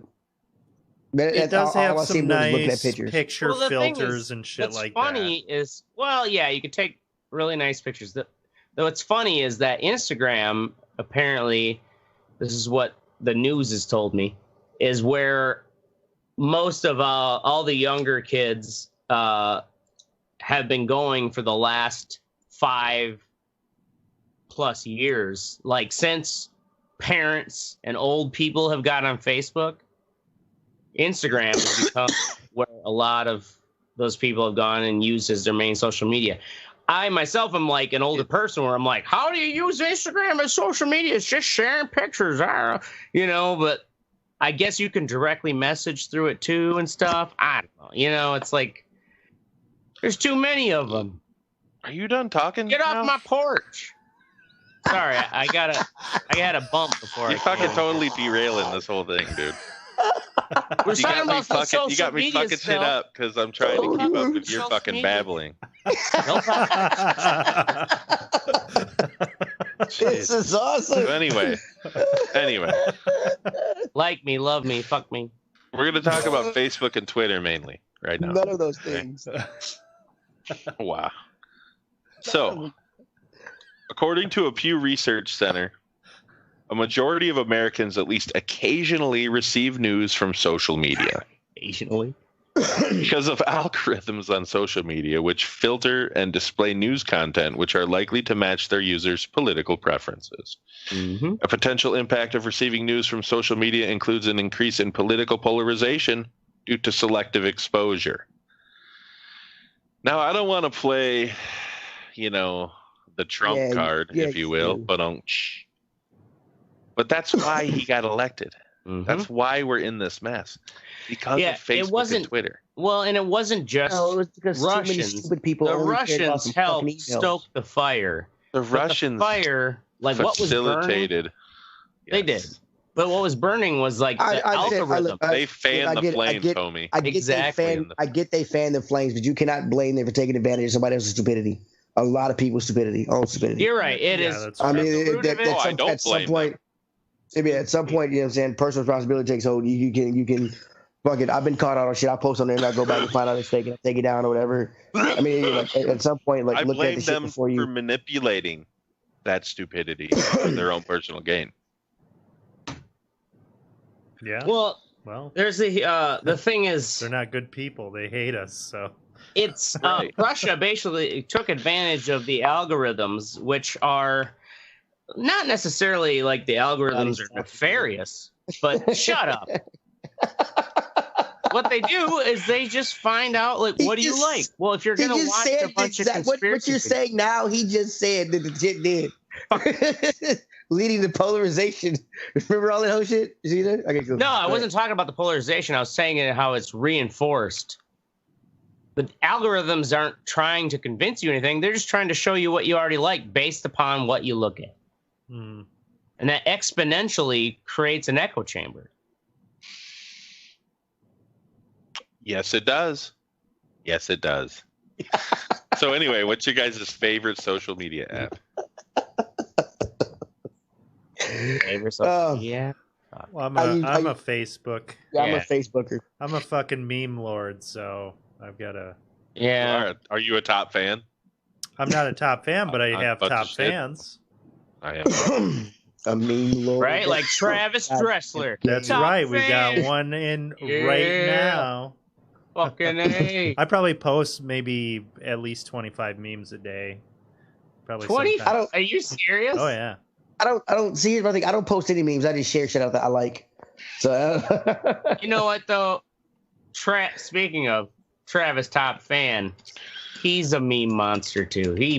You'll share a dozen of them where it's like, Jesus Christ. I'm trying to work. It's fun. So what do you guys think Facebook is worth? A lot of fucking money. 427 billion. Wow, not even close. No. 200 billion. No, that's higher. That's higher than Amazon. It is. No, Amazon's worth like Amazon as a company as a whole and Facebook as a company as a whole. Not talking about Zuckerberg or Bezos. Facebook as a whole. At their initial public offering in 2012, they valued the company at what? $38 a share. A total valuation, Teddy. Oh, okay. Sorry. 10 billion. Let's see. I'm gonna bet. I'll say 50. I'll say 55 billion. 55 billion. There we go. And I said this is Facebook, Close right? without going over. Yeah. Make sure I said the right company. Okay. Yep. Yeah. $104 billion. Okay, so that's what it was worth in 2012. That's what it was rated when they opened, or yeah, that's their initial public offering. Now, what are they worth? No idea. No idea. A lot of fucking That's something money. Google could tell us. Here. What is Facebook's current value? I feel like last list price was $201 a share. $1 a share. Yeah. What? Yeah. Someone tell me a cumulative value. So, I mean, everybody says that Facebook is on the decline or whatever, but it's still the biggest one. It is. The thing is, Facebook is going to hold on to a lot of us, especially like if our parents are using it, and even us as people in our 30s who are like, fuck, like there are too many others. Like, why bother? I got enough of my friends and my family because I do love the fact that I can see my nieces and nephews growing up back on the farm. And I'm sure that is why most people are on it. Mm-hmm. Especially, old people who don't know how to use it, like my dad and my mom. But they're still on it, and they still they will notice something. Oh, yeah, I saw that on the Facebook. Right. Yeah. On the Facebook. Boy, so yeah, this doesn't say like what the whole company's worth, then, does it? I don't know how you figure that out. It actually doesn't. Just says by share. Yep. But how much were the shares worth when it was IPO? Yeah, what was the initial? I think it started like between $16 and $18 a share. First day it was out. $18 a share. Yeah, and it ended up shooting up to fucking $52. Damn. I think. Damn. Yeah, what are they now? 201, you said? 201, yeah. Because I remember when it first came out, people were like, yeah, what they were gonna do good and shit. Because I wanted to buy some shares. My guy was like, no, don't buy the shares. So okay, fine. And then it fucking went up. I'm like, what the fuck? 4 shares at $50, and now it's $201. Yeah. That's a. Yeah. That'd be a nice bump. And then you got worth close to $400 billion. Sure. That's big enough for me to agree. Jesus, ashtray. What? So, yeah, and like usual, fuck Twitter. We won't even talk about Yeah. You know what? Actually, did you want to touch on the whole Trump social media meeting, which happened, what was it, today or yesterday? No, I didn't even see it. What happened? What? You didn't see how he had this whole, like, I'm going to gather all, we're having the summit on, social media and, how it affects, its influence and stuff. But he didn't invite anyone from the social media site. Instead, he invited people like from Breitbart and InfoWars and shit like that. Like the people in the fringe. I don't know if InfoWars was there. But it sounds like he invited all the people who are complaining that their conservative voice is being censored by social media, even though they don't have evidence to show that, which could be that, you know what? If the algorithms show that not that many people are into your shit, sorry, you're not going to get much play because you're stupid. Or like more grandma. Like 60% of the population thinks you're fucking bullshit. So that's why you're not getting enough likes. Sorry, Charlie. But that is, I guess, that would math before the show or something. Oh, Dude, something's up, right? He's going off tonight. Oh, I told you that. Didn't I say it? You must not heard me. I got a free bump. Yeah, you did. Just one bump, bro. You are off, man. Shut the fuck up, for fuck's sake. You need to take like a line trip for how you're acting. All right, fine. I get a chatty Cathy. I'll shut it down now, and I'll. No, you give won't. You a single. No, you're right. I won't. Anyway, anybody this else whole have tension anything to is say like why about people social still watch media The View and the gayness that it is? Gayness. A lot of dumb shit just goes on. It's just I like funny. to go there for recipes. Go there to start fights with idiots. Yeah, you do. You're right. Yeah, you do. Because you can eviscerate them. I mean, the one thing that I can't stand is how fucking it's opened the gateway for people to be offended and cast stones. Yeah, I wanted to talk about that, actually. That was the last thing. It's the whole Black Little Mermaid thing. Oh, my God. Come on. Like, delete people. We're getting fucking offended here. Right. Over the casting character of a fucking fictional mermaid. Right, a fictional mermaid. And I saw a thing today that was interesting. It's like, you don't have to be upset about it. Your kids aren't even going to know the difference. Yeah. Like, the kids are going to fucking love it regardless. Who cares if they know the difference? Well, yeah. Right. And there's like there are too many people of color in media now for your kids to like to understand that bias, at that young of an age. If the first thing that your kids say when they see the new Little Mermaid is that, Daddy, she's black, right, there's a whole other fucking issue. Yeah. Right. Yeah, that's a level that's irreparable. That's a you thing, dude. That's not a fucking Little Mermaid thing. Like, grow the fuck up. Seriously? Yeah. I'm sure they picked the best fucking person that they thought for the job. It wasn't like, right. Oh, it blows my fucking mind. Even if it was, it might have been like a calculated let's throw some red meat to the people who want all inclusion, and also mix it up. But fuck, why not? Would that be a good strategy though? Because people are going to get pissed off about it. From them, it's like you're going to have a certain section that's going to be pissed off about it, but it's not actually going to be the majority of the population that are riled about it. When if this was 1950, maybe, but. Well, like when those Christians fucking started that petition to stop Good Omens. Yeah, and they started it. Yeah, they started it when they petitioned Netflix to cancel it. But it's an Amazon show. So Amazon tweeted, "Hey, we'll cancel Stranger Things if you guys cancel Good Omens." I didn't hear that. That's funny. That's funny. Anyway, show, all right. Yeah, it is. Now we're going to move on to the Wet Sexy, and coincidentally, I'm talking about Stranger Things 3. This is by far the best season. Really? Yeah. Yes. I say I like it better than 2. I guess I'd have to rewatch 1, but they fucking. I haven't finished watching 2. They took that 80s mall life, like fucking man, and they nailed that motherfucker for real. Really? Yeah, it's great. And I wonder how much they shelled out for the soundtrack. Yeah, right. Think about the licensing.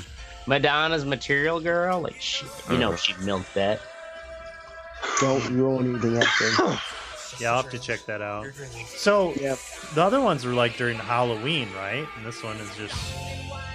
Well, this one actually they released it. No, it wasn't it near 4th of July? Halloween. I thought second season. This one takes place in the 4th of July.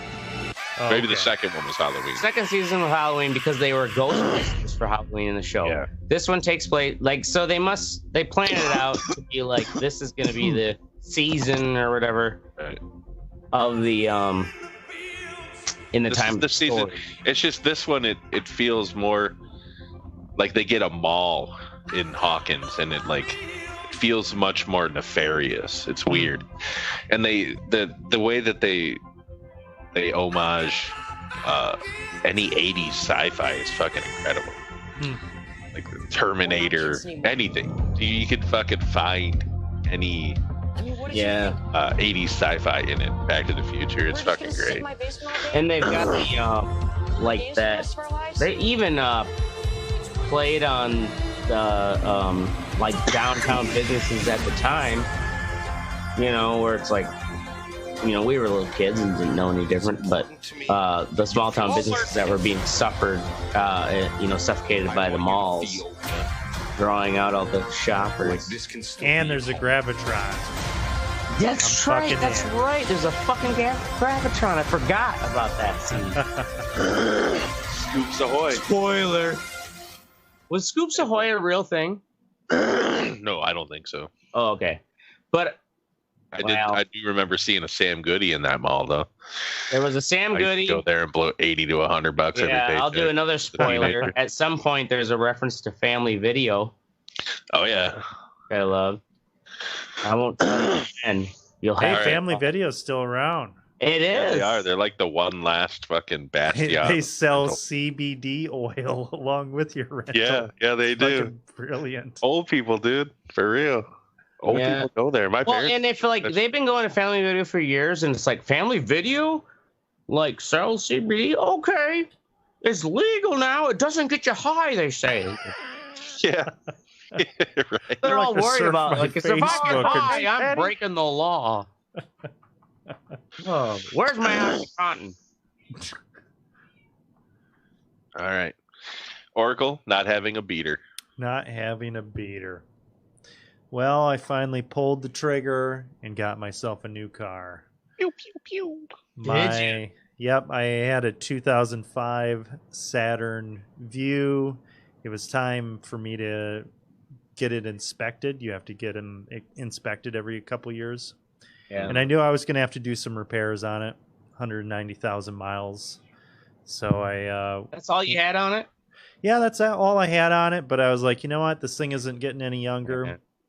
So went down to the dealership and I got myself a Hyundai Elantra. Nice, practical. Yeah, what year? 2019. Oh, a brand new one? Oh, yeah, brand spanking new. Man, oh, you went the brand new, huh? Let me guess. They're like, we got all these discounts for you. Well, right. And they gave me $1,000 for my old car, which I wasn't expecting to get anything from that. Yeah, it was. You know, it feels good. $1,000 for their scrap.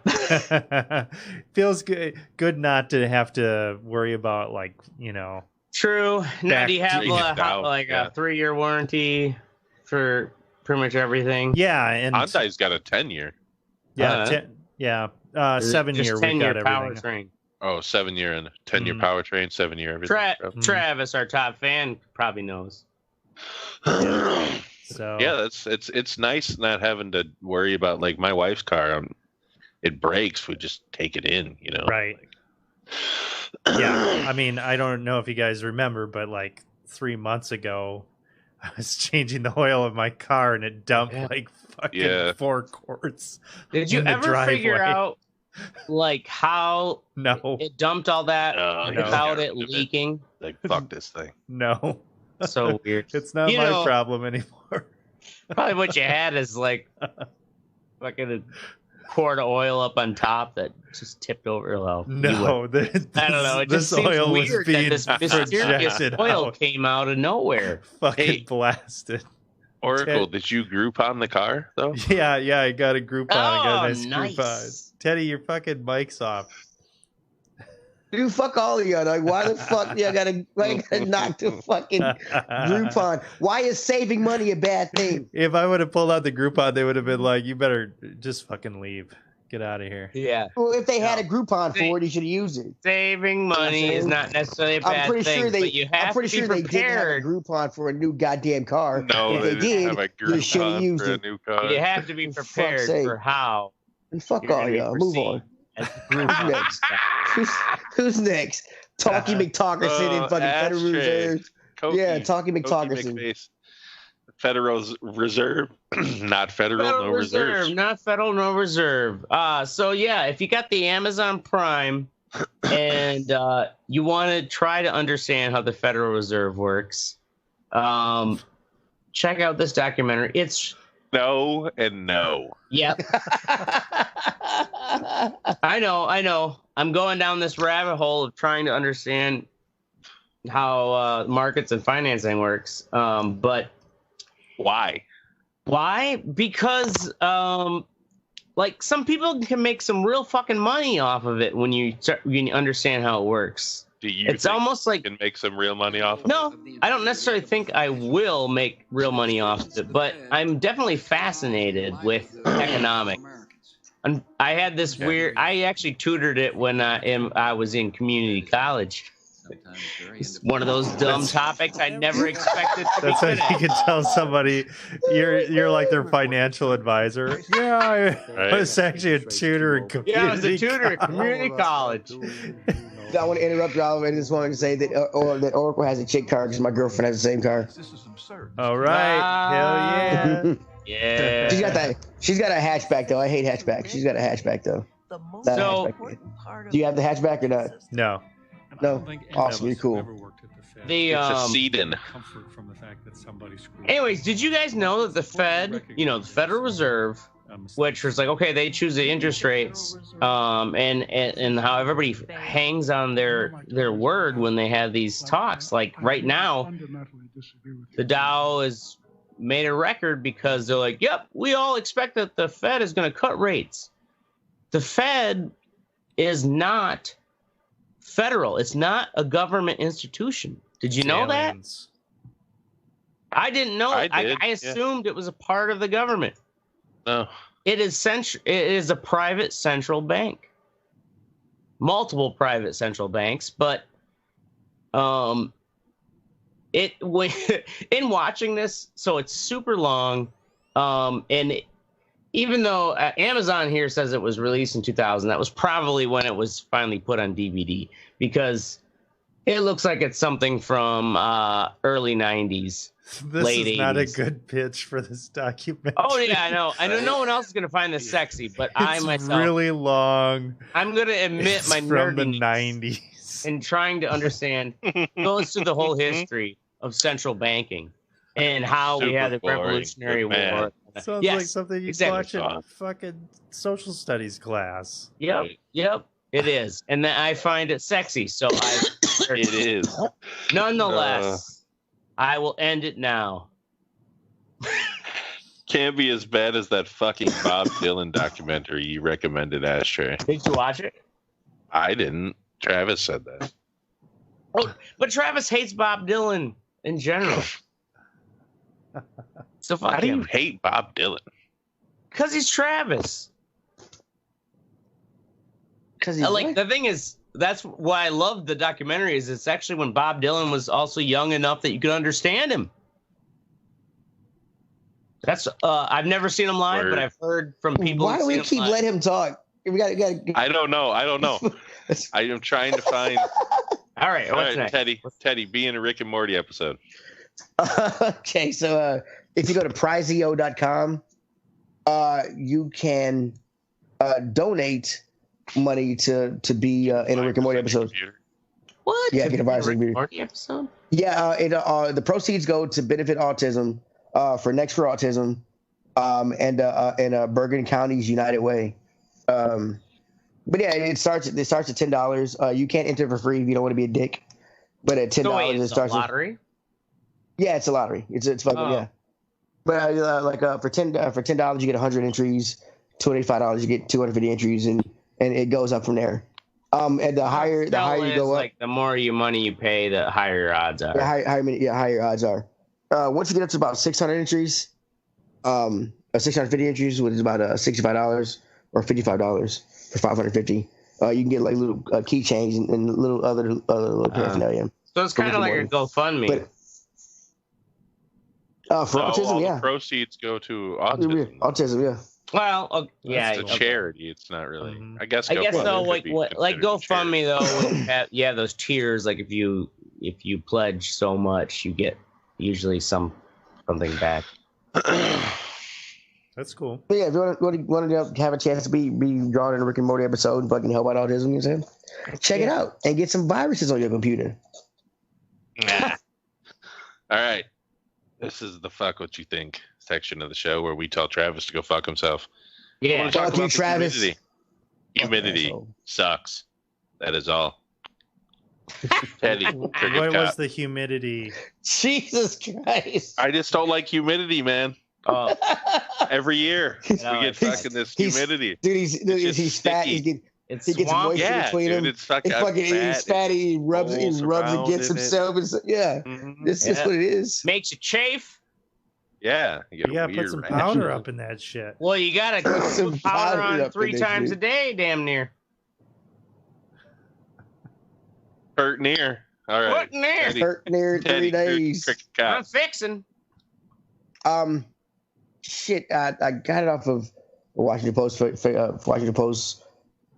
on Facebook, but when I go to the link, it won't let me link it up. But I do my best to remember the shit. So this fucking cop in Florida, Wester, I think his name was, 26 years old, has been found that he has been planting marijuana and meth on people.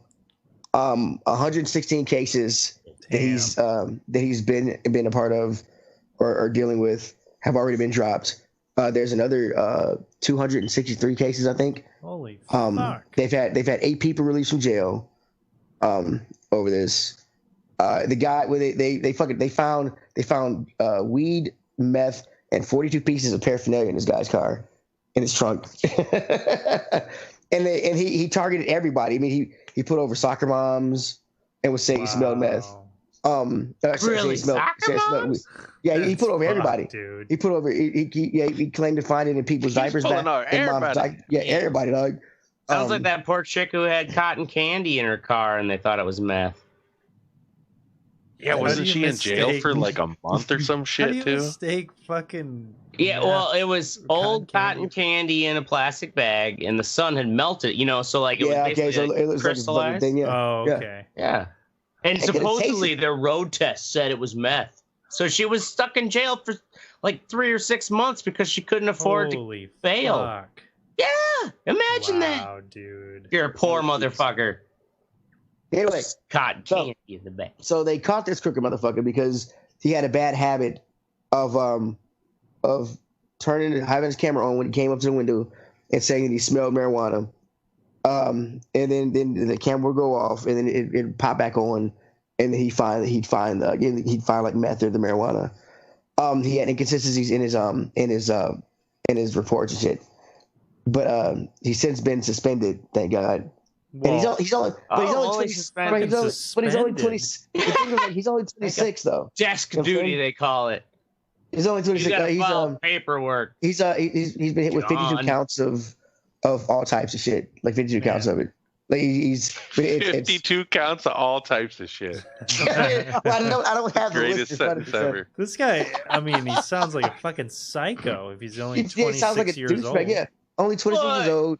Or he's someone who's like, I can get away with like he's probably like, I got so many arrests.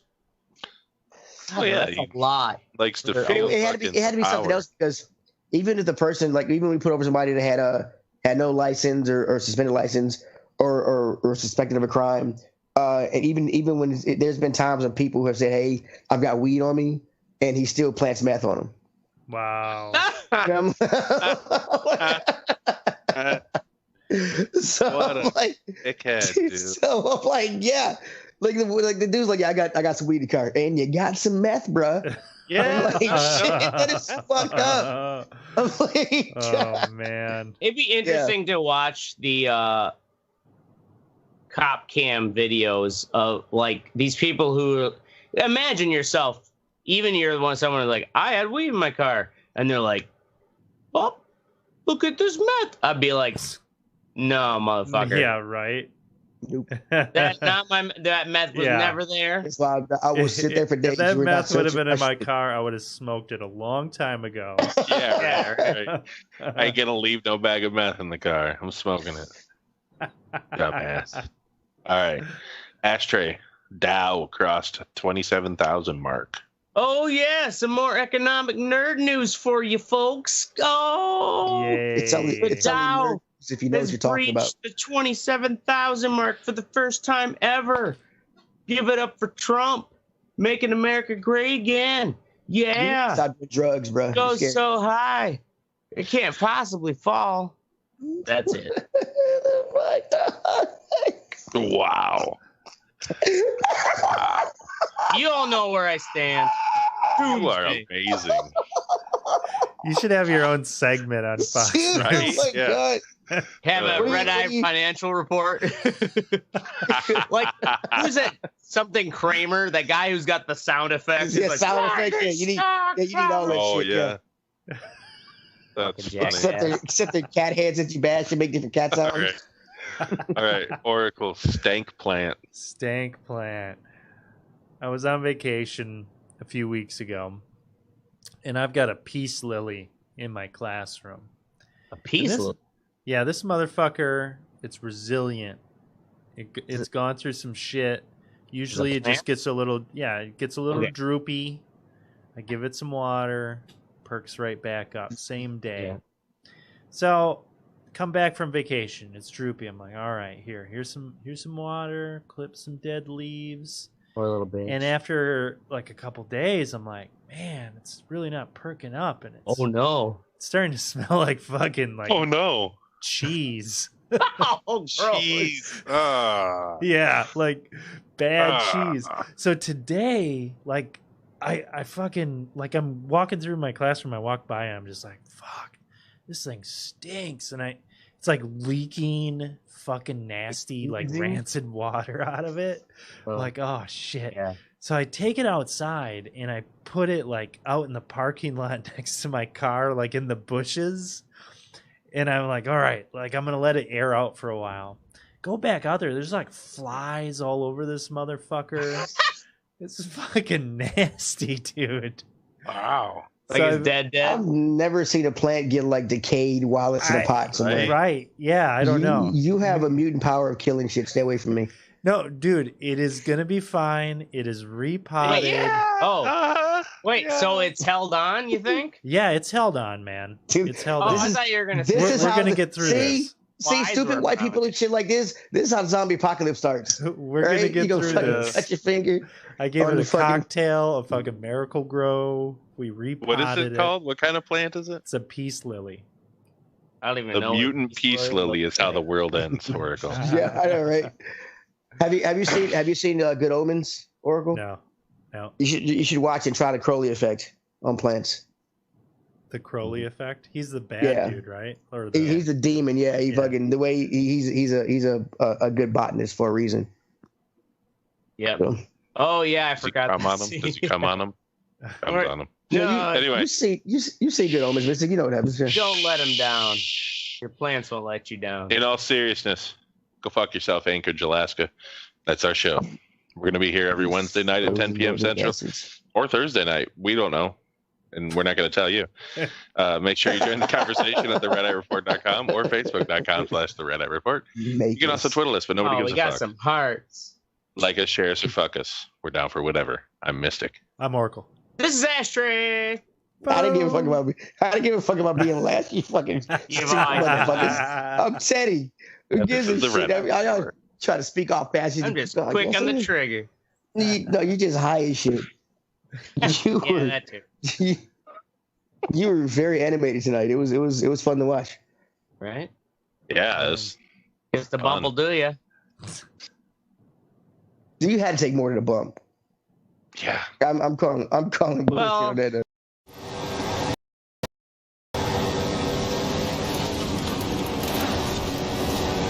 Just go straight up here. We've got a better chance of avoiding those banshees off-road.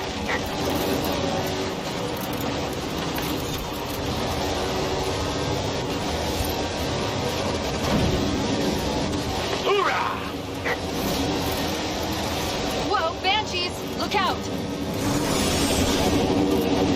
Banshees, inbound! Try and lose them through those trees!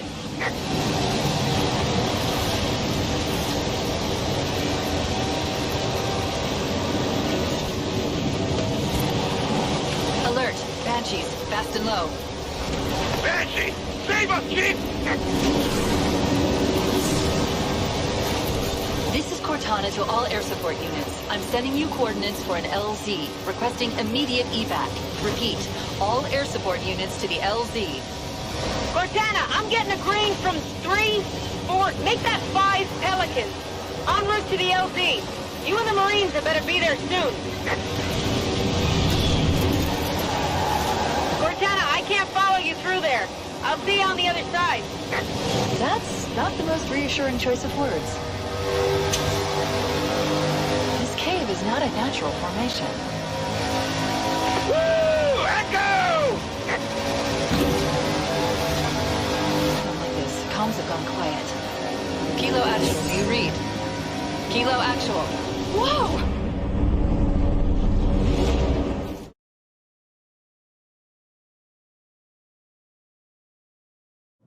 God damn it, Oracle. Now we're live. Teddy, what you think? Oh, it's what's his name dying? Epstein's death. Epstein just decided to take the easy way out by letting someone else kill him. Yeah.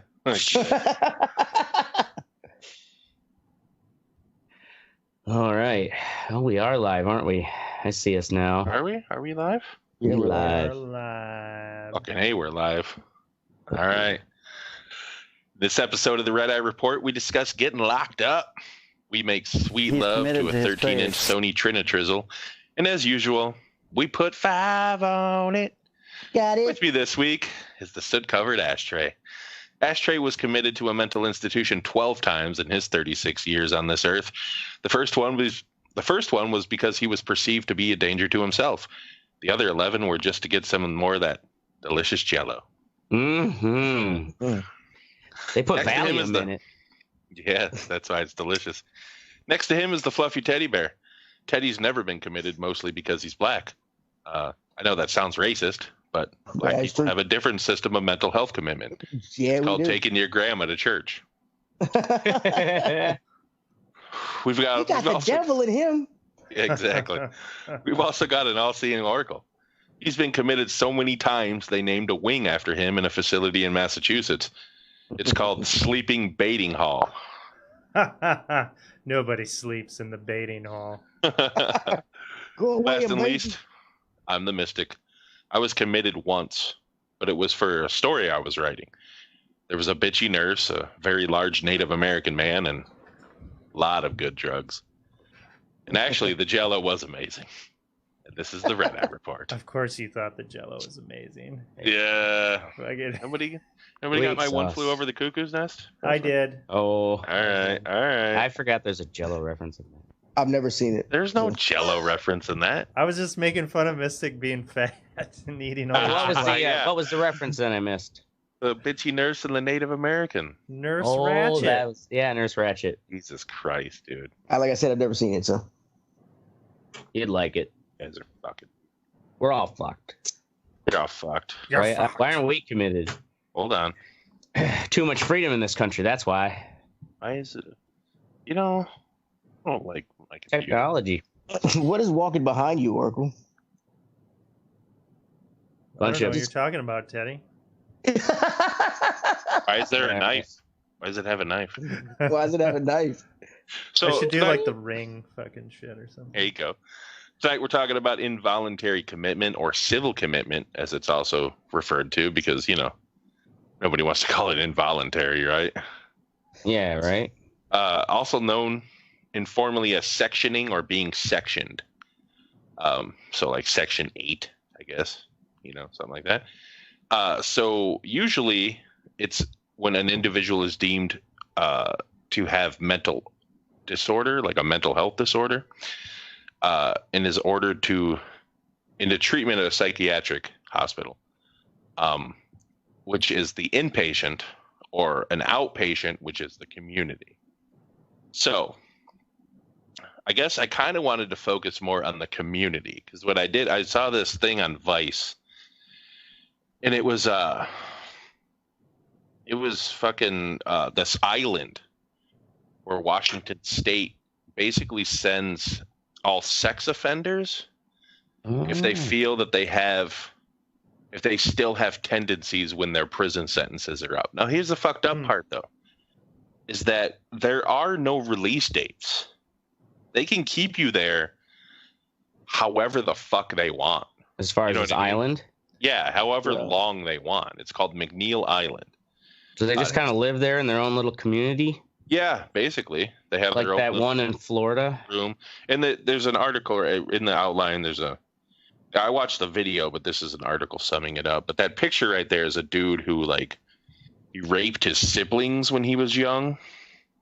And now he's been there for he's been there after his prison sentence for 15 years or some shit. And he doesn't, he even admitted, he's like, I don't think I would do it, but I don't trust myself. Which link is it that has this fucking slime ball? Vice one. It says the island where. Is that the guy sitting in the chair? Yeah. Oh God, of course he'd have to rape someone. So shut up. So there's 236 sexually violent predators. How many? Whose prison sentences have been ended by the state, but the state refuses to release them back into society. So they use a process called civil commitment. 19 other states have it, and that I also have.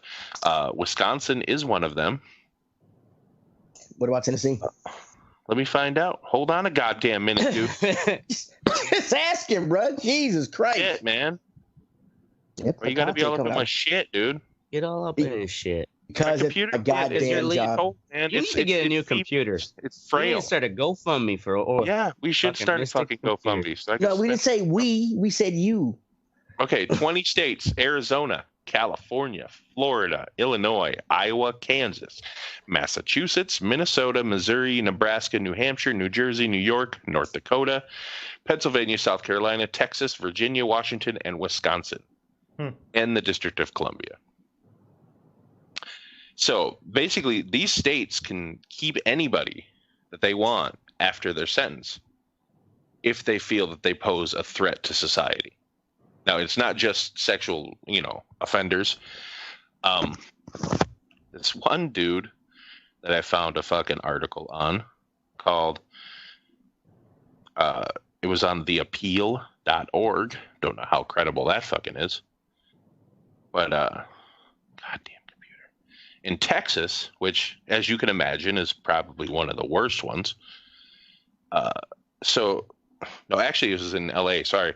In January, Los Angeles County Superior Court Judge James Bianco ruled that after spending nearly 2 decades detained by the state of California without trial, George Vasquez was a free man. So he was 44 when he was released. It was 25 when he got locked up. Or no, 28. It was 17 years. And that was with no trial? No trial. So what happened is he was in prison for 6 years for sex crimes in 2000. So California prosecutors invoked a little-known, lesser-understood practice called civil commitment. So basically they did that, but it was the argument for this against it is that it's kind of like Minority Report, where it's locking people up and keeping people under wraps. Stuff they've served their time. Yeah, I guess you know what I mean. You're locking them up because of something they might do. So what's I mean, that precedent is set. So what's to stop them from being like, oh, you stole a car, we think you're going to do it again? Well, no one wants sex offenders moving in their neighborhood. Right. Yeah, I mean, this is true, but I think it's really weird that there's no like parameter set. Yeah, that's like the worst part. Because there's a wide range of sex offending. I mean, if you piss on a school fence, that's you can be labeled a sex offender. I mean, there's a wide range of this shit. You're 21 and she's 17. Well, then you're just an asshole. Offender. Well, yeah, go for an 18-year-old. Fuck shit. But also just there's plenty of high school girls that sleep with older men. End date to it, like an indefinite amount of time. Indefinite amount of time, yeah. That just seems really. And a lot of these people are kept before trial too. Yeah. So, like in Florida, 89 of the 489 detainees at their civil commitment center are pre-trial. So 14 have been held for more than a decade, 5 for nearly 20 years. Wow. Yeah. So without any charges being brought against them. That is fucked up. Yeah. How can they hold them that long without any charges? That's my thing. I don't get. Because that's the law. The law is literally that vague. Wow. And I guess they probably have no means of like paying for a lawyer to try to fight for their. Oh yeah, no, they of course they don't. So this is off of Washington State, McNeil Island. Does it say anything about the infrastructure of this place? And here, McNeil Island detainees are embroiled in a lawsuit right now alleging that the drinking water provided to them is unfit for consumption and has resulted in unexplained deaths and high cancer rates. Yeah. The trial on their claims is set for next year. In Texas, for-profit civil commitment facility, there are a host of reported problems, including medical care. A recent Journal News report outlined many problems in New York's civil commitment facility that are much like those in the nation's jails and prisons: rapes, beatings, illicit drug use. Because they're all for-profit. Yep. You know what I mean? Weird. So that's interesting. Texas is the reason. Texas is the reason we don't have To Catch a Predator anymore. He said they were tough as everybody. Really? Why? Boom. What? They did a To Catch a Predator in Texas. Yeah. And the thing was, that's one of the guy in Texas. Himself? Yeah. In Texas, it's illegal for you just to talk to a minor like that on the computer. They can arrest you just for that. You don't have to show up to the house. So one of the guys didn't show up to the house. So the TV crew and everything, and the cops and everybody else in the TV crew went with him. And the guy ended up shooting himself. He turned out to be like an assistant DA or something. Yeah, he was like kind of a big person. Didn't he have a family too? I don't know if he had a family, but he came to his door and shit. He shot himself, and fucking that was the end of Catch Predator. So he shot himself on the show. Well, no, not on the show. Not on the show. They didn't catch. They went to. They staked out his house basically, trying. Yeah, they staked out his house. Yeah, trying to get him because he didn't show up. He didn't show up to the trap house. So they went there to get him, and he ended up shooting himself. So that's like he knew he was caught. And just decided to take his own life. Well, I mean, at that point, you kind of should go kamikaze on it and fucking shoot yourself on camera. Right? just to be immortalized. Yeah. In Minnesota, right? He was a pervert and a martyr. In Minnesota, their civil commitment center has been there for over 20 years. They've released one person. Whoa. Wow. This is weird. It reminds me of like the fucking leprosy fucking. You can't even swim away from there, can you? Can you? Yeah, we can see. Oh, yeah. So this is that island. Oh no, that's how. Yeah, they have ferries that run. It's like a 20-minute ferry ride. Other islands around it. But I'll zoom out here so you get an idea. Yeah, but that water is cold as fuck. That's in. It's right off of Tacoma. Yeah. Interesting. Huh. Yeah. So, it's just like it was a real kind of eye-opening video. It was one of the first, like, you scroll through some shit on Facebook and you're like, oh, this looks kind of interesting. Then you watch it and you're like, damn, dude. Look at Teddy's fucking screen, how it's frozen. Oh, yeah. Right? Yeah, I see That'd be that the shit. cover of his new stand-up album. Can y'all still hear me? Yeah, we could hear you. Well, yeah, why the fuck is it frozen, man? I'm backing out. I'll be right back, man. I'm turning the camera off and I'll jump back out of the car. It's working now, Teddy. No, it's not. Yeah, it is. No, it's not. I don't see it. Yeah, I can see it. I see you on my. It's delayed on the Facebook feed. Yeah. Oh, okay. Good. 15. I mean, this is kind of crazy though, because it's for profit, and what's really, there are no legal fucking parameters, and there's no oversight, or it seems like there isn't oversight. Right. I mean, shit. That sounds like there's enough abuse in the justice. I guess they're system. being paid for by the state. They must be. It's not like they have jobs out there. They may mow the lawn, but I'm pretty sure they take care of the fucking facilities and stuff. Yeah, to a certain degree. Sure about that? Why would you? You got these people that are being restrained there. I mean, you make prisoners where they have prisoners at work. I mean, why wouldn't they have them work? I mean, they're pretty much prisoners. Oh yeah, they went. Yeah, to I work. guess that's what you're saying. Sure. Yeah. Yeah, so if they're still technically a prisoner, Taco even though Bell. they've served their time. Taco Bell. That's the one fast food restaurant on the island. Taco Bell. Yeah. So like, you guys know anybody that's ever been committed?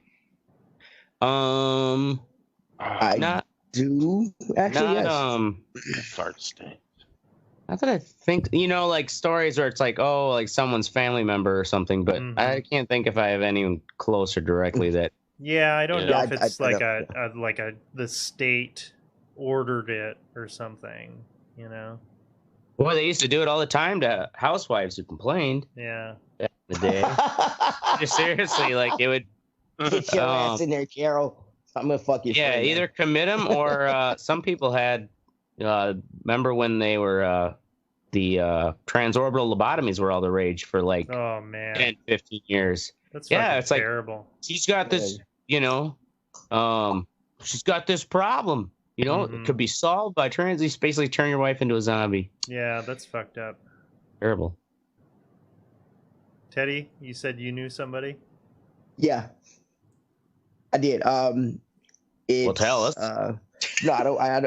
Look, I'm just answering the question. Yes, I'm not going to divulge. Yeah, you didn't get into it. Yeah, I know because I know they're probably watching. Did they get out? Oh yeah, they're out, and they're still an interesting person. Like it's almost like Cone, but on fucking like to the 10th power.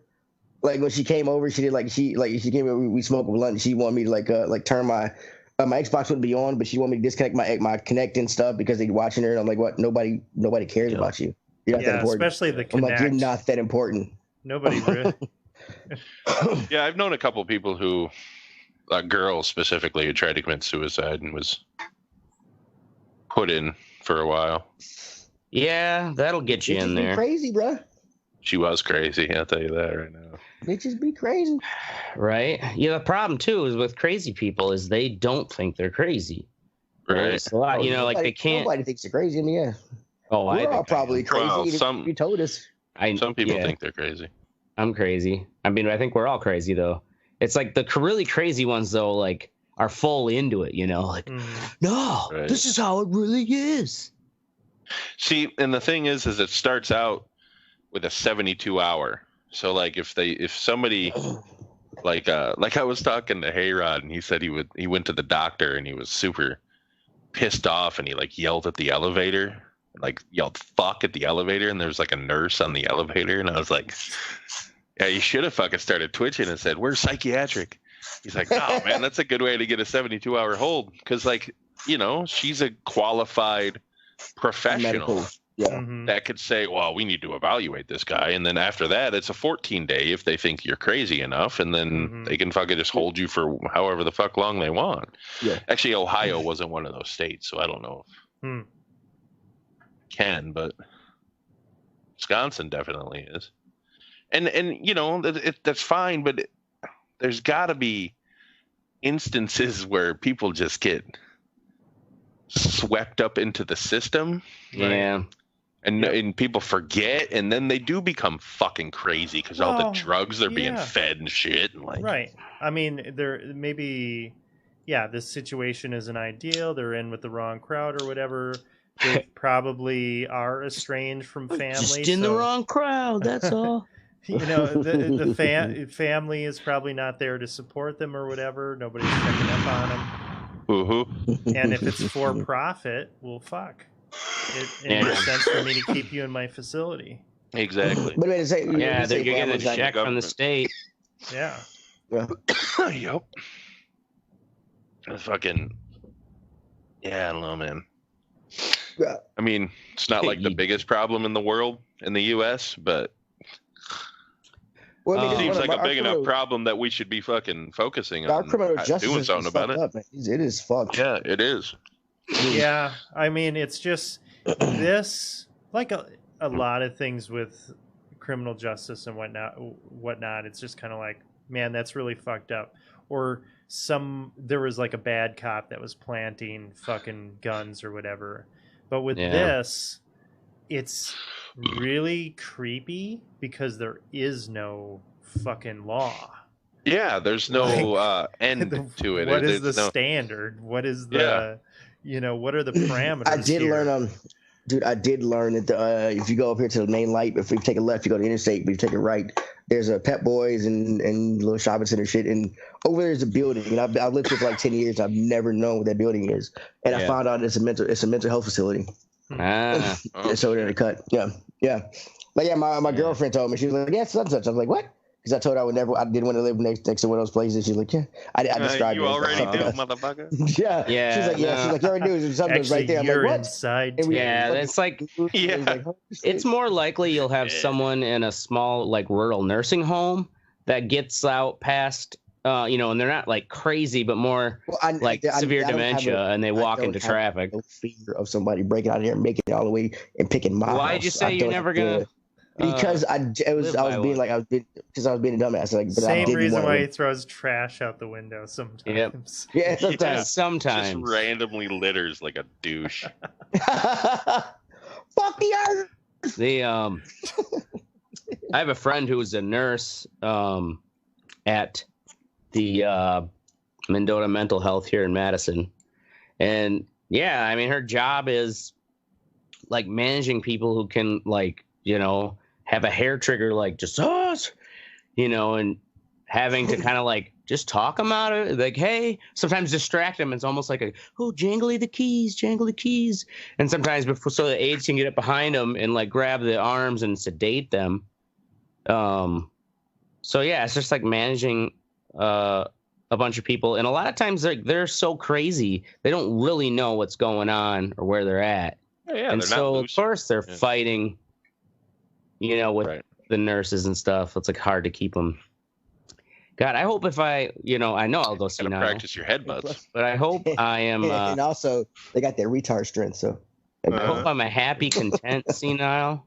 Even if I tell me, I'll tell the same story over and over again every time you guys come visit me in the nursing home. Dude, when I go crazy, just put me in a mental home. Just put me in front of a TV with Mario, and I'll be good. I'll run that bitch over and over, and I'll just put food in front of me. Catheter in my dick, and just let it go. Our generation is gonna have.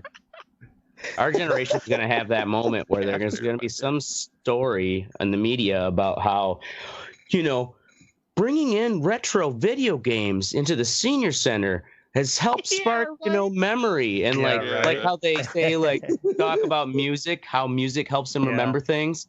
Well, if we bring them, will end up being the cure to Alzheimer's. You wouldn't believe what Teddy remembered when they brought in Resident Evil 2 on PlayStation 1.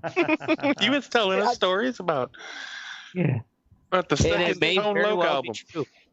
I still remember all the Sonic 2. I still have a few. Like the stuff I remember is retarded. I really think it would help, especially in this day and age, with fucking stuff with Nintendo and Atari and stuff. So. There are certain older albums that, like, when I hear them, I'll remember what video game I was really into at the time as a teenager. Mm-hmm. Yeah, it's strange. Like, for some reason, video games are like time markers for me in my life. Like, I remember moments. Movies. I remember the video game that I was playing at that time. like I was working on it. It's strange. Whenever somebody says a movie, I instantly think about how old I was and what I was doing when that movie came out. That's interesting. That's like what it is. I see. For I me. see. I agree with Mystic. Yeah, like when I watch a movie, I'm like, what was the Girls or something? Or, Is it like the trailers and shit? Do you remember the trailers, or do you remember the actual? You just movie? remember like. I have a few. So Jurassic Park is one marker that because I just happened to remember that one movie's date was 1993, and I remember going to see it when it came out in the theaters at opening day. Oh yeah, it's like that's That's probably one of the only movies I always think of. Like, oh yeah, 1993. After watching that movie at the movie theater, I did not want to go downstairs and play pool in the basement. Some velociraptors after you and shit. Hell yeah, like we had a furnace on the other side, and we were up north, and the fucking furnace made noise and shit. So like, you down there playing pool, and that furnace come on, oh my god. Nah. Word. All right, well that's really all I wanted to say about this bullshit. Look it up, people. Yeah, and then forget about it. Yeah. And then forget about it. And then don't do anything until they commit you. Awesome. So we talked about hemorrhoids last week, and Ashtray, a guy at my job, he's like complaining about hemorrhoids all day today. Oh, right. Yeah. I was like, Jesus Christ. You're like, God damn it, everybody's getting hemorrhoids around me. Everybody's getting hemorrhoids. I definitely tell you, I notice all the Preparation H ads that I just would go in one ear and out the other now. It's like, fuck, I do advertise. So how's the hemorrhoid? What's the update? Pain is... ask. Oh, it'll be fine. The pain subsided. But it's still swollen. Special. It no, feels... I'm not. I don't want him to ask because it's sensitive to you. I don't give a fuck. I don't want to hear about it. Come on, it's like the weather report. The swelling has not. Him about his ass. Fucking. The swelling has not gone down. Oh my god. What are you? Come on, dude. Okay. Moving on to the what's sexy section of the show. This is where we tell you what's sexy, and Teddy has a Nintendo thing. Okay, so there's a new Nintendo Switch model that's coming out. It's going to replace the old one. Yeah, it's the same. It looks exactly the same, but the screen. Nintendo's been working with Sharp, so the screen is a little better. But the main thing is the battery life. The original Nintendo Switch battery life would last between I think it was 2.5 to 6.5 hours. But this is going to take it to 4.5 to 900 hours. 9.5 hours. 900 hours. 9.5 hours. Yeah, 900 hours. That's if you play Tetris on it. Yeah. Yeah, right. Apparently, the game that drains the most battery life out of the Nintendo Switch is not Wind Waker. Shit, what's the Zelda game called? Breath of the Wild. Yeah, and they said it would usually drain a Switch in about 2.5 to 3 hours, but you can double that time to about 6.5 hours. Like here. the amount of process. Yeah. Yeah, that's decent. That's pretty good for handheld. 6.5 hours. And it's basically it's like if you play with it mainly on the TV, then it's not for you. Yeah, I'm sure that. Are they running for the Switch? The new ones, anyways. The new ones are the exact same price, $299.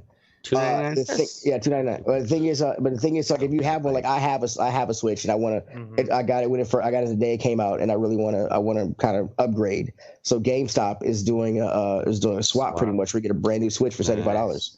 Okay, well, maybe a few things that GameStop does to be relevant. I mean, yeah, so they have to.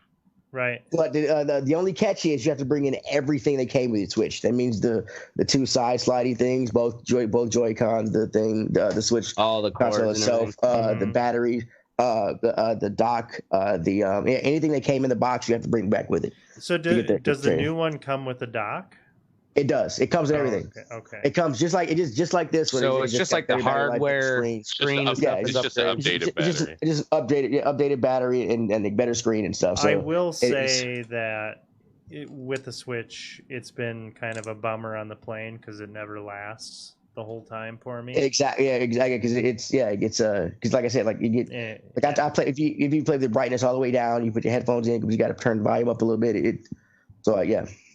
And this will greatly extend the battery. You got to play Tetris, bitch. He plays Tetris on the Switch, actually. You You and me in the Tetris arena. All right. So up next is me. We're going to talk about some TV heads. So these dudes, we ran a retrack about this. That's how I saw it. You got the video? Wow. Well, it's read in the ABC Action News here. What the hell? This isn't the video I'm looking for. These aren't the droids you're looking for. The bizarre discovery happens. So anyway, these guys left televisions, like old box TVs, like 13-inch shit like that, on people's front doorsteps, on their porches and shit. Over 50 houses in one night. But they were wearing, as you can see when the video comes up here, they were wearing jumpsuits and old box TVs on their heads, so you can't see who they are. And they're just leaving shit and walking away. At most, this seems to be more of an inconvenience. That's awesome. So like, yeah. So like the cops were watching the video. The cops get kind of pissed because they have to take all these TVs away. They had like a big fucking box truck and shit to put them all in. That's funny. And like these cops are like, I don't know that there was really a crime here. He's like, it's just more of an inconvenience, I guess. He's like, the only crime we could really charge him for is illegal dumping. But these people are bringing them working like box TVs and shit, like just leaving them on their doorstep. And this is the second time. I haven't had to lift this much weight. And this is the second time that it's happened. It happened in August in the same city in Virginia, different neighborhood. It happened last August too. Really? Yeah, right here. Yeah, August 2018.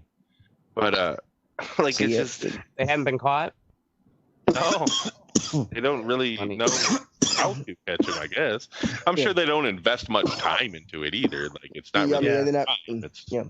Well, they probably are probably two guys who work at like the recycling center or something. Right. It's just like they throw a couple boob TVs in a back room. No one notices until after a couple of months they build up, and then they go out and do that. That's fucking brilliant.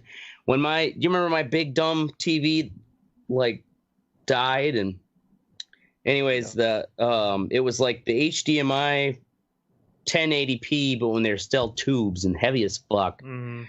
And I thought it would be great to just plaster vinyl on the front of the screen that says "Nobody wants me," because you have to like pay to get rid of them, and then just like leave it right on like an overpass, like kind of by the fence where it like looks like he'd be more jumping off the freeway.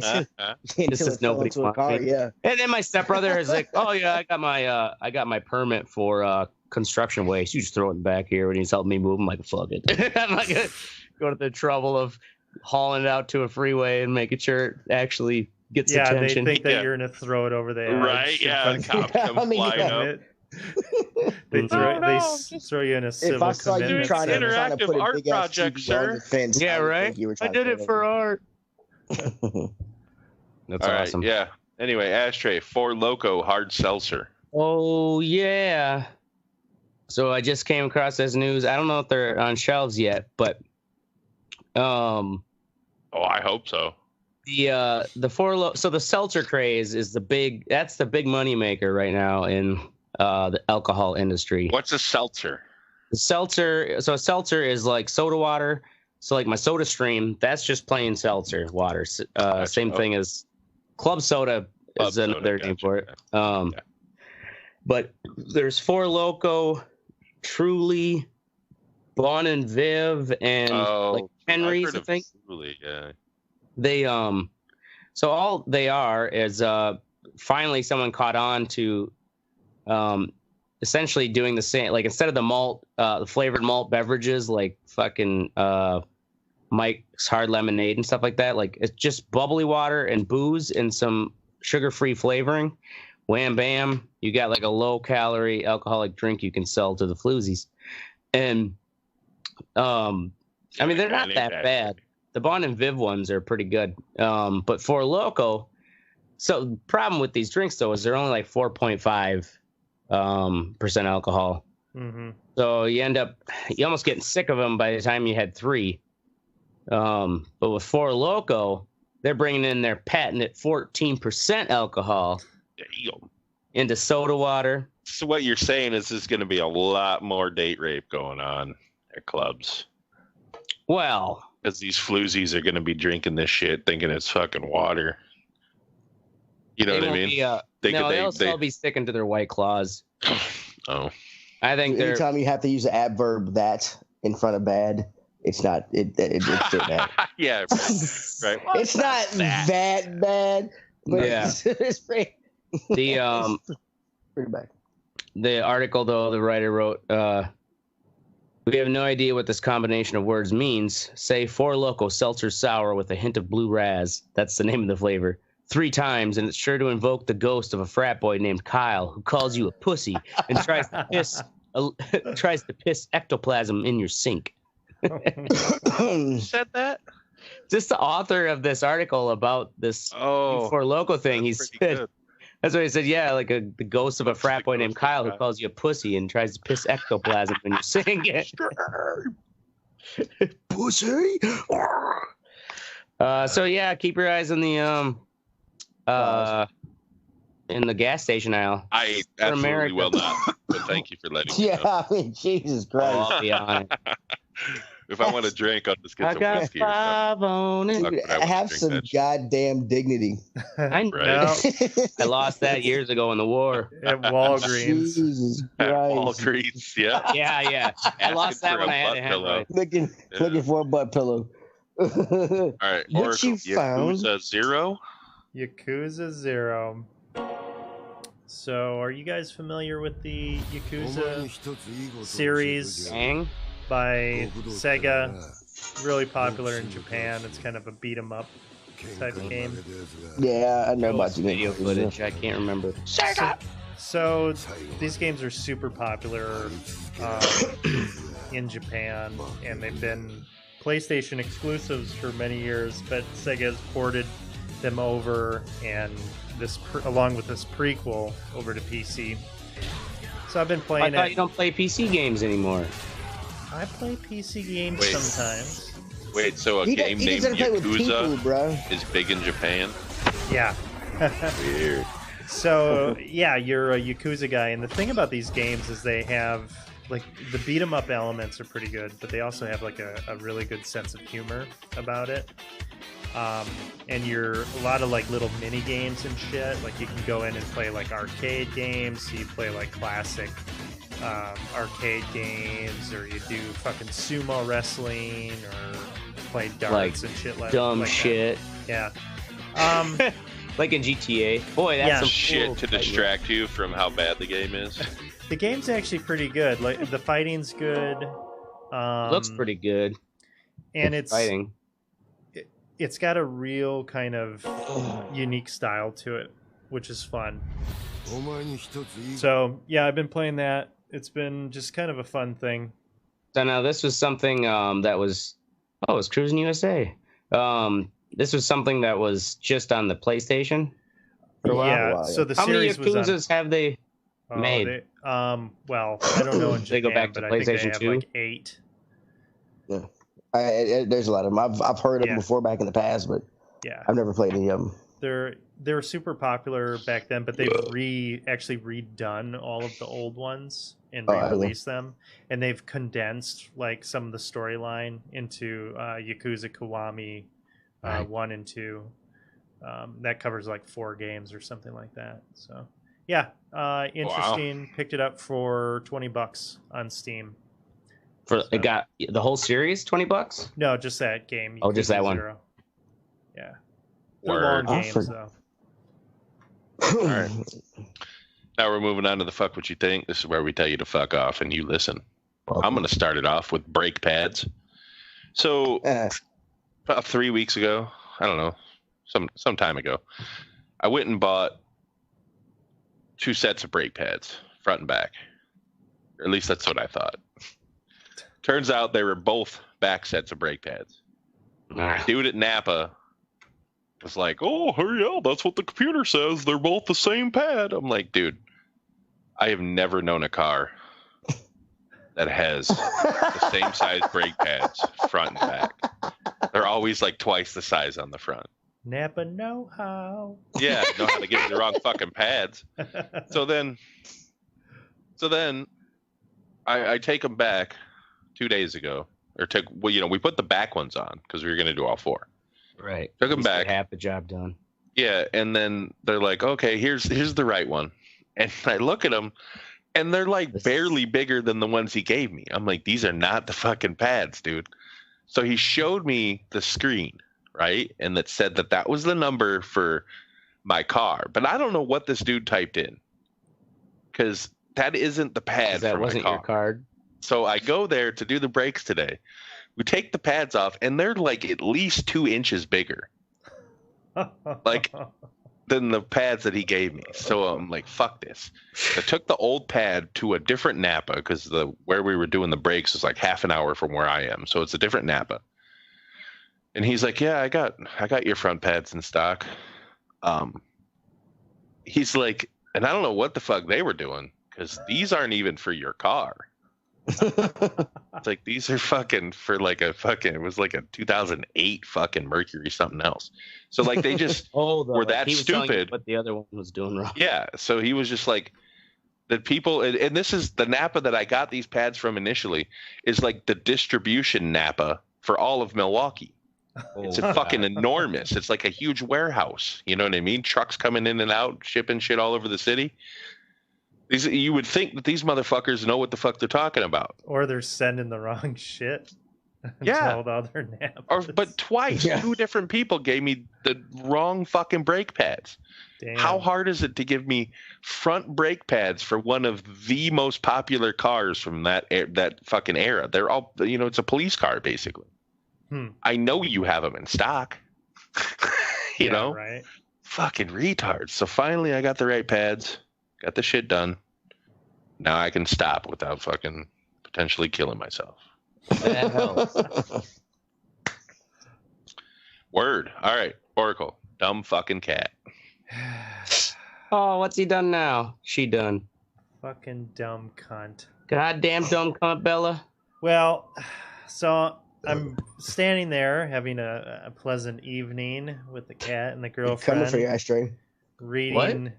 I heard sirens. So I thought they were coming for you. Reading a book. Not yet. Smoking my pipe. And crack pipe. Yeah, my crack pipe.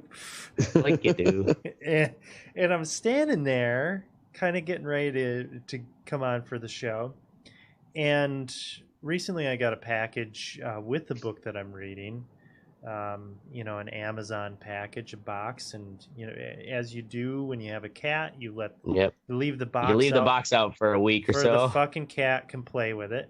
And I'm standing there, and out of the corner of my ear, I hear the sound of fucking cat piss ejecting out of my cat into this box, and she knew she did something wrong. I mean.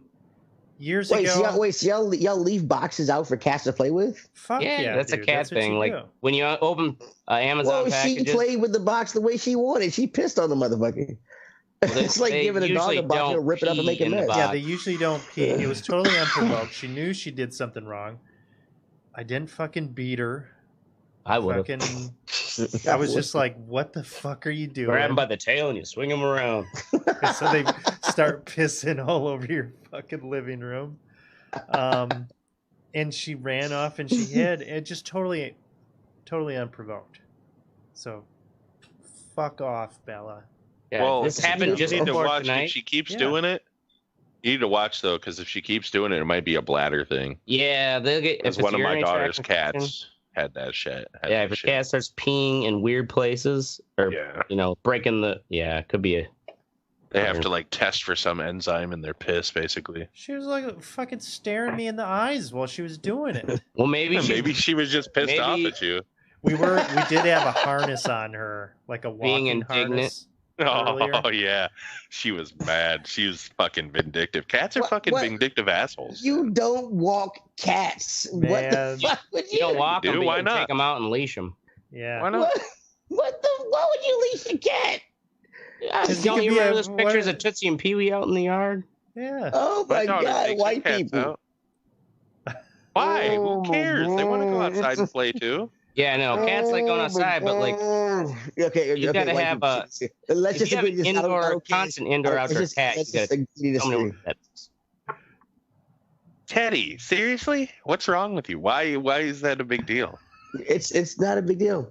It's not a big deal that people take cats outside. Like, you're freaking out because people are taking cats outside. Like, they just stabbed a fucking child in the face or some shit. You're like, wait, you raped a fucking 12-year-old? There are people who take their boa constrictors out around their neck in public. Boa constrictors? That's awesome. Oh, yeah, like young ones. Like a boa constructor? Like, is that like Bob the Builder? Cats outside. The constructor? I'm talking about on a leash, okay?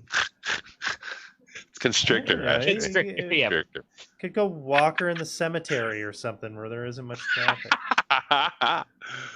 Well, who gives a fuck what other people are doing anyway? Let them walk their cats. Yeah, not like he's walking his pet. Cool your tits, Teddy. Somebody out there, some crazy white dude walks a peacock. Like my aardvark. Yeah. Anyway, everybody's trying to throw fucking pets at me now. You, Bella. Ashtray. Steve King. Steve King. Goddamn. The idiot from Alabama. Isn't he from Alabama? Is that the dude? No, Iowa. Iowa. That's right. I know. So Steve King of Iowa. Basically, he was given during some campaign fundraiser or whatever. He's given a speech. Basically,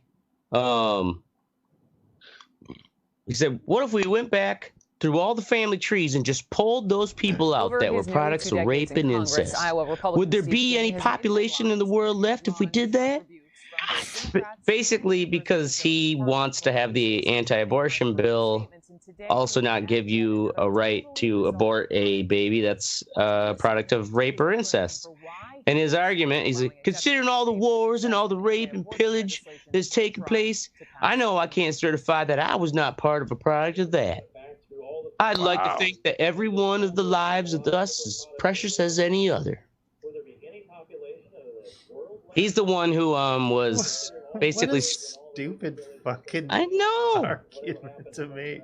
The dumbest fucking argument that he's the one who was reprimanded in January by his own House Republicans when he was basically, he was on some radio show interview and he was like, I don't see why white supremacy's become a bad word. Wow, really? He said that? Oh, I think I remember that. Yeah, and it got some headlines. And idiot. Yeah, it's kind of one of those things too where it's like, I wonder what sector of Iowa he's in, because it must not be I'm only used to the one side of the state by the Mississippi. So anyways, this guy. Well, don't you live in the city, or you grew up in a small town though, didn't you? Yeah, but I grew up right across in Wisconsin, but we go to Dubuque, Iowa all the time. So like I'm familiar with Iowa quite a bit, but for the most part, just because usually cities are way more liberal than. Well, I mean, you don't even have to be liberal. No, yeah, I get it, but that's you don't see liberals. You don't see liberals talking about white supremacy. There are other people. There's no. Right. It's a section of conservative. It's a purely conservative concept. It isn't like it's fucking bleeding over into the other side. Conservatives who are saying like, I'm in full-hearted support of pro-life, but you can't say this stuff to get their cause, to push their agenda. For trying to ban abortion. Sure you can. That's why we have freedom of speech. Well, you can. You can say it. You want to say you can say it. You want to hopefully keep your office, or like the things too. He got stripped of his assignments, so like he's no longer part of any committees. It's kind of like wasn't he on like the Ways and Means or something? It was some big committee. Yeah, something like that. But yeah, it's kind of like, you dumb fuck. Well, they're all fucking idiots. Yeah. They think that going fucking more, the crazier you go, the better it's going to be in the long run. Are you kidding? Trump is an experiment in that. Yeah. God damn. Anyway, all right. Epstein death.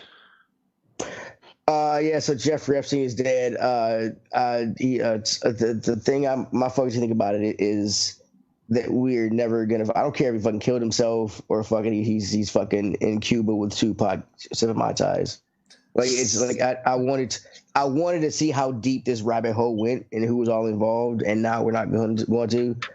They say they're not stopping their investigation, but it's like I really wanted to see that motherfucker snitch on a bunch of people. Yeah, I'm like, you're never going to see. I'm like, a lot of people wanted to see that. That's why he's dead. Yeah, right. I hope that Jennifer, I think her name was Jennifer something, the one who started dropping big names. Like, I hope she's in witness protection program because, like, she dropped that name of that some royal, Prince something over in Europe and some big like fucking hedge fund managers and shit. That's scary. Yeah, right. Especially when. Do y'all think he's fucking? Y'all think he killed himself or he got killed? Which one? I'm curious about you. He got killed. If he did kill himself, it was because somebody had some shit on him or his family. You know what I'm saying? There was a reason behind it. They were gonna like kill his entire family. Right. They were gonna murder his children or some shit. You know what I mean? Like that's. Yeah. I think he got assassinated. I think they got to him, man. Yeah, I mean, if not that though, it could also say it's just as plausible as in someone decided, well, let's just take his roommate away, his cellmate away, and let's put the two most tired guards on his suicide watch, and because we know they'll fudge the paperwork like they always do. Yeah, it could have been. I like to imagine that fucking Hillary Clinton walked into a cell and killed him. Like you ever seen GoldenEye, that chick that strangles people with her thighs? Yeah. She jumped up, grabbed the bar on the ceiling and fucking squeezed him to death. It'd be even better if it was Chelsea who like posed as a fucking guard and assassinated him. Comes walking out, Bill's sitting in the car. Right. That was a good job. Right. She comes out with her weird eyeballs. Yeah, right. Thanks, Dad. Yeah. Now next we're gonna make a stop at the Lewinsky household. Anyway, in all seriousness, go fuck yourself, Princeton, New Jersey. That's our show. We're gonna be here every Wednesday or Thursday at 10ish. Make sure you join the conversation at theredeyereport.com or facebook.com/theredeyereport. You can also Twitter us, but nobody gives a fuck. Like us, share us, or fuck us. We're down for whatever. I'm the Mystic. I'm Oracle. This is Ashtray. And I'm Teddy. And this is the Red Eye Report. Oh yeah, cool tits Teddy. Cool tits Teddy. I don't like that. I do not like that. I'm voting for that. Yeah, cool tits. There is no vote. What is this vote you talking about? 3-1. There's no 3-1. I am not. I'm not. No, fuck yeah, we're all in agreement. Cool tits Teddy. You got to get it tattooed on your arm now. Yeah. I'll make up a logo for you. Actually, it would fit on your knuckles. You could go cool tits Teddy. Oh, you gotta get like a button shirt. Just put Teddy on your chest. Cool on one hand, tits on the other. Cool tits, and then just bust your chest open. Teddy. Oh. That would be fucking awesome. Teddy, rip your shirt like Hulk.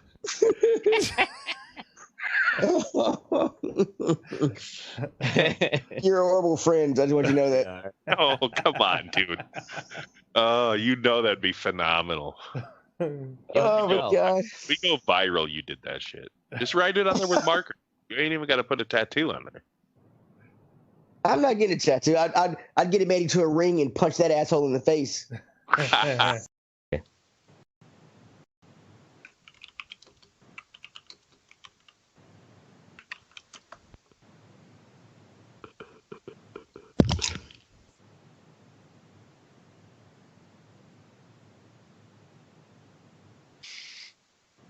Boom. We're in. Bam. Bam. Bam. Ham and jam. Peanut butter and jam. Yeah, that's what Peanut butter and jam. Boys, I can't give you a bam, but I can give you a green eggs and ham. Phil, what? Shut the fuck up. All right, let's do it.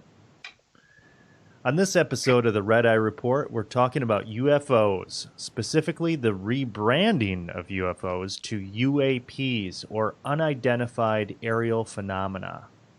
Changes in the air, and the government is changing their tune on these sightings. What's going on? With me this week is Aerospace Ashtray. He claims that he's been abducted 16 times, impregnated 6 grays, and knows the KFC secret recipe. I know what you're thinking. Oh, shit.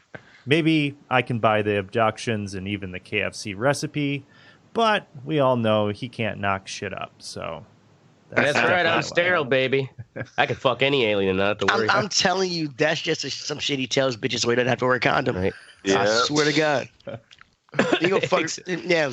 He think his pull-out game is... They think his pull-out game is strong, but he gonna fuck up one time, watch. Yeah. Except for when you get that Neptunian herp. That stuff won't go away. Neptunian herp. Great band name. That is a great band name. We also have Triangle Teddy. He's a triangle. Dude, that was horrible. That's great. That's horrible. But dots. Great. Dots are another horrible candy. Oh, gross. That's a gross candy, Teddy. Yeah, dots are horrible candy. I'm going through my son's house. I love dots. I love dots, too. Dots are my movie go-to. When I'm in the theater, there's a box of raisins in here. Oh, they fucked up. Hipsters. Yeah, fuck those. All right, box of raisins. We also have. Would you go to the Mormon house? Mass sighting Mystic. There's a mass sighting of Mystic every time he leaves the house. People don't know what to make of him. Shaved grimace, methed up polar bear with mange. The 911 tapes are hilarious. Yeah. Problem is you can only grimace. I like shaved grimace, yeah. You can only fit him in one of your peripherals. Pretty sure someone called me that one time, a hairless grimace. Finally, we have me, official position oracle. My official position is that we should all get a free punch card. Every time somebody does something stupid, you get one punch. Bam! Right in the nose or the stomach. Maybe it's a pretty chick or something, so you don't want to break their nose, but you're okay with aborting their fetus. Well, enough of that. This is the Red Eye Report.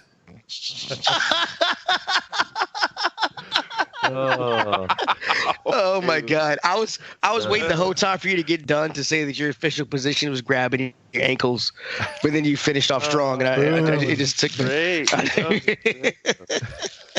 That was real good. I am okay with that. To be honest with you. Ooh, candy corn jackpot. Ooh. All right. What? Man, I love candy corn. Dude, you are fucked up. Dots is a horrible candy. You are a strange man. Strange man. It is weird. All right, so we're talking about UFOs tonight.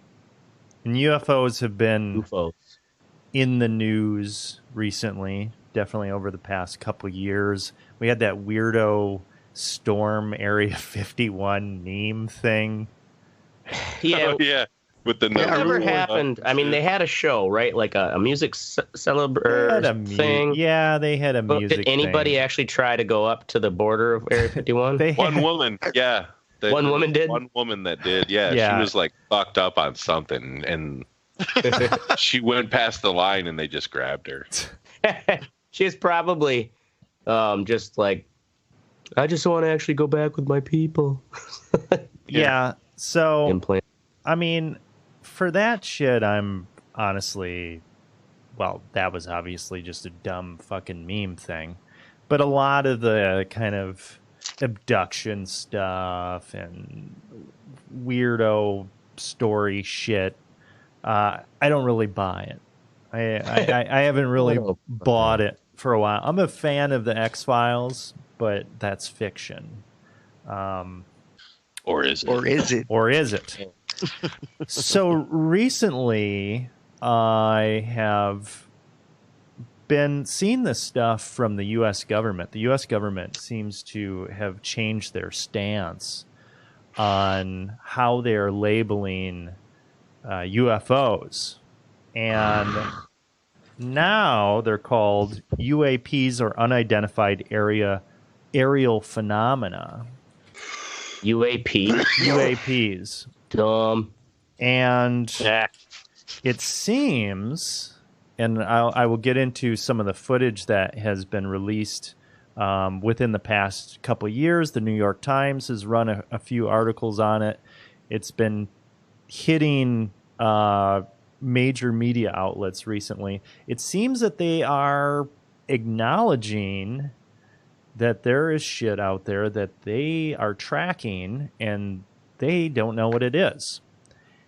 And instead of, with UFOs, if you were in the military or whatever, you didn't want to speak up and be the fucking crackpot guy. Yeah. But I do if I don't want to be up there with those things in a jet. Yeah. Lose your fighter license. Yeah. Well, here's the thing, though, is they are seeing so many of these sightings now that there's actually protocols as to reporting them.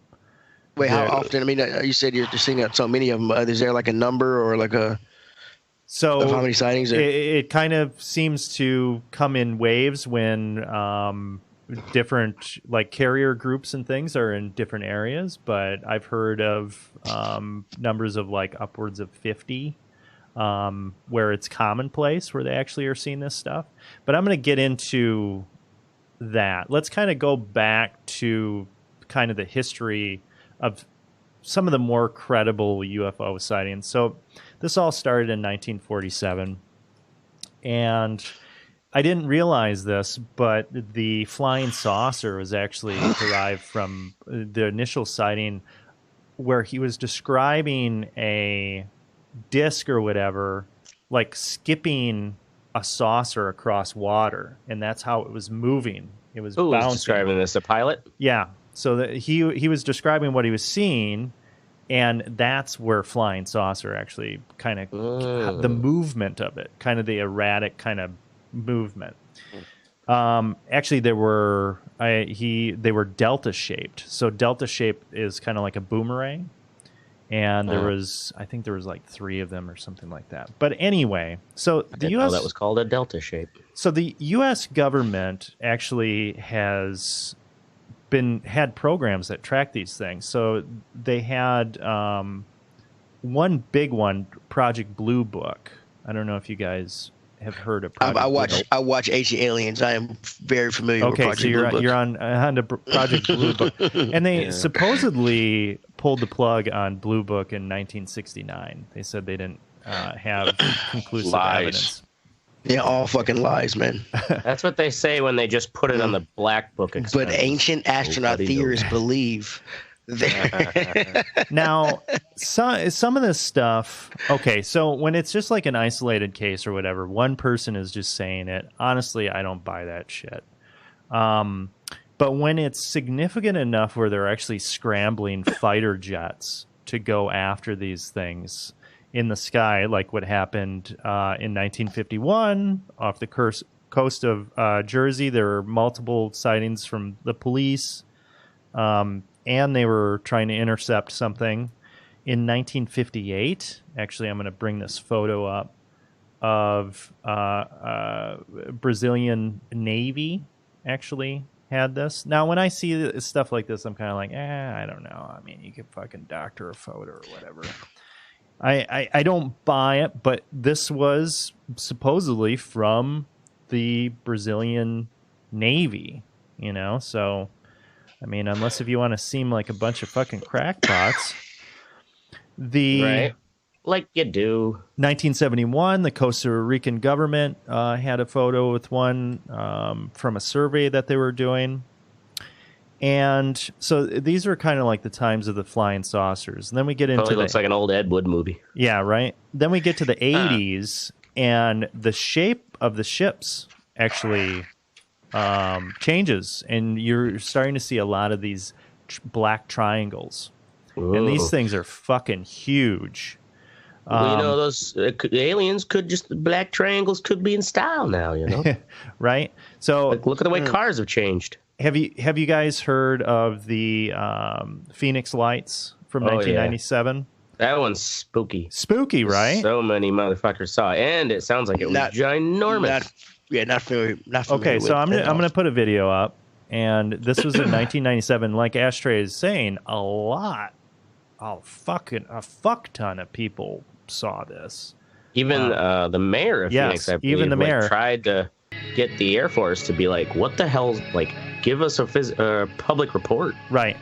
But interestingly, he kind of made a bit of a mockery of it when it initially happened. And then years later, after he retired, he was like, yeah, I saw it too. I didn't know what the fuck it was. I was just trying to quell, like, hysteria. So yeah, this huge series of lights. It looks like it could be the same craft. That's what people are saying, and that's kind of what a lot of these different things were. Like you can see them turning on. All right, I live in the rural country. You're freaking me the fuck out right now. Well, yeah, and if you look at that, it's like multiple city blocks in size. Right, it was huge, and the military, they're like, oh well, it was flares. Those aren't flares, dude. Those are fucking not. Flares don't stay at the same elevation. No, that is definitely not flares. So this one, I mean, you got to understand. I mean, from a military standpoint, there. I mean, you got to understand if they can't come out and say it if they know what it is even. Yeah. Right. Because I don't think we'd be a match for something that can do travel that we can do and have technology. Like, we don't have anything that can hover that still like that without making a huge amount of noise or anything like that. I mean, we don't. We obviously their technology is above ours. So if the military is kind of like, we're not going to say it exists because what do you want us to do? Go out there and get our ass kicked? Exactly. Yeah. That and the military, they can't say that they know what it is. And if they don't know what it is, they can't say they don't know what it is either because we don't want to acknowledge that it exists. Yeah. Because they don't know what the fuck it is. Then people go into a hysteria. Exactly. Right. Yeah, they have no real answers. Yeah, you can't be like, oh, yeah, that's just the Zorgons. Don't worry about it. Trust me. They do that all the time. Nobody's died yet. Right. So that was in 97. Only a few cows. Another really notable incident, and actually, Mystic, you talked about this before, 1980 Rendlesham, which was the Air Force base in England that was U.S. run. It was actually in these woods in between these two bases, and it's really kind of interesting how that one took place. So there were these the first sighting that happened. It was like 2 days before the Christmas Eve, and they thought that. The guards at the time were out looking, and they thought that there was possibly a plane that had gone down because there were lights in the forest. So they go to investigate, and there's this freaking triangular craft making its way through the woods, and then it takes off. Okay, so they go back, and the rest of the base is like, okay, whatever, you guys are fucking crazy. 2 days later, for the Christmas Eve party, all of a sudden, boom, officer comes busting in, and he's like, hey, that fucking thing is back. So the lieutenant commander of the base, Lieutenant Colonel Charles Halt, who was a big skeptic, he had no interest. He's like, okay, I'm going to fucking shut this down. I'm going to go out. Yeah. I have, this is bullshit. You guys are overreacting. I'm going to shut this down. Ruining my fucking night. Right. Yeah, right. So he goes out there, and he actually took Colonel ain't got time for this. He took a tape recorder with him, which he apparently took with him all the time to just record when he was out doing his rounds and things, just in case if, there was a security incident or something. He goes out there, and on the recording, you can just hear in his voice, they fucking encounter this thing, and it's like bright lights. It looks really weird. Like, the lights were so bright that they said that there was like a farmhouse out there, and it looked like it was on fire. The lights were so bright. And it was going through the woods, not touching any of the trees. It was avoiding them as they were approaching it. And they went out. Get this. They went out and they got radiation readings. There was radiation. Oh, yeah, they found landing sites, or what looked like it, and they found landing sites. And freaking a guy was awarded a VA disability claim from the radiation from the UFO. Really? John McCain, actually, his office fought for him to get this. So the VA acknowledged that this happened out there, and this guy, received radiation as a result of it. So that was a pretty significant. You can still listen to. Oh, absolutely. The audio is actually really good. Released. I think it was like a BBC thing or something that I heard it. And it was like, fuck, it kind of spooked me. Yeah. You remember the show that we did on the Dyatlov Pass? Yes. People thought that shit was fucking possibly aliens, right? With the aliens too, right. Yeah. So or the Yeti. Now we go into this. Kind of brings me into the modern era, and where things kind of went quiet a little bit. Excuse me, until like the early 2000s, and one event happened. Well, the New York Times ran this article 2 years ago, and apparently the U.S. Navy has been seeing a lot of shit with their F-18s. And they had one incident that happened in 2004 off the coast of San Diego. I can see myself on that straight screen. They're out doing a training exercise, and they're out there, and there's some sort of a craft that is hovering over the surface of the ocean. And this guy is the commander of a squadron of F-18s. So they're like, okay, we're going to check this shit out. And as they get closer, it actually looks as if the craft is hovering over something that is under the surface of the ocean. So the craft is maybe like 50 feet long. It's actually described as a tic-tac shape. No other discernible features on the outside. And it was a giant alien suppository. Yeah. Underneath it is some sort of, looks like some sort of submerged thing, and it's actually causing the ocean to bubble underneath that. So they actually pick it up with their radar or whatever, their tracking systems. And I'm going to go ahead and bring that one up.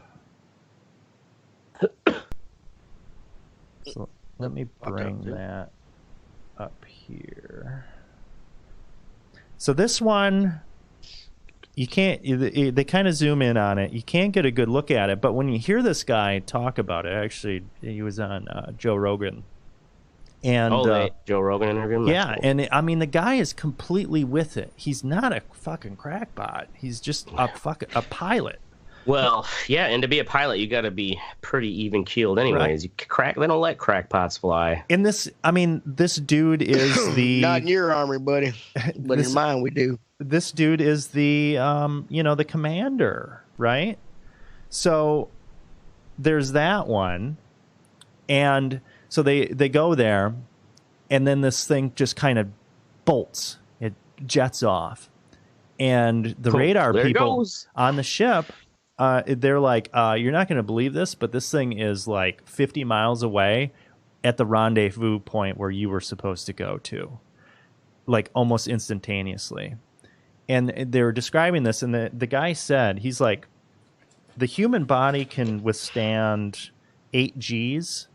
They've looked at this thing, analyzed it. It was moving at 1,350 Gs. He said if a human was inside that thing, they would be paste. You just get splattered against the back wall. And also, when this stuff happens too, they say that it doesn't make a noise. And he said if something is moving that quickly, you're just going to have a series of sonic booms as it moves. Right. Because it's going to be breaking the sound barrier. Don't hear anything. Yeah. Okay, so then we have another one from 2015, which is a series of videos. I'm going to bring these up. So once again, They're doing training exercises. This is in the Atlantic. And they pick up this frickin', well, you take a look at it. These are official Navy videos from their jets. Yes, it looks like a Volvo. Okay, come on, New York Times. Come on, New York Times. We need that fake news now. Right? Oh no, they're shutting us down. Wow, you didn't subscribe? No, I'm just trying to get the goddamn video to work, but it's not playing. I can see that shape. Yeah, this is fucking drone, bro. Oh. I wonder, those thermal cameras? Yeah. Probably. Yep. Yeah, they're probably, yeah. So that means that's cold as ice if it's just a black dot. Yeah, so there's no signature. It's not emitting anything. It's just this object that is... It's out of like, yeah, somehow... and I mean, it does look like it's moving so smooth that it's like... It's almost like it's got to break free from all external physical forces. Now, check this one out. This is called the Go Fast. So he was actually able to pick this thing up with his sensors. That's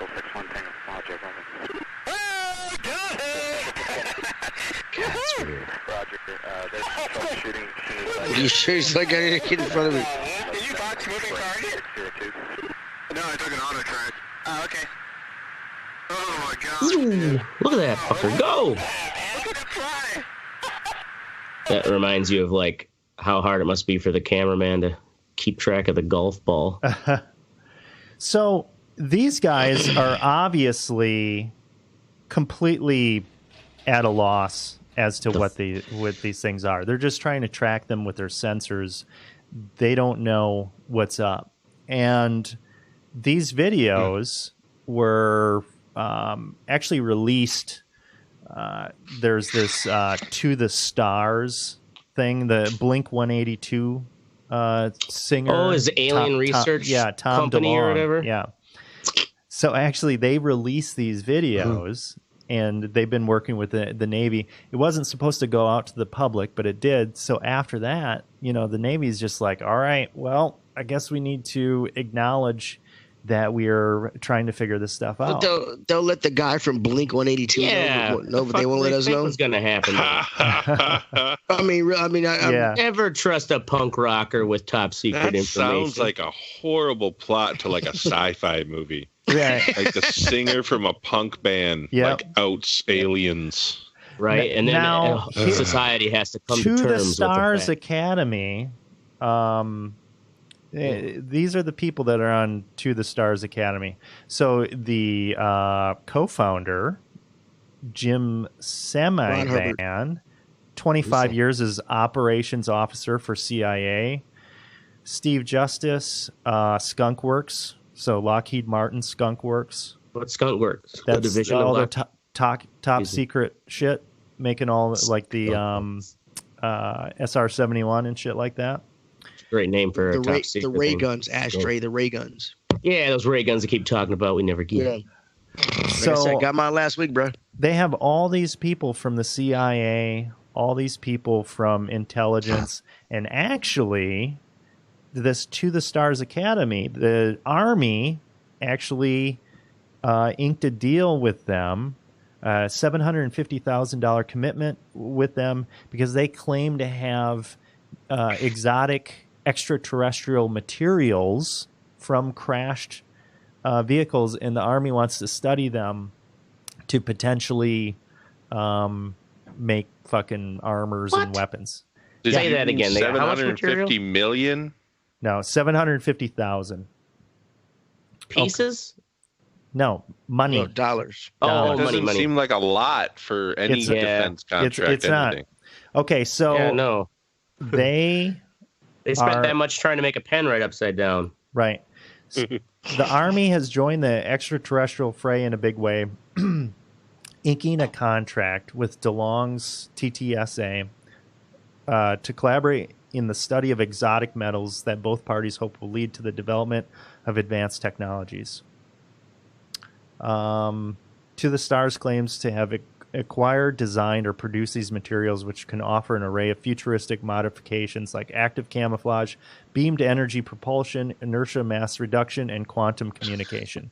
Bullshit. This is from the Army Times. I'm reading this from the Army Times. Oh, it's from the Army Times, huh? Oh, yeah. That's propaganda. Okay, so that's where I'm coming at from this. This looks like absolute bullshit. This seriously looks like complete bullshit. But the videos from the pilots, there's no. Yeah, that's not. Yeah, you're right.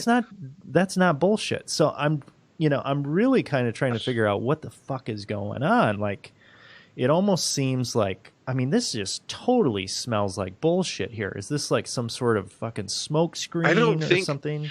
The Army is the bullshit part of it. I think it's his business saying. I think the Army is like 750,000. We spend that in 4 hours. Sure, give it to him. Right. See what he has. Right. A year of our top generals out of it if it fucking doesn't work. Right. So, I don't know. That's what's going on there. Now, to go back to the Rendlesham incident, to kind of bring this back around.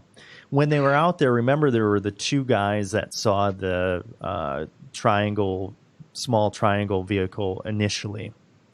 And one thing that I didn't say is actually one of the guys, let's see here, Jim Peniston, who was a staff sergeant in the Air Force, he actually came up to the triangle and claims to have touched the triangle. And he said that it didn't have any markings on it, or it had like the one spot with like hieroglyphic type things on it. And he touched the outside of it, and he felt this huge flash of light and totally disoriented. And he's fucked up from this. And he just started like writing in his notebook. I don't know if it was a few days later or whatever. And he ends up writing a bunch of binary code in his notebook. And there's actually pictures of this notebook pages with the binary code. Well, 30 years later, somebody sees that and they're like, hey, what the fuck is that? So he tells them what happens. He's like, okay, well, let's try to decode this shit. So they decode the binary code. And what they get from this, now, hey, this is fucking conspiracy shit. They decode the binary code. Right. So this is what it said. Exploration what does it say? of humanity, continuous for planetary advan, they didn't have any more, fourth coordinate, continuous, and then they have these coordinates. And the coordinates are of a place in Belize, which is a temple, like a Aztec temple. Sedona, Arizona. They said they're not really sure, just kind of out in the forest. The Great Pyramid of Giza, the Nazca Lines in Peru, a sacred temple on top of a mountain in China, and the Temple of Apollo in Naxos, Greece. And the 7-Eleven down from Mystic's house. And High, Brazil, which is basically the Irish Atlantis, like Celtic Atlantis. But we found it? So it was on old maps and shit, but it never thought to actually exist. But it gives the coordinates to that. And it said also on there, it says eyes of your eyes, and it says origin year 8100. So I'll leave you with Eye that. of your eyes. Eyes of your eyes. Eyes of your eyes. In origin year 8100. No, was this is a translation of the binary code, not the hieroglyphs, right? A lot of that shit in fucking line. Was it in lines or ones and zeros that he wrote the shit down? Ones and zeros. Well, yeah, so it's binary code. It's binary code. Right, but a binary code still is based upon like a certain structure. You know, it's like how do we know how to translate their binary code without knowing the way the aliens code it? Is it one of those? Did it really give those coordinates, or was it like one of those things where it's like, well, in ancient Sumerian, we know that we can take away 4 from this number, and that gives us this number. You know what I mean? So I listened to an interview with the guy that actually did the translation. Let alone the translation. Yeah. And he said that he used that ASCII, the ASCII standard. Yeah. But he also said that you need to like find the key, and then that's how everything is interpreted. So I don't know. The key. I don't fucking know. Right, but the key is his subjectiveness, because like I can't imagine you know, you would, without knowing what the aliens' alphabet or even language is, how can they be determined that this, let alone is you know, not Mandarin Chinese? So the guy that wrote this code down and touched it, he had a theory, and he said, I think that it's us from the year 8100. And that we're trying to communicate. So it's not really aliens, but it's us. Future humans. Right, it's future humans. I don't know. Okay, so my big question for you guys is, let's say the Navy and the Air Force and shit, they're seeing this stuff. They're having all these sightings and shit. Let's say some event happens, kind of like the Phoenix Lights or whatever, where it's just like fucking shit ton of people see it, and there's obviously some sort of shit going on. Can't fake it. Right. Some massive event. It can't be hidden. What do you think happens? It's a good question, because it's going to happen soon one of these. Because imagine the Phoenix Lights would happen today. Oh man, everybody have a fucking cell phone. Yeah, and also how good the cameras are getting on our cell phones, that they can record in that kind of low light. Right. Like, you know, like we were talking before about how in the future, pretty soon, we're going to have almost like a virtual experience of tragedies, because there'll be just so many cameras and phones capturing it. We'll have that same thing if we have an alien encounter on a large enough scale. Right. I think in a certain way that it would almost, just like in The Watchmen, unite the world for a common cause. You know what I mean? Yeah, I think it would. That common cause would be blow that fucker out of the sky. Yeah, probably. So it's Independence Day. But it would Day. still be a common cause. So yeah, I mean, well, that's like even if you take the scenario of Arrival, you know, like you think we would have all countries would have been that like restrained before deciding, well, let's shoot the fucker. Yeah. Well, I think China would way too much for that shit. China would think it was something made by us or something and just blow it up. Well, that is the fear, or you know, a potential thing. Teddy. All right, so I think you all have way too much faith in humanity. If something like that were to happen, if something like that were to happen, there are a shit ton of videos already on YouTube of people with cell phones claiming they see shit over Russia and everything else. So debunking it wouldn't be, I don't think, would be too hard. But unless and like uniting humanity would only, if every country would be trying to get as much technology as they could. Well, that's what they're doing right now. Yeah. Without sharing that what's the movie where the disc appears and shit? There's like a couple of them across the world, and they talk to them. They talk to them and with coffee stains. Once in the movie, once they mentioned anything about weapons, the thing said you have the weapon or something.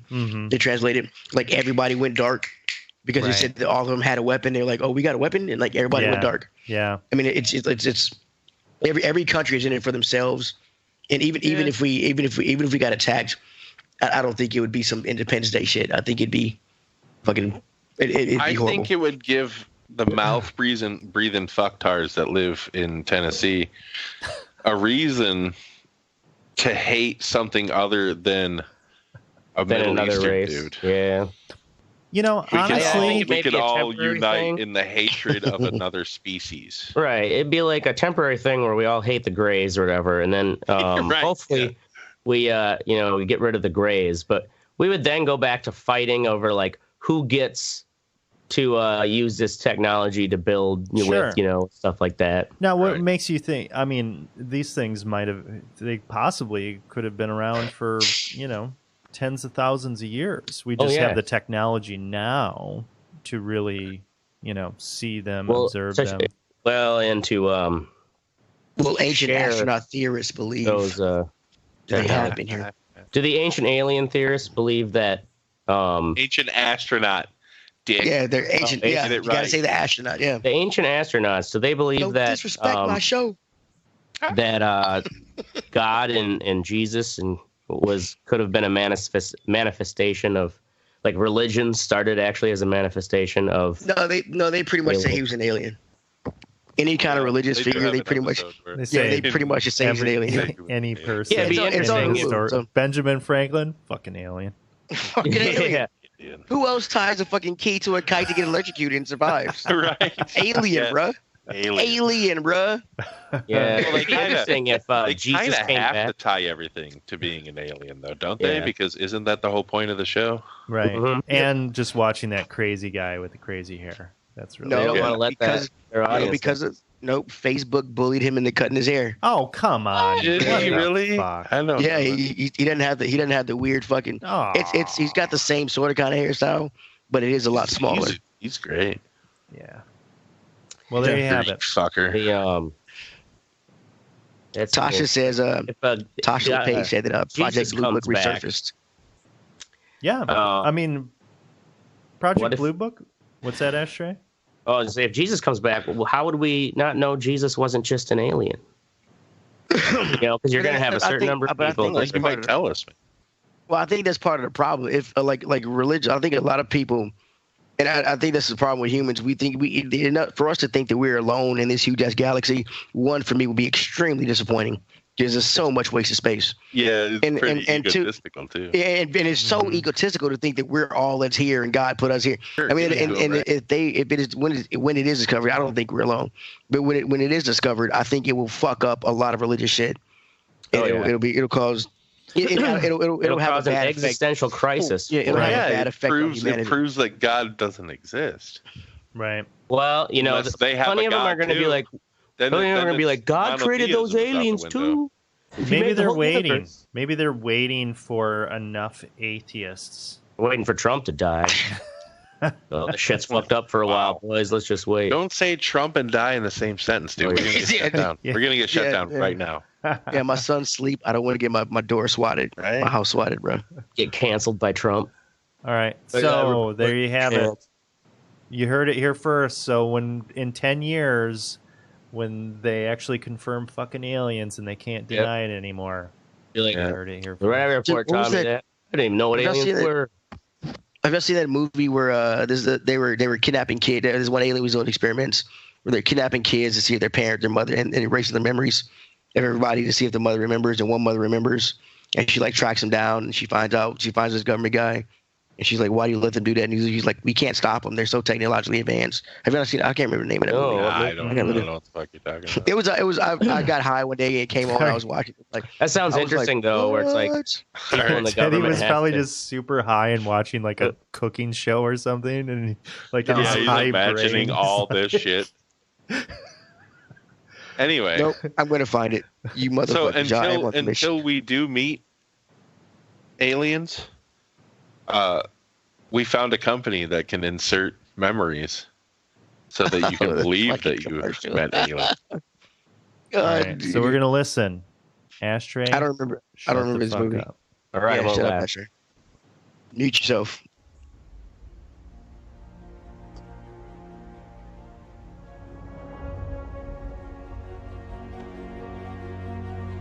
Abduct Inc., your personal alien abduction memory implantation service. Have you ever wanted to know what it was like to have a Klingon battle rifle shoved up your ass? Oh God, it hurts so bad. We can make that happen. Bride says that you can't go to the strip club? Well, we can arrange to have the future hubby abducted by the women of Amazonia, where sexual assault against men is just a misdemeanor. No! No! And you thought Ronda Rousey was tough. Have you ever wanted to know what it would be like to be the pivot man in a Wookiee circle jerk? There's so much cum. Oh my God, it stinks. Jesus Christ, his hair in it. It's like somebody ground up a cat. Make sure you bring a towel. These are just a taste of the myriad pleasures awaiting you across the universe. Abduct Inc. Forget yourself. Get fucked in the ass by E.T.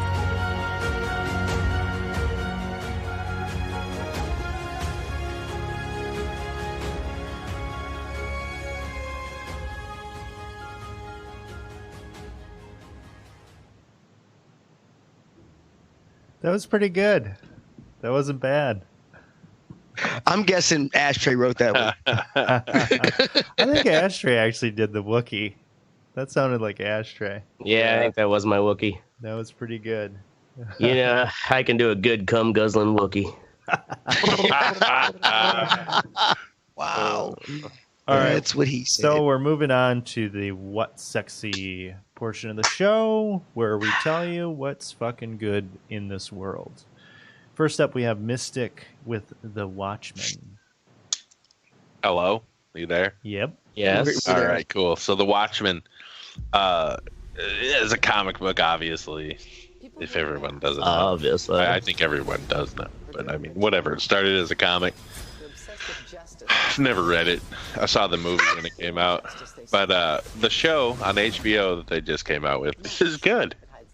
Dude, thank you for that. Check it out. Dude, yeah. Dude, first off, thank you for that honesty, because that's awesome. Boom. Yeah, I mean, whatever. I'm not going to judge people who have read it. I don't give a fuck. Yeah. But I'm not going to go out and read it. But the show is good. You know what I'm saying? Looks cool. I wonder if it's written by the same people from the comic at all. Scoozy. No, I'm pretty sure it's written by Damon Lindelof. I have no idea who that is. All right. Well, keep going, and I'll look him up, and I'll tell you. I mean, I know he's famous, but I don't know what for. Because I'm high as fuck. Next up, we have Ashtray with Breathe Right strips. You guys ever use the Breathe Right strips? No, I snore, so I was thinking about using them because I snore to see if they help out. Yeah, I don't know how they work for snoring. I know they do claim they help. But man, when I get like severe sinus congestion this time of year, it's like you use the neti pot all you want. There isn't really like much up there. It's just that tissue is actually just inflamed to where you can't fucking breathe. These little fuckers make a difference. Surprisingly, it just has some little thin metal bars in it. Mm-hmm. And a really strong adhesive. You just got to make sure you clean your nose really well and dry it off, and you can sleep with it in. It feels like it literally just helps pull some of that tissue apart, and it seems minor, but it's noticeable improvement, especially if you got allergy issues. So, and this one is Scratch and Sniff with menthol flavor. Wait, this Scratch and Sniff, why does it have a flavor? Scent? It's a menthol scent. Okay. You said menthol flavor like you did. I know I That's did. all I'm asking. I was thinking like menthol like cigarettes. Good for the sinuses and the breath. Yeah. Pop. Right? If you can lick your nose. Anyway, that's it. Damon Lindelof created Lost with fucking JJ. Wrote Cowboys and Aliens, Prometheus, World War Z, Star Trek Into Darkness, Tomorrowland, and The Leftovers, which is a very underrated HBO series that I think is probably one of the best front-to-back stories in any television series ever created. Damn. It was a fucking damn good show. That's probably why I like this. Now that I think about it, it's very similar. What was the gist of The Leftovers? I remember hearing that name, but I can't think of what the show is. It's something happens where half of the fucking world just disappears. Okay. Or not half, like a percentage of the people in the world just disappear. Gotcha. So Fucking like Thanos. it takes place in the aftermath of that, and like all these religious groups start up and shit because they think it's the fucking reckoning. Yeah. I think I remember you talking about that one. This was a while back though, right? Like 5 years it's been a few years since I've seen it. It's 2014, I think, is when it started. It was only 3 seasons, but that's all it needed to be. It was a good story. Anyway, go ahead. Right on. Next up is me with The Outer Worlds. So it's a new game that just released on Game Pass and other platforms, PC, PS4. It's made by Obsidian. Do you only play games you don't have to pay for? Well, fuck Cheapskate. All right, I'm just asking, bro. For someone who uses Groupon, that's a dumb question. No, I'm not. Look, I'm cheap. I'm cheap with life, not my video games. What is it? Cheap with life. So, this is made by Obsidian, the people that made Fallout New Vegas. And it kind of has a vibe with that. It kind of has a Fallout vibe to it. Fallout in space. Yeah, but it's definitely a different tone to it. So Fallout can be pretty bleak. You're just, in the fucking aftermath of fucking, some desolate area.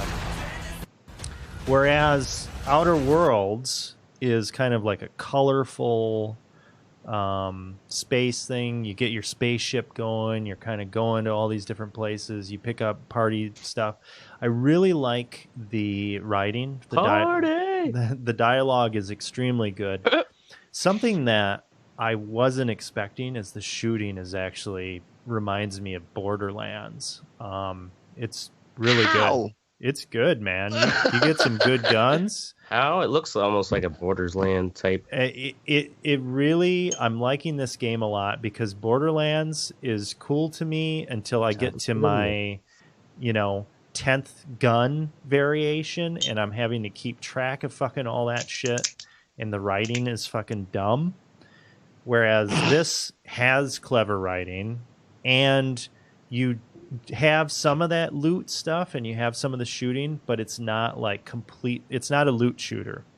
So it's kind of like somewhere in between. It's accessible. Yeah, that always kind of dragged me down with like Borderlands. I couldn't play much longer. I was like, there's just so much shit you got to pick up and keep track of and combine. And, Like, God. I can do that. You really don't have to do all that in Borderlands. Yeah. That's why, you have so many gun choices. You can just throw so much shit away. You'll still be fine. Right. If you want to nitpick every little fucking thing, then yeah. Yeah, I guess I just don't want to deal with that. Nitpicker. But this is good. I'm liking it a lot. So if you have Game Pass, you can play it for free. Which is a good fucking deal. Game sucks. All right. Game sucks. Next up, we have Teddy. I didn't like Fallout New Vegas, so I guess that's kind of a... Right. We have Teddy with Bitch Gets Banned.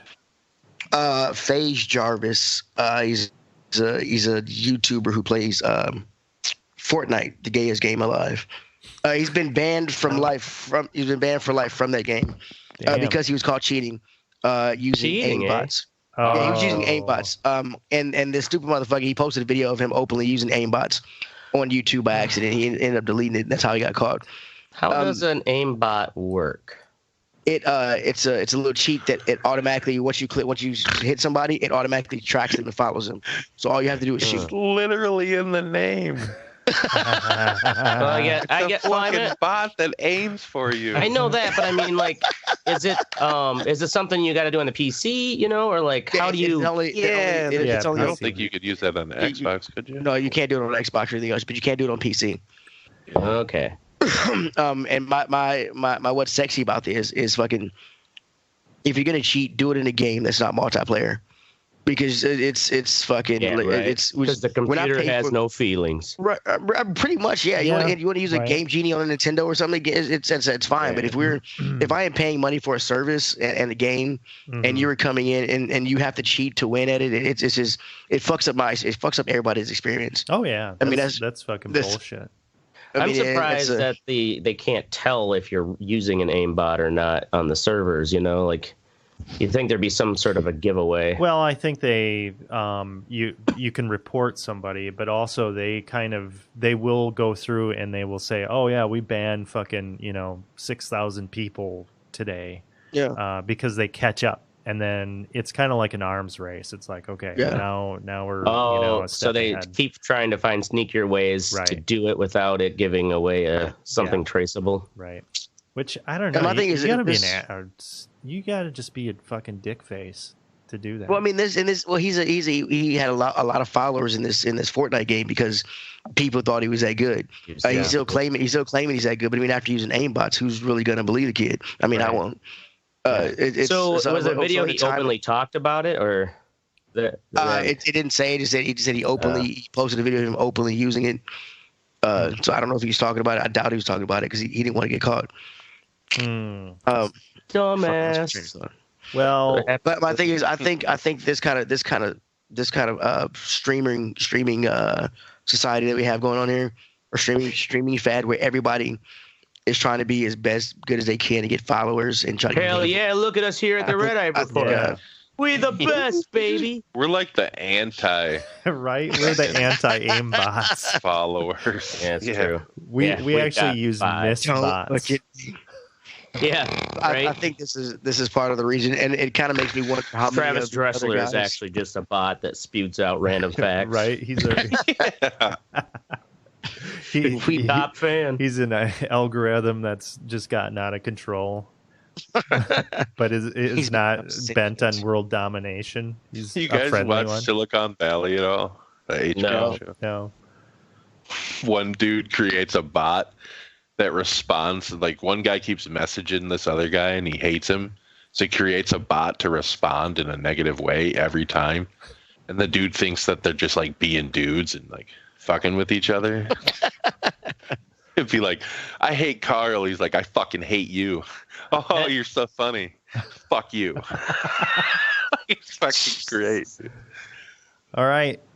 You know what else is not so great? We're moving on to the fuck what you think. This is where we tell you to go fuck yourself in the ass and things that are shitty in this world. And we have Ashtray with cancel culture. Cancel culture. Yeah, so I didn't even really realize this was a term until recently. But I think it's only because high schoolers have made it a term. And it's essentially just deciding you're going to boycott someone or something because they did whatever wrong or, wronged you in a certain way. It's just like... They posted an Instagram. They, yeah, exactly. It's like their Instagram was so deflammatory. And it's like, it's inflammatory, you dumbass. Whoa. Let me... Are you having a fight with your fake... teenage You're having a fight with a fake teenage yourself. Yep. I was just trying to share this picture. It's like, why it's not coming up. Good. But, it's like the perfect picture of the kind of person who would be the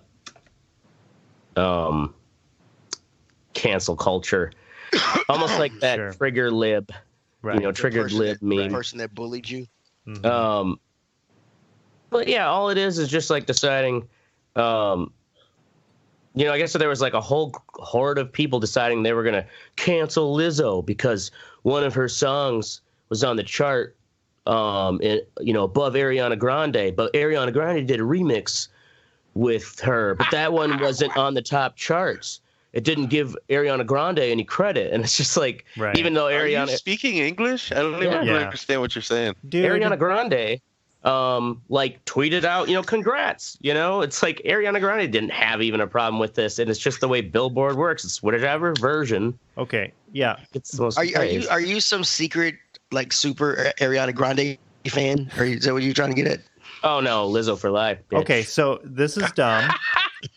and this is terrible, but when I was a teenager, I was fucking smoking weed out of fucking pop cans and like doing other dumb like shit. Everybody else was doing. Exactly.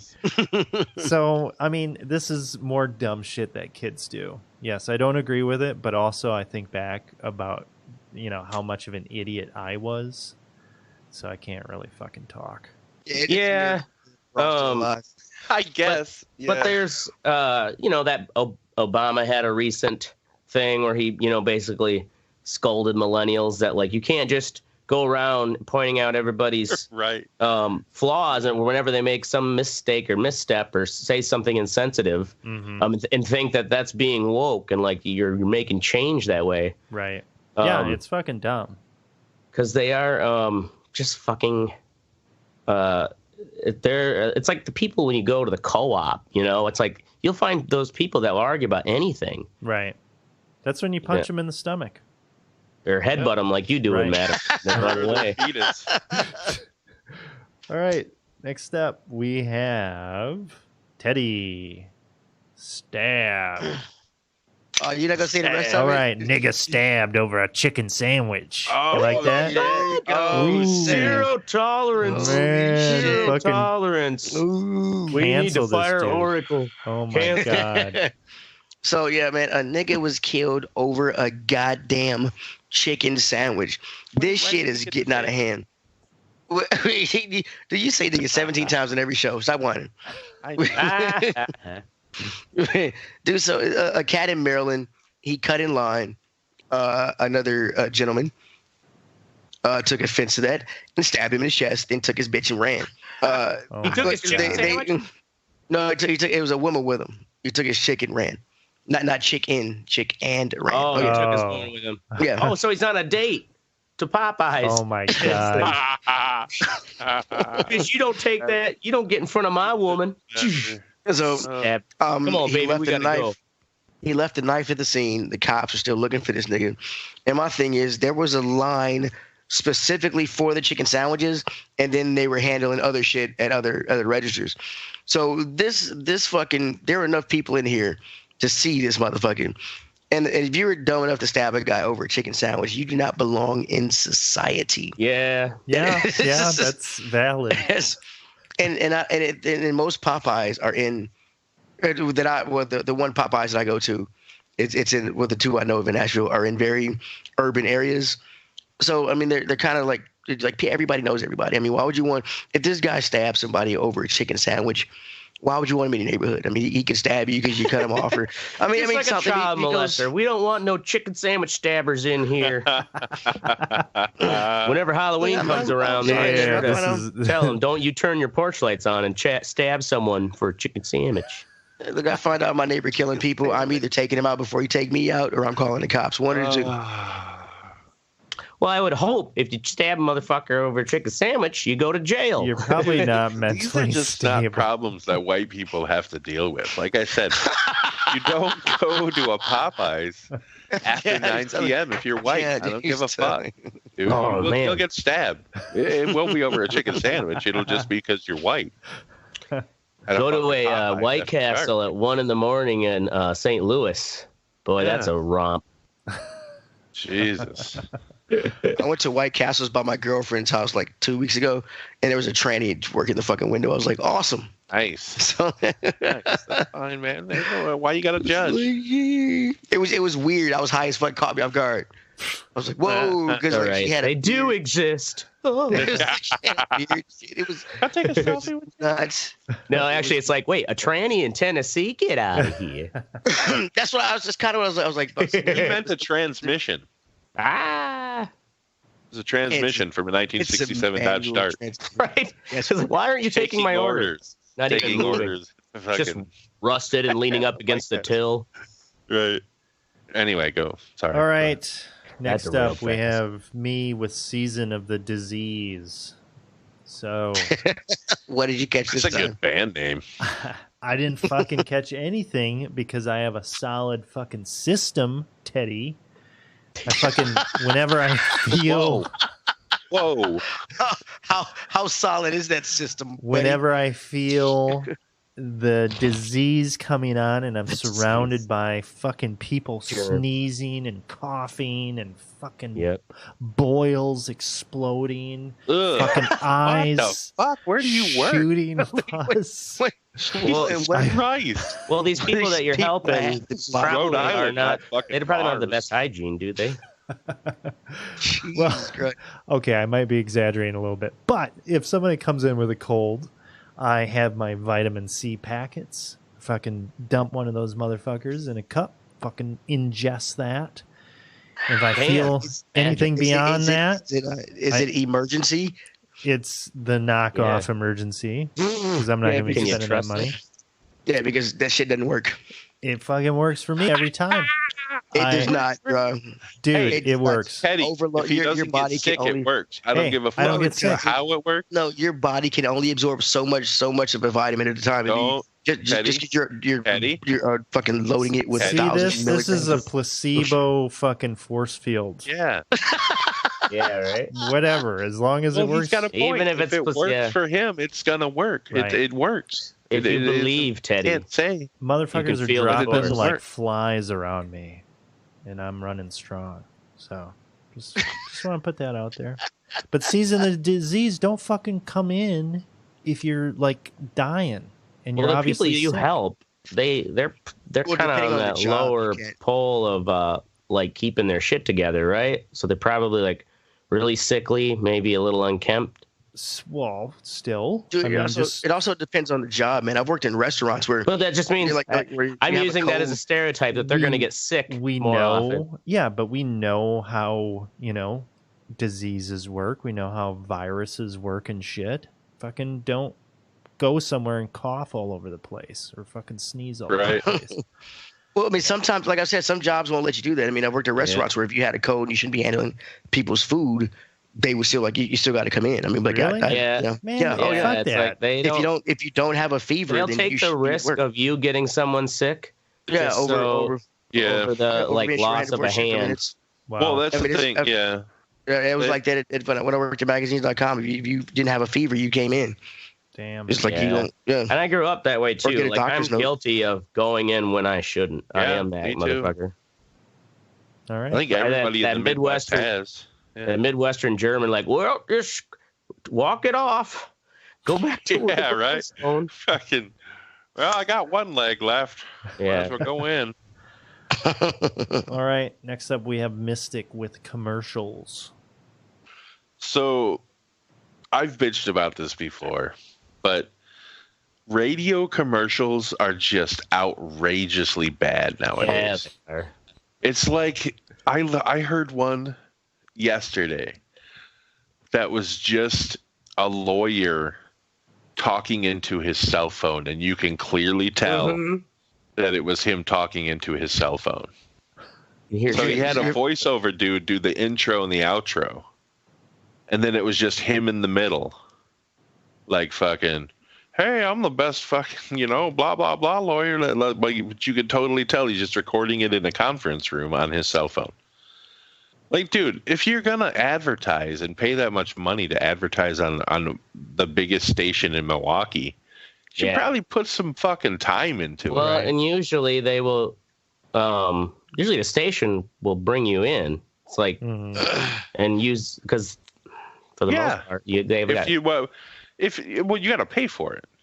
Well, yeah, I mean, you know what I mean? You could just buy the airtime and do it yourself, and that's what he's doing. He's trying to fucking save a buck, but I see. Yeah, your first you need to spend a little more. Is listen to the radio. I still listen to the radio a lot. Yeah, listen to that gimme radio. Yeah, I don't listen to the radio. I use Spotify in my car or some other kind of music media. I don't listen to radio. Yeah, I do the old find out what the hell's going on in the world NPR in the morning. On the drive to work. While you're what should I be enraged about today? You're the fucking cat fucking shepherd. Cat shepherd. With NPR. No cats anymore. Okay. All right. So that's hey man, don't knock TED Talks, okay? TED Talks. Right. Some of those are fucking stupid. You there? Oh yeah. God damn it. Right.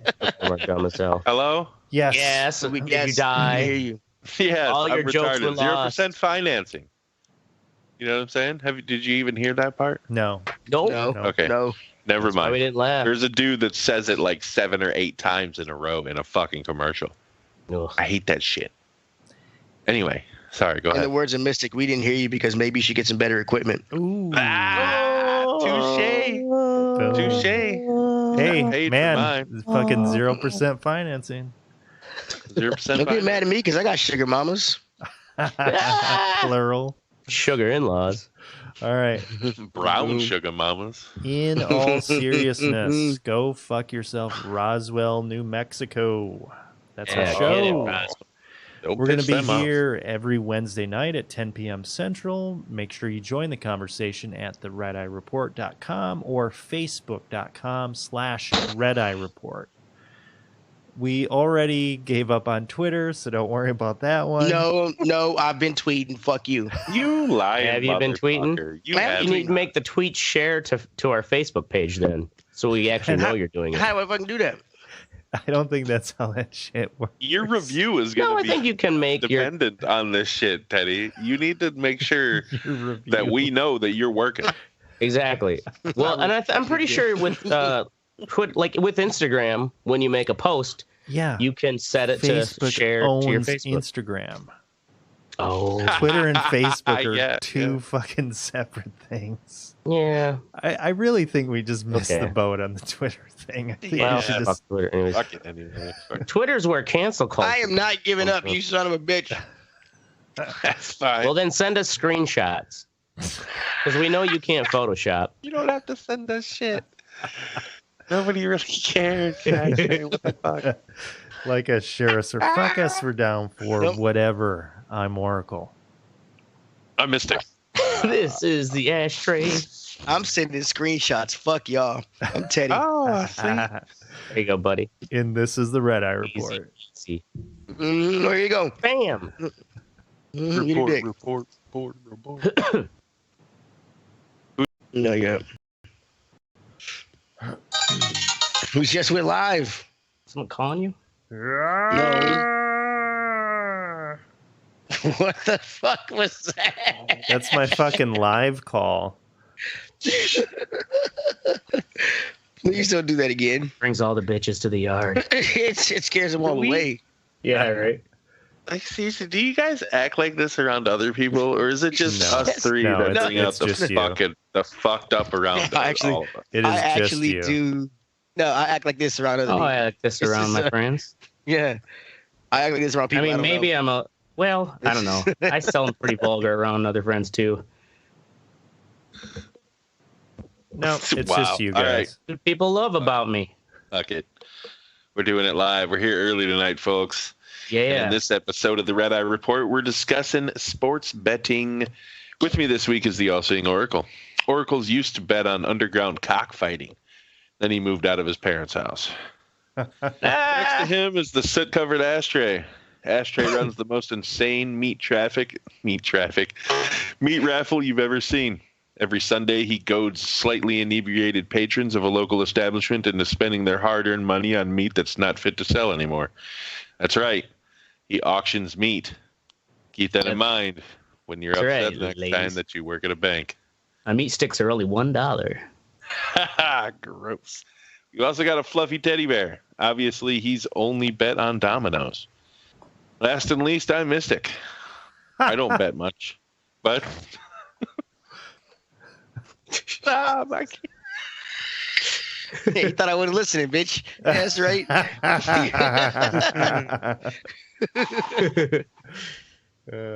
Last and least, I'm the Mystic. I don't bet on much, but I'll bet you $500 I lose a limb before any of you. And this is the Red Eye Report. Yeah, that's a pretty good bet. Is that just diabetes or hunger? Hunger. Either one, bud. Yeah. Either one. Are you going to start first with the bum leg? You have to eat your own leg. Gross. You know how gross that meat is in there? Yeah, I'm sure it's nasty. Well, maybe if you cut high enough up, it should be all right. Oh, God. All right.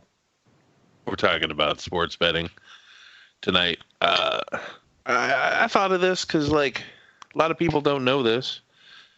But in 2018, man, I can't see shit tonight.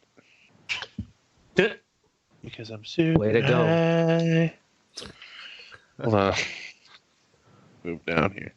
On May 14th, 2018, the United States Supreme Court found the Professional and Amateur Sports Protection Act, PASPA, PASPA, the federal law prohibiting statutes or states from authorizing sports betting, to be unconstitutional. So it is now up to the individual state to decide if they want to authorize and regulate sports betting in their state.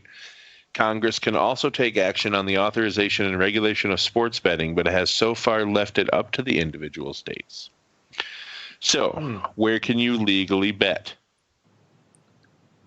Vegas. New Jersey, West Virginia, of course, Jersey, Indiana, Pennsylvania, New York, Mississippi, Arkansas, Delaware, D.C., Illinois, Iowa, Montana, Nevada, New Hampshire, Oregon, and Rhode Island and Tennessee. Boom! Oh shit! Michigan's not. Is Michigan not in there? They have casinos in Michigan. They are not. No. Wow. Well, yeah, they probably got Indian casinos, but.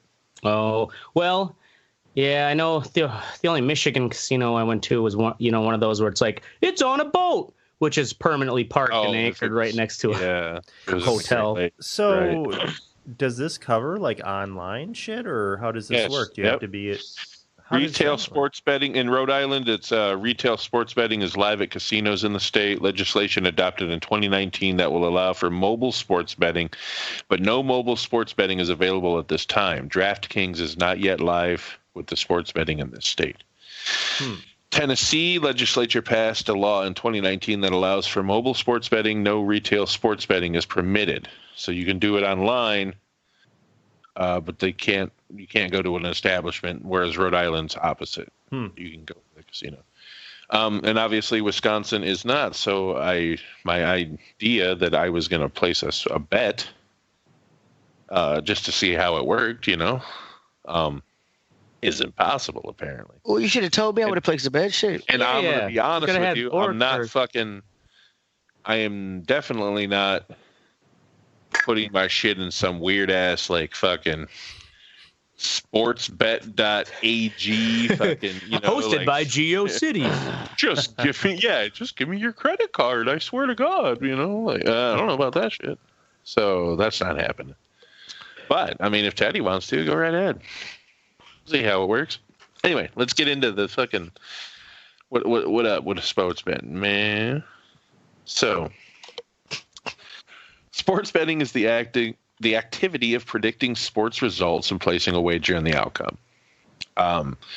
So I mean, obviously, the biggest ones are American football, basketball, baseball, and then it's hockey, track cycling, auto racing, mixed martial arts, and then boxing. Cycling. Those are the top things bet on? Yeah. Oh, cycling. Cycling? Yeah, I'm like cycling. Really? Well, just think of how big the Tour de France is. Did you already say that? That's true.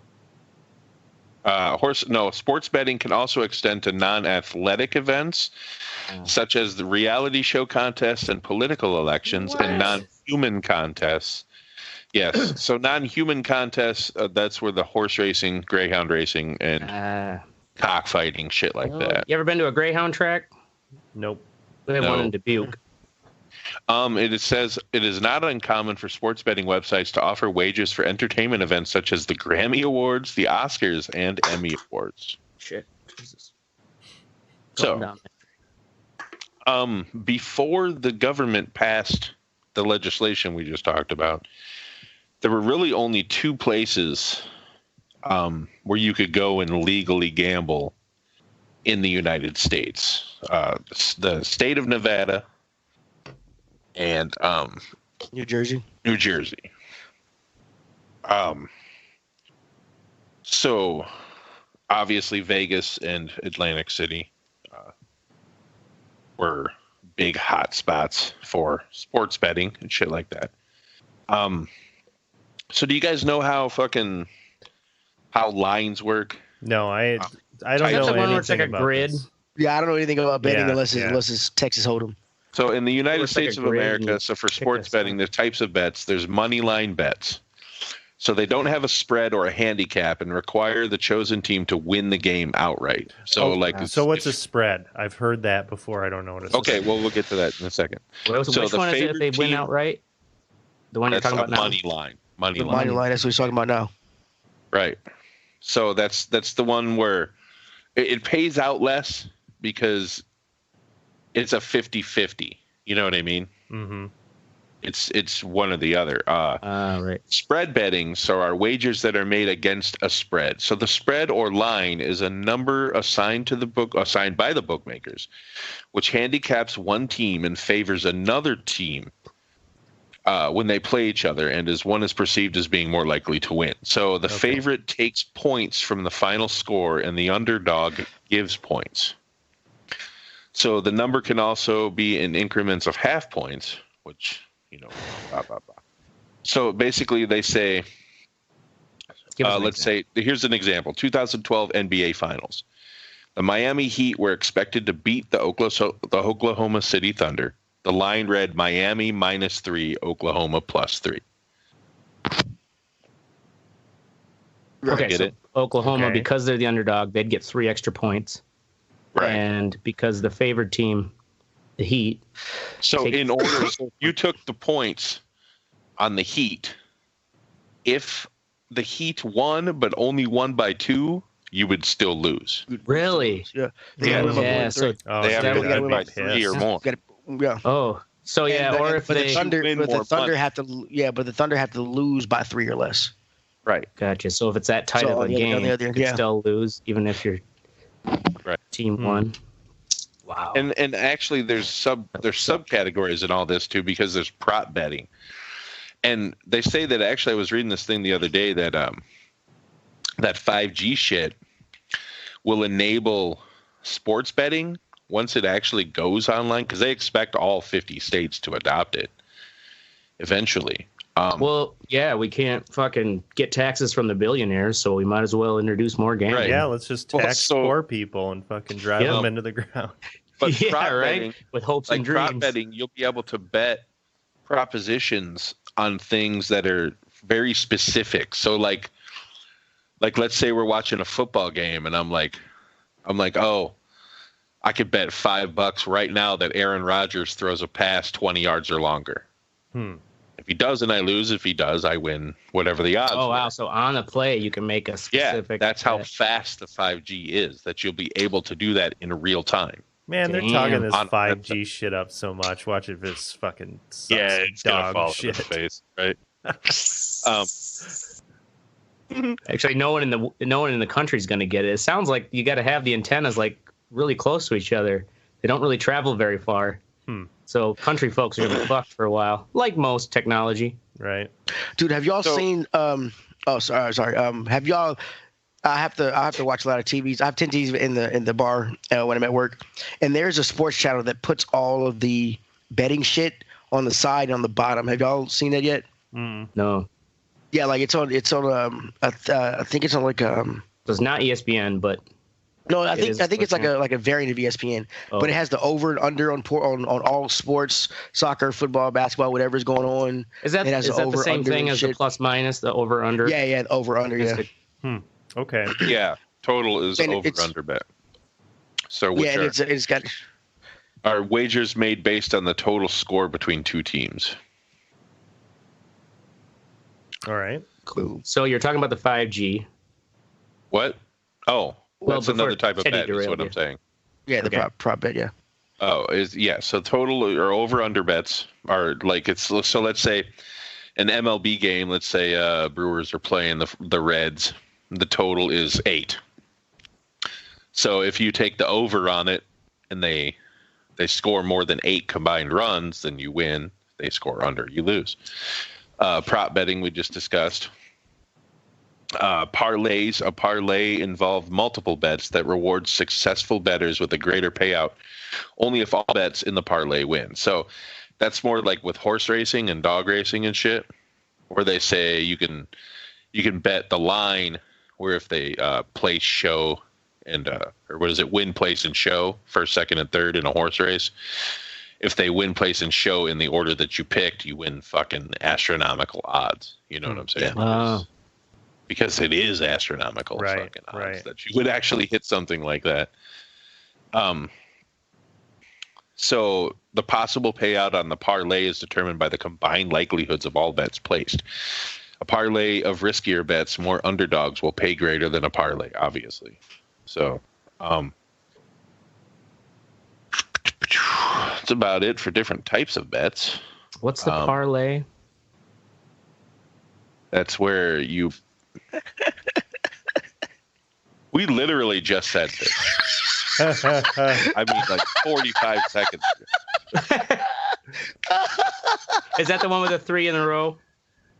Yeah. Okay. In a specific... Because I always think of the word parlay as in like having a conversation. Like a pirate thing, isn't it? Like... Somebody's been watching Pirates of the Caribbean on Disney Plus. Right.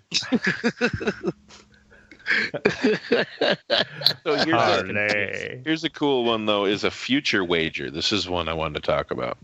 So a future wager, so basically they're listed as futures generally have a long-term horizon measured in weeks or months. So for example, a bet that a certain NFL team will win the Super Bowl for the upcoming season. Did you guys hear about that last year? The guy who won, I think it was $1 million.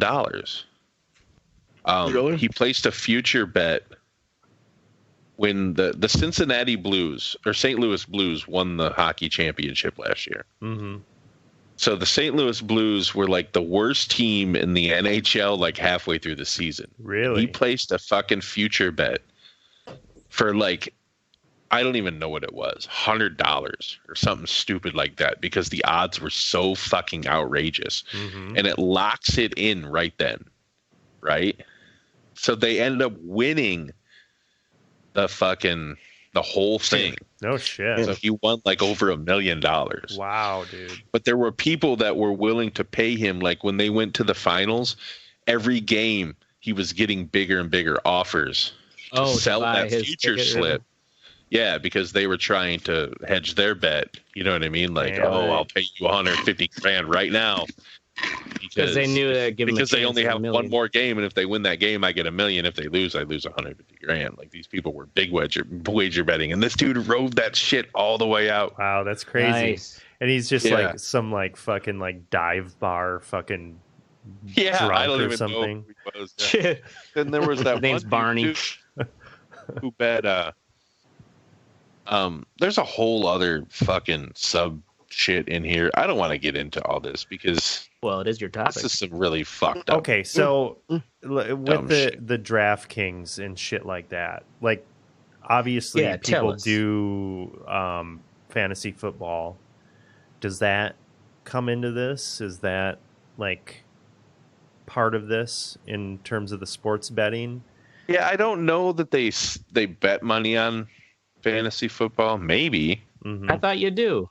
I thought that was. I mean, there are a lot of. I mean, there's a whole bunch of DraftKings people. I mean, there's still office things office pools that you put money in and bet on. So I mean, I think it would be. Is it through DraftKings or does DraftKings just do it? But you have to. But you can't use DraftKings. You win money and you lose money when you play DraftKings. You have to pay to play. Isn't DraftKings kind of like fantasy football, like every day or some shit? Like you do a new team. You can't.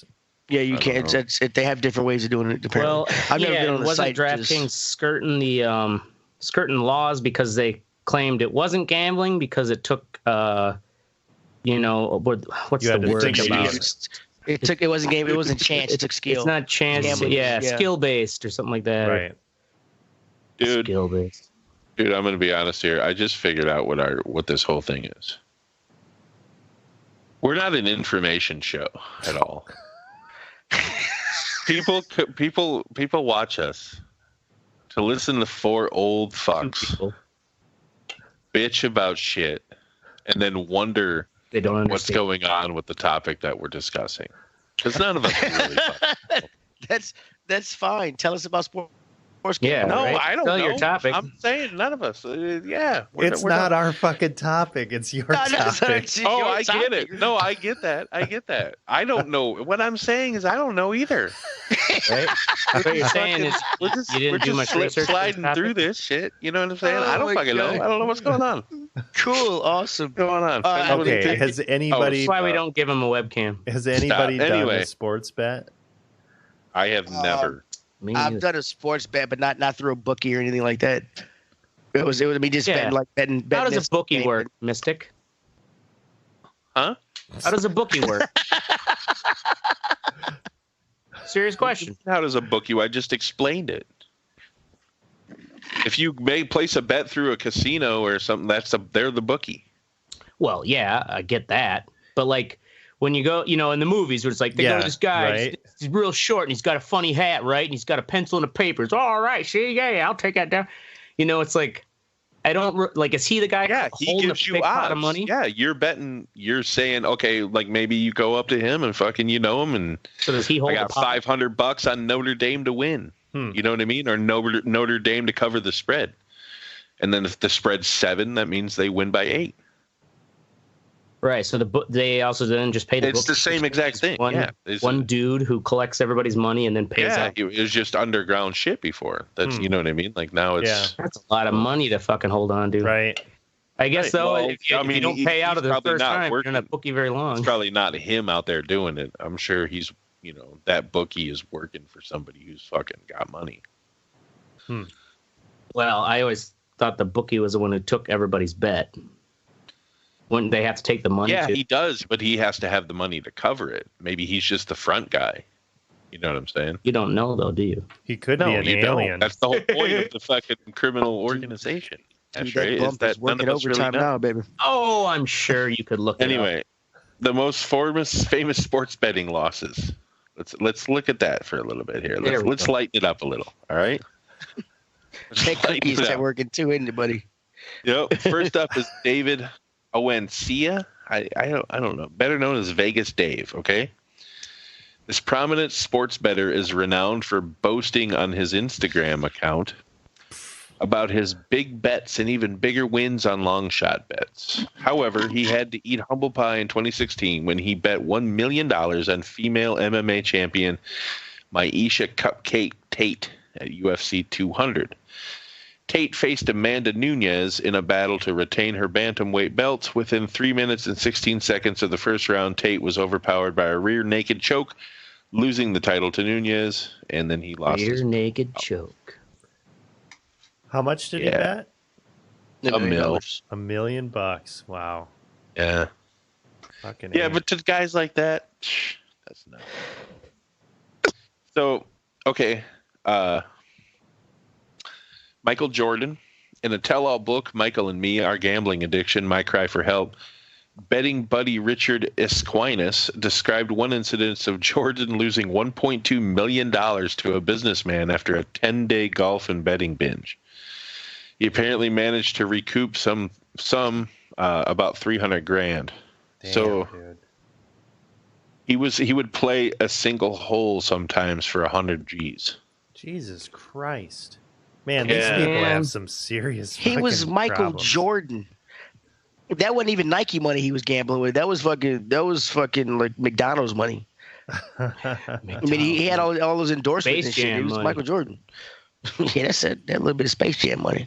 Yeah, right? Just some Space Jam money. Shit. Yeah. Shit. Space Jam money's like better than fuck you money. It's like yeah, right. Untouchable. Comes with a fucking Bugs Bunny on it. So Birdman, Teddy knows who Birdman is, right? The rapper. Yeah. Oh, the fucking I know he's the black guy. Yeah, of course. So he lost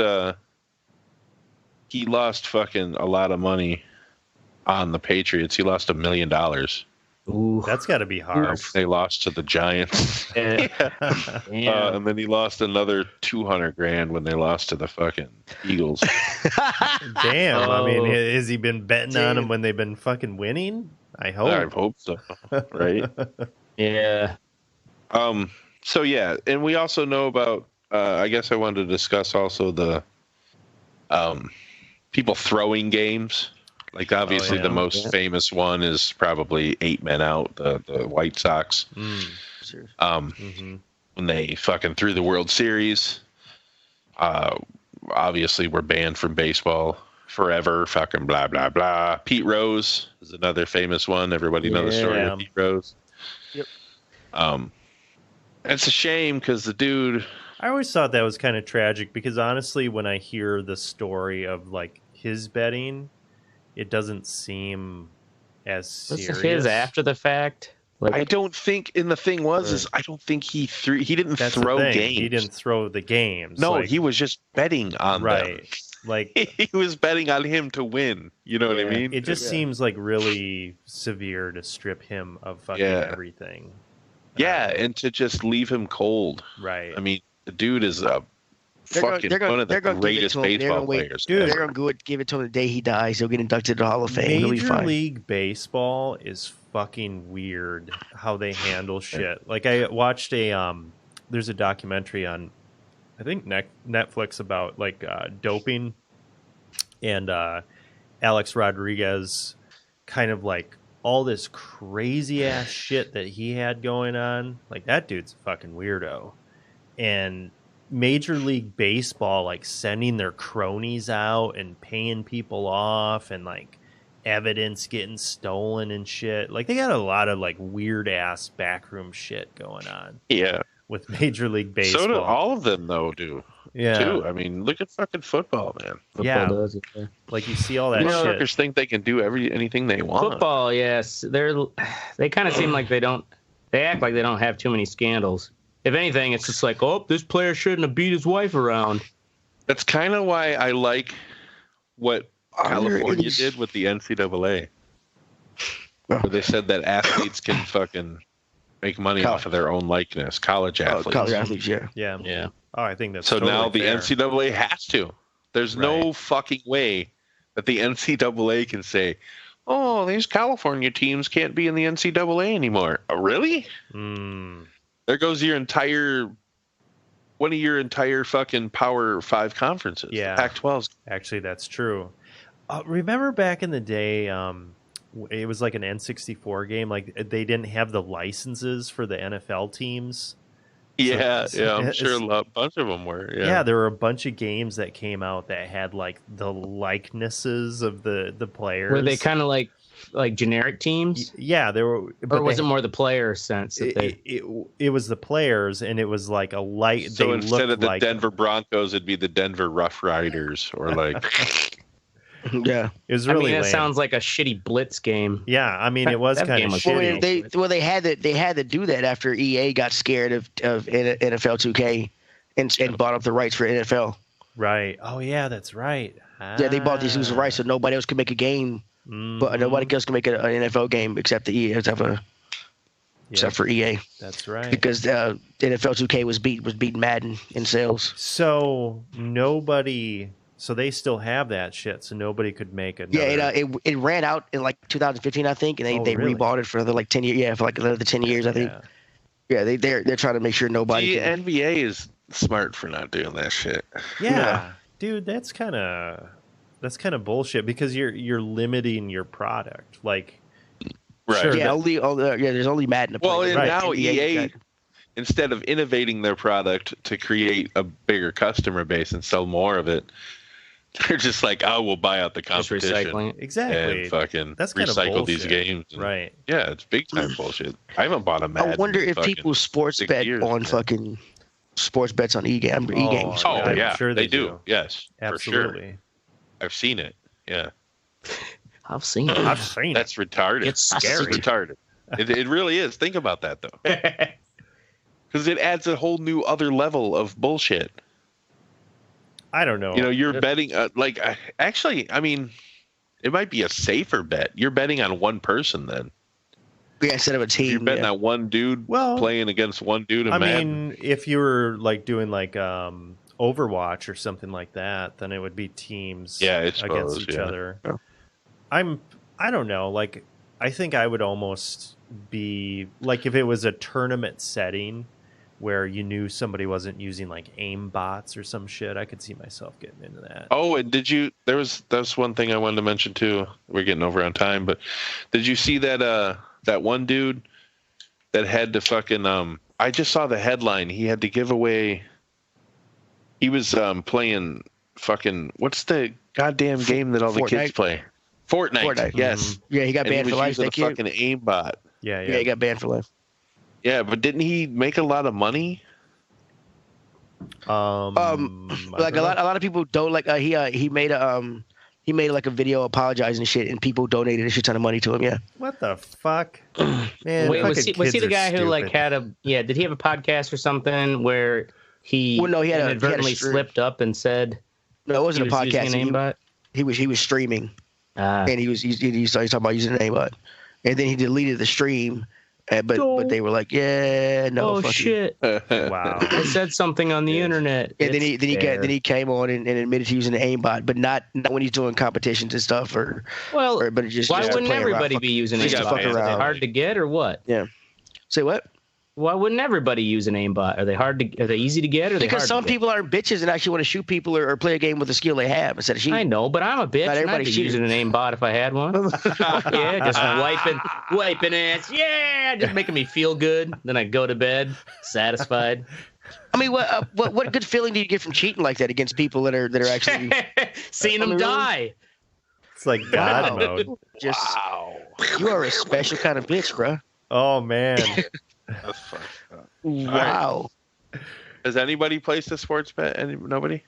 Like professional sports bet? Like in Vegas? No, not a professional. Well, actually, I take that back. I've done a little, what's it called? At a Super Bowl party where they make that graph with like the squares. And then you pick a square with like what you think which team's going to get, this score, that score. I've done that before. Can't remember what the term is for it. But yeah, you pay, professional setting, like in Vegas. Shit just went green. What just happened? Yeah, what just happened to your screen? That shit's green. What? My screen? Yes, your screen. Yeah, your shit's all fucked. I'm waiting for it to delay. Up, oh man, it looks fine in my Skype, but I'm looking on the feed. I don't see anything wrong. No, it's you look like a '90s fucking like grunge video. This is amazing. Let's just. Yeah. Well, keep rolling with it. Let's just go with this. Anyway, all right. That's a conversation about sports betting. Let us know if you have placed any. Let us know if you have placed any bets on our website, www.theredireport.com, and wherever, man. Just let us know. We're around. Go on our Should Mixer. We just say that we're around. We chat. Yeah, Mixer. We have lots of reruns. Check them out. We'll be in there conversing, talking. Oracle will anyway. What's sexy, Teddy? The world according to Jeff Goldblum. Okay, so I've been digging weird this world right there, buddy. Am I still green? Because now it finally came through in the feed. Yeah. Holy shit! It's like night vision. Yeah. Yep. That's weird. The world according to Jeff Goldblum. It's a show on Disney Plus. I'm a real big Jeff Goldblum fan. He's the way his mannerisms are and the way he talks and everything else. He's just interesting to watch. And it's pretty much him going around learning about things. There's 3 episodes that come out every Friday. The first one is about shoes, I believe. The sneaker culture and stuff. So, Teddy, I've known you for like how many years? 7? Damn. Yeah, so I don't even know. But the weirdest thing I've ever heard come out of your mouth is, I'm a big Jeff Goldblum fan. That's the weirdest thing. That's weird, dude. That's really weird. We had a 20-minute long conversation about rim jobs before the show, and that's the weirdest thing. That you've heard come out of my mouth. Weird person. That's not too weird. I have a friend who's obsessed with Jeff Goldblum too. I'm not obsessed with Jeff Goldblum. Is he obsessed with rim jobs as well? Jeff Goldblum, you know that man has had a few asses. maybe yeah. There's probably a correlation. Heck yeah, you know that scene in Jurassic Park where he drops the little water thing and rolls down. Yeah, he'd learn that on someone's ass. I don't. No. Okay. Anyway. Okay, Green Man. According to Jeff Goldblum. Go. Jesus Christ. I would say he's weird. He's interesting. His mannerisms and things, and him learning about it's like he'll be in the middle of something and he'll like a bird will call out. He'll call out to the bird in the middle. It's weird. It's fun. It's different. I bet he's on mushrooms all the time. Oh yeah, he probably microdoses. He seems like somebody who's on something all the time. I mean, just like the trailer that's in there, watch it with the sound on it. You'll be interested. Trust me, it's pretty cool. If you got Disney Plus this dick, check it out. Wow. All right, Oracle. Yeah, have you seen that Media 2 Plus? Avermedia? Avermedia 2 Plus. So that's this little jobby here. What the hell is that? It is a thing that I plug into my video game console, and it passes through into my television. And when I want to record my games, I hit a button, and it records it to an SD card. Oh, shit. And then I can just take that SD card out and put it in my computer. It's a capture card. It's a capture device. It's easier than using the onboard oh my god, it function. is so much fucking easier, and it's a standalone device. You don't need, and you can, if anything has an HDMI, you can just plug it into it and it'll record it. That's cool. Oh wow. Yeah. How much is it? $150. It records 60 frames per second. Passes through 4K. Records at 1080. It's been fucking great to just be able to just hit the button, kind of forget about it. Is it got a remote? It doesn't have a remote, but it has this nice big. This is the box. Yeah, it's got a nice big button where you just like boom. I guess, do you have enough cable length that you keep it close enough to easily just turn it on, or do you have to go behind your TV? I have it next to my TV, so I'll be like, all right, well, I'm going to record like a little bit of whatever game I'm playing. So if you go on our stream on like Mixer or whatever, you'll see that video game footage will come up in between. That's shit that I've recorded on here. Right. Yeah, it's fucking competition. Nice. I'm buying one, and we're gonna put my shit on there too. All right, there you go. Yeah, get one. It's really nice. Battle of the Nerds, and it would actually be cool if we get some video of us playing together on there. But I know that's not gonna happen. That's going too far, buddy. It's not gonna happen. Like a famous voiceover dude when you did that ashtray. Battle of the Nerds. Yeah, so check it out. It's good. Good shit. God, I still look like I'm in a goth video. 90s goth video. Yeah, put the link up in the messenger for me if you would, please. That'd be awesome. Typo negative. You can go in the outline. Girlfriend. Oh, is it on there? Okay. Mm-hmm. There you go, Ashtray. What the fuck, do that. bro? Don't do that. So, Jesus Christ. It's Always Sunny in Philadelphia. Season 13. Damn. Is it on Netflix? I'm way behind on that show. It's almost over. Well, season 13, it is over actually, the last 2 episodes there. But honestly, man, I think it's just as funny as when they it's one of those very few shows that I don't feel has had really that many bad episodes. Mm-hmm. It stays sort of fresh, but still keeping that whole formulaic retardedness that made them It's Always Sunny in Philadelphia. Yeah. Right. It's cool. If you ever just were you saying like they had the last episode now? No, they're going to be back. Just a season. 13. Okay. Yeah. Damn, that's a long run for a television series. Yeah, right. It is. For any TV series, especially a live action one. That's fucking. Well, yeah. Not too many make it that far. Like a comedy with, like 4 friends or whatever. Like, that fucking cliche has been done so many times. Yeah. Right. Seinfeld only went 9. It could have gone way longer, though. It could have. Jerry Seinfeld turned down $2.5 million per episode. Damn. They're just getting tired of it and wanted to end it. Yeah, he just wanted out. Wow, that's crazy.